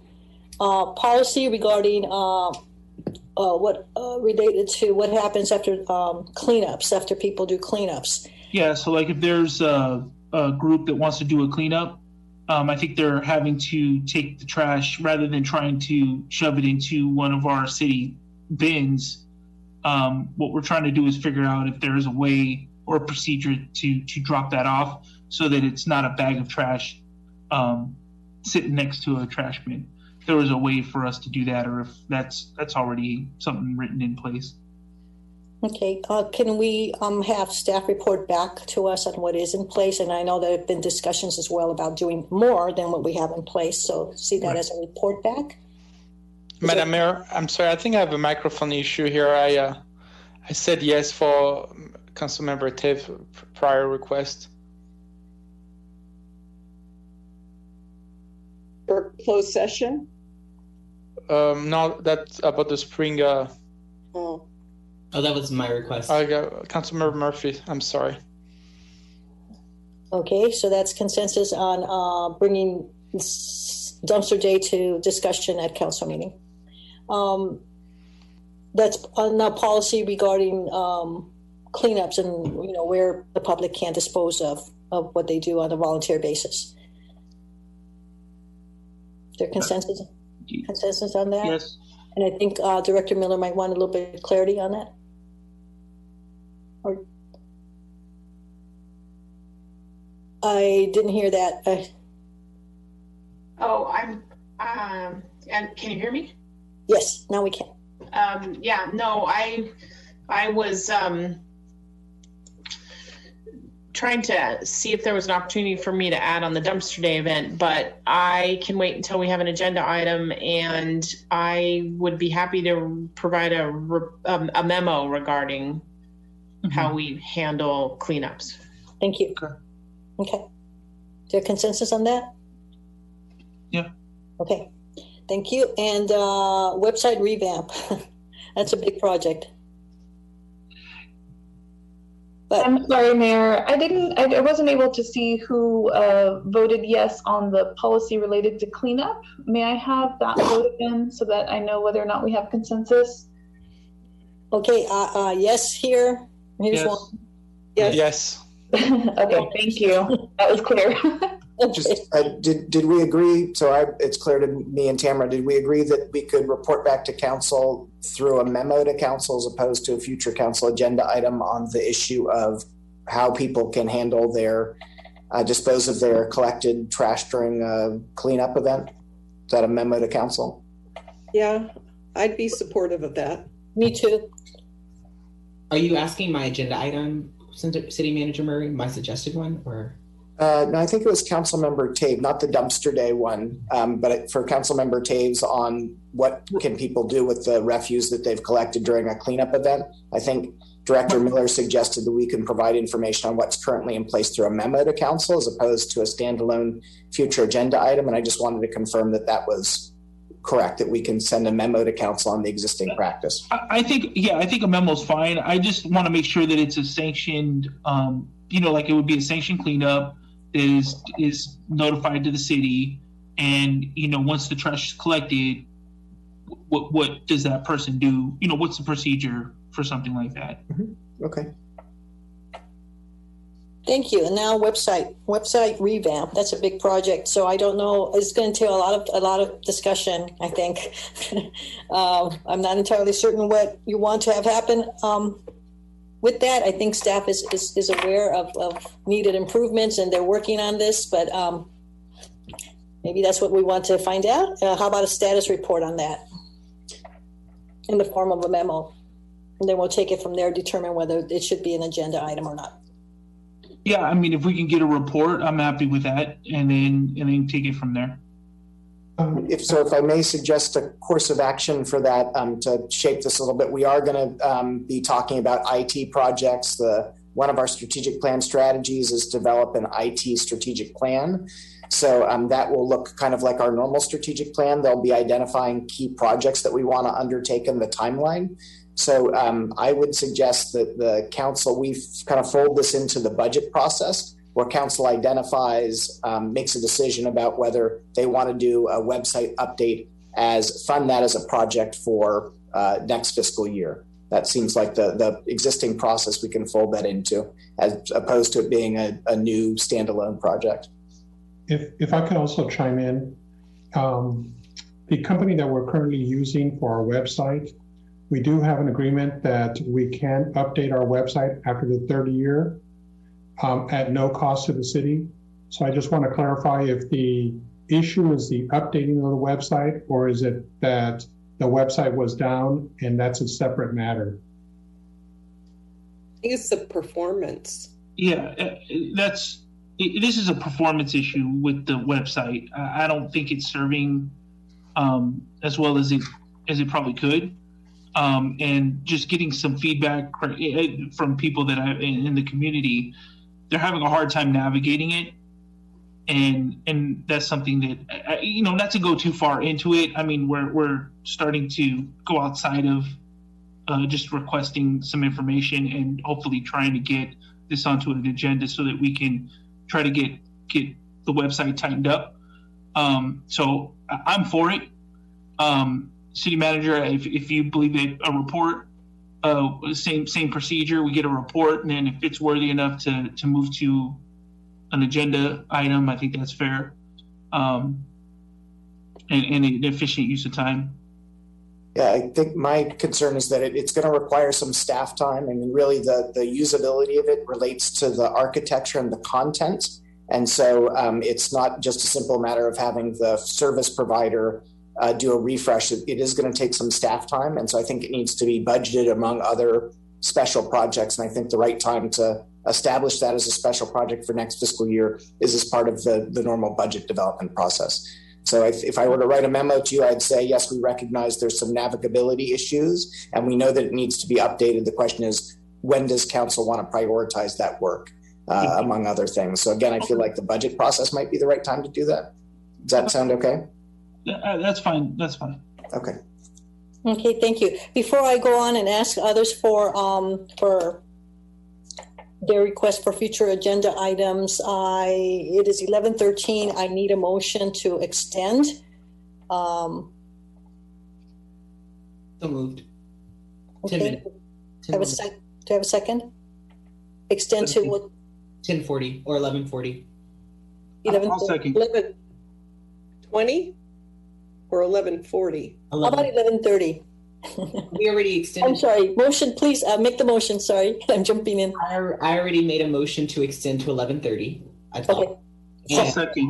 No, my motion now is to extend to 11:40, which is what I think you were asking, Mayor. Okay. Well, second. Okay. 11:40. Second. All in favor? Yes. Aye. Okay. 11:40. Thank you. All right. So we heard from one council member only so far, right? Okay. No, two. Mayor Pro Tem Salimi, you didn't have any agenda items. And now Council Member Murphy. Yeah, just to, I told and talked to several of you about my decision to refrain from doing the Pledge of Allegiance. I think at this point, it's been a topic of conversation, namely in all the public comments since I've been on here. So I think it's really important, especially because our city treasurer continues to be ill-informed, but moreover, because I think it's an opportunity for education of all of us to know the history of the Pledge of Allegiance. So I'd like to have a presentation around the history of the Pledge of Allegiance and its origins.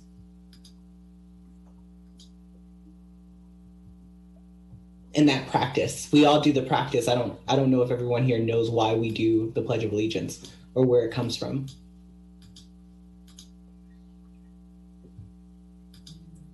Is there consensus on this? I'd like to see it come back. I'm interested. Just a history presentation, just education.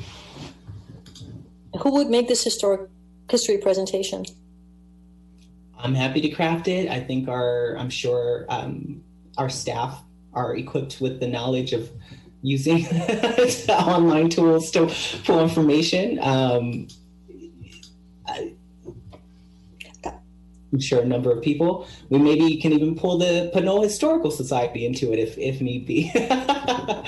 But I think it's important for folks to know our practices and why we do the Pledge of Allegiance, and really the origins of it. Frankly, I think it's a civics class that ought to be started in elementary school, if not sooner, and that the difference in opinions about what it means is really a difference in opinions. And that's what it means, where it started. Well, do I have consensus on this? It's a subject of a lot of controversy in the community. I think just to give an opportunity for Councilmember Murphy to express himself, I'd like to. Is this what you like to do, Councilmember Murphy? It's an opportunity to express yourself. I mean, you can consider that. I want it to be an opportunity for all of us to express ourselves, but I really want it to be an educational opportunity for all of us as well as the community. I think we do need to know why we do the practice of the Pledge of Allegiance in its origins. It's important. I mean, we do it every meeting, don't we? Or you all do it every meeting? I'm in favor of having this presentation. If Councilmember Murphy can also express himself, I think that will be a great opportunity for you to be able to express yourself. Well, we can all express ourselves. I just don't see that. There's going to continue to be difference of opinion about what the Pledge of Allegiance means. I just don't see the end result, and just to have an educational presentation to me is insufficient. It's not. I just don't see it as sufficient for a lot of people who will continue to have their opinions regardless of how many educational sessions we have. Yeah. And again, I want to reiterate, my suggestion as a council item is not about opinions. It's about the origin and fact and history of the Pledge of Allegiance. I'm happy to talk about my opinion if you all want to talk about that, but I'm sure you're more interested in the education piece. Is there consensus on that? Yeah, I'm interested. I think Mayor Pro Tem Salimi. Yes. And Councilmember Murphy, right? Tom's, I think. I didn't hear. So that's 3. Okay. So did I get that right? My only opinion is that, I think it's a distraction. We couldn't get through our entire agenda tonight, and it's just, we have city business to take care of that we didn't even have enough time to get through. And that's where my hesitancy comes from. It really depends on the timing of it. If it's in the next couple of meetings, I think we're backlogged getting through city business right now. Well, I didn't say a date. I just wanted. Yeah. It'll just go on the list, right? Yes. If it goes on the list. And then we'll work it in where we can, right? Yeah. Right, Mayor? Mayor, are you?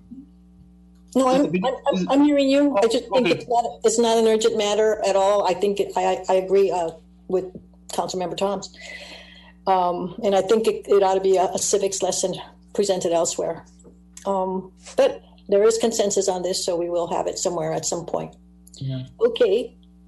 Thank you. My last thing would be and Mayor, you probably know this because I believe you have someone special to you who's connected to the club, but in April, at the beginning of April, Richmond Lions Club is going through its 100 years. It's going to be 100 years of Richmond Lions Club. They do incredible service work, and I'd love for us to do a proclamation in support of the Richmond Lions Club. 100 years. We can give, well, okay, again, consensus on that or not. It's a service club. Part of it, although it's named the Richmond Lions Club, there are members of Pinole. It's the Pinole Richmond Lions Club. Thank you. Okay, all right. I'm in favor. All right. Consensus? And I'm in favor. Speaking of consensus, later on, I'm going to have a memorial, just to mention. Wow. Okay. Yes. If I can. Okay, that was a little bit out of order there, but sorry, but we haven't forgotten you. Thank you. Okay, So sounds like somebody, there was consensus. I'm not sure whether there was consensus about the Lions proclamation or not. Yes, there is. Yes. There you have it. Okay. Right. Thank you. Is that it? That's it for me. Thank you. All right. Councilmember Toms. No items. Okay. My turn, I think. Yes. All right. I've got 2 items. One of them is to declare Earth Day in Pinole. Earth Day will be April 22nd, so we have ample time to create that proclamation and anything around that's related to protecting the Earth.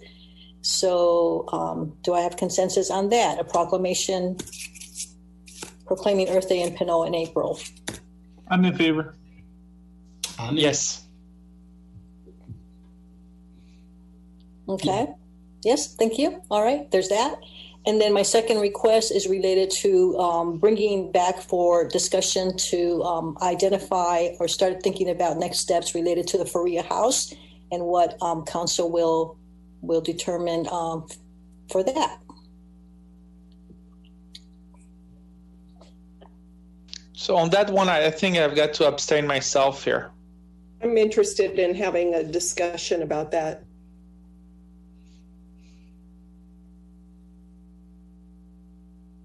Okay, so we've got 2 council members.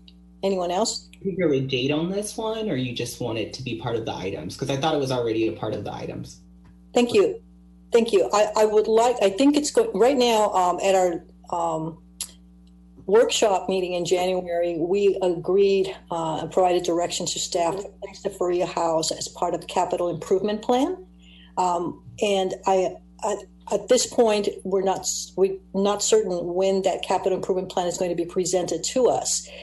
Regardless of when that will happen, I think that item merits some discussion because the process for that capital improvement plan is also a good deal of discussion. And I think that item in particular is going to warrant some attention to have us think through, and also with the help of staff, help us think through the different options that might be available to continue having the Faria House as an asset for the city. Okay. City Manager Murray, is it okay if that comes with this capital improvement plan conversation? I think it depends on and I appreciate some additional clarification on what the scope and focus of this new proposed item is. The item that's in the capital improvement plan is really about simply the preservation of the asset. Basically, it's a city facility, and so we have a responsibility for its upkeep so that we're not letting the value of that asset deteriorate. That's the capital improvement plan component of it. Yes. We did agree that we would hear that as part of the capital improvement plan. If we want to have a broader discussion of the Faria House, then that's not something that we would hit normally through the capital improvement plan. We staff would need to know if it was going to be different from just what to do with the building, in terms of its upkeep and maintenance. It was broader than that. Then we staff would need to know what to prepare for the council agenda item. I'm interested in that item just as a city asset and just for bringing it up to code and usability. Mm-hmm. Just strictly that. I consider that to be in the scope of the CIP discussion, which is what do we do with this facility, which is separate from an arrangement we might have. If we're talking about an arrangement with a specific user, I consider that a separate topic that the council could, of course, agree to have as a future agenda item. And then as we all know, we did some work on that up through last fall, and so we need some direction on what if there was something new that staff needed to do, or we were simply presenting an opportunity for the council to discuss what to do next. So, is there any advanced work required by staff? Would be a consideration. Okay. Usability is certainly one consideration. Here's what we left discussion of the Faria House after an ad hoc committee. And what I don't want to have happen is for us to start all over as a new council, but to build on the discussion that might have been had some of us don't know what that discussion was. The public doesn't necessarily, they just know the decision, but there are a group of people who are supporters of the Faria House for a particular use. And I'd like that group of people to have some idea about whether this council will support the use of the Faria House as a museum or not. And I'm interested in just having the discussion right now of just upgrading it so that it's usable, and bifurcating, upgrading the facility and having discussion of its future use, completely separate discussions. Yeah. I'd be in favor of that. It seems like I'm in favor of the Faria House as it relates to the CIP, Capital Improvement Plan. Yeah, that would be, I think, an advancement from where we left off, certainly. And I just wanted to be sooner than later to be able to give the people who support it and who are continuing to advocate for a particular use to know one way or another how this council stands on that. I think, in all fairness to them, it's a necessary discussion.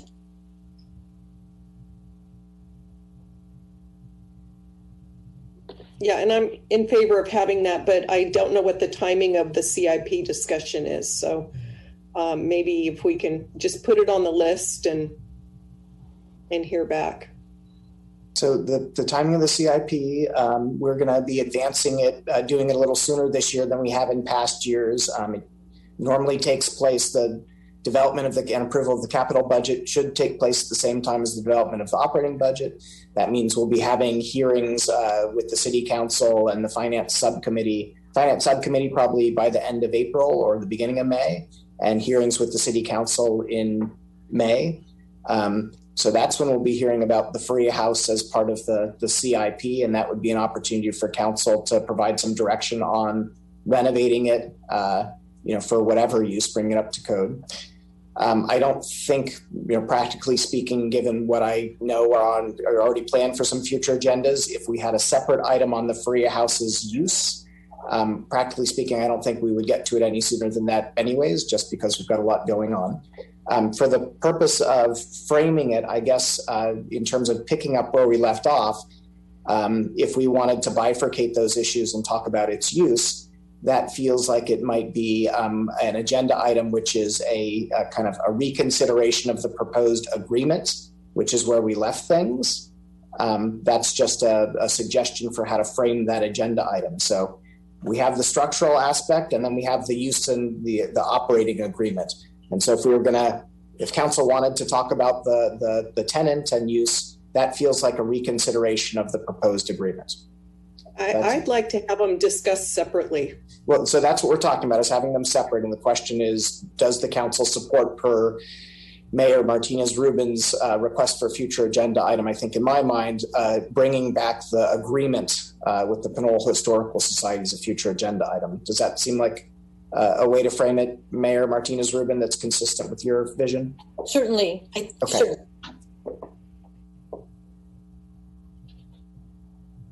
And that sounds like you're in favor of having the discussion happen together? It doesn't matter to me. No, I don't. No, I think having them separate is fine. So I prefer having them separated. Okay, so we're already going to have the facility discussion as part of the CIP. The question I believe that's being posed by the mayor is, does the council support a future agenda item on a use agreement with the Pinole Historical Society of the Faria House? That's the question I think that's been posed. That would be the discussion. Yes, thank you. The CIP discussion is one thing. I'm not in favor of going into the use. Just frankly, there's no. We'll just leave it at that. I don't want to get into a discussion because it sounds like we're going back and forth. But discussion of the use, completely separate. Not in favor of having that coming back. CIP, I think we need to have because it is a city asset and it is a city building. And that doesn't mean it won't come back at some future time, but let's focus on the capital improvement, because it gets muddled if we're talking about both items. I agree. Okay, let's do that. And so I hear that we're going to have that anyway. Mm-hmm. There's still the question about putting on the list, revisiting the agreement that was at some point in discussion related to a particular organization. I think we can have it on the list, but I really don't want to have the discussion at the same time as we have the capital improvement discussion. Right. Okay. Right. Okay. So is there a consensus about having on a discussion, on a list for future agenda items, the discussion of a lease agreement between the city and the Pinole History Museum? Folks. We need to put that off. Yes, but we don't have a date yet. I'm just asking about placing it on the... Having it on the agenda assumes that we know what the future use is, and I really want to focus on just the capital improvement of it. Okay. Thank you. Mm-hmm. All right. I think we went through the round of future agenda items. Madam Mayor, just very quickly, I forget to mention something. Yes, please. As we are getting ready for the budget of next year, I think it will be wise for the City Council to have an idea of how much the item that we are planning to put on the agenda will cost the City Council and the city, so that we dedicate a specific budget for that amount, so that next year when we are to vote on those decisions, we don't come to a point where we can do it, but we have to take it away from a specific item from the budget. But if we can estimate how much the future agenda item will cost and dedicate that amount of money in a special funding account, so that we get to be able to vote on future item next year without having to sacrifice the city budget. Okay, I understood your comments to mean we all have to really be informed about the status of our budget and the costs associated with future projects. And how that happens is for us to pay the attention to whatever reports come our way in the budget planning process. That's correct. So, for instance, if we are planning to have $1 million worth of project next year, I would like at least $1 million to be saved on the side for the City Council to be able to allocate those $1 million for the upcoming year. Otherwise, we would be in a position where no money would be allocated for further item that the Council wants to allocate for future projects. Right, yeah. But I need to know what that number will be for the next year before we can vote for the budget. And that is part of the budget planning process, I believe, in the preparation of all the documents associated with that. Thank you. Thank you. Okay, now we go to City Manager report, please. If it's okay with the council, I'd propose that we defer. We had a short presentation that is not time sensitive regarding some new federal funding we'll be receiving from the American Rescue Plan. So if it's okay with the council, I'd like to request that the finance director and I defer that to the next council meeting. Mm-hmm. Okay, no further comments. Thank you. Thank you.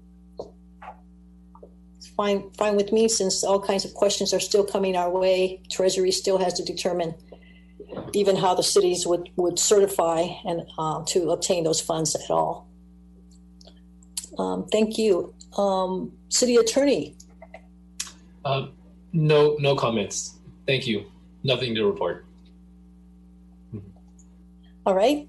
We've come to the near conclusion of our meeting, but I'm going to turn to Councilmember Toms to share some news about one of our Pinole residents, please, before I adjourn the meeting. Yes, thank you, Madam Mayor. I'd like to have the council adjourn in the memory of Mr. Jesse Battle.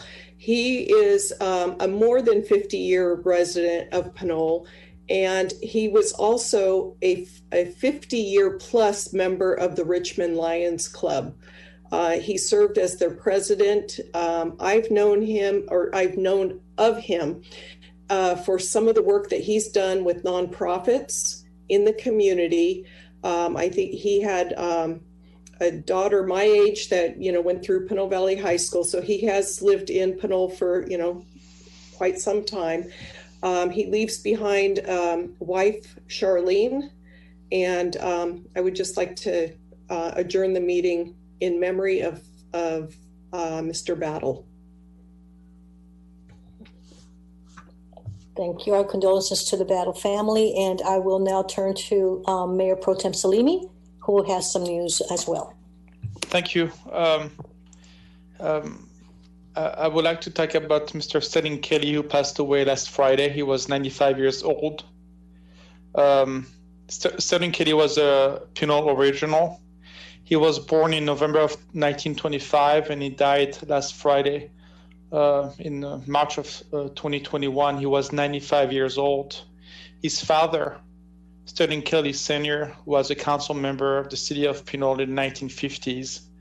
His father served as 1 year as mayor in the 1950s. Sterling Kelly lived his entire life in Pinole. All 95 years, he lived in Pinole in only 3 houses: on San Pablo Avenue, on Buena Vista Drive, and on Summit Drive.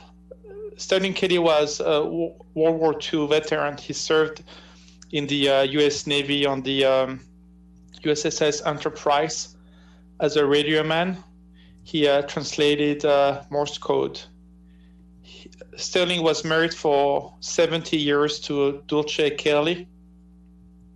He was a retired CEO of Pool Sweep, a swimming pool equipment manufacturing company. He was also an avid fly fisherman. And I think for many of us in the community, it was also a father. So this is with great sadness that we'll be missing him. But, as long as we are willing to remember the memory of the people who left us, those people will be still alive in our heart. Thank you. Thank you. Thank you. On behalf of the City Council, condolences as well to the Kelly family. I will now adjourn this meeting to the regular City Council meeting of April 6th in remembrance of Amber Swartz. Stay well, stay safe, everyone. Have a good night. Thank you.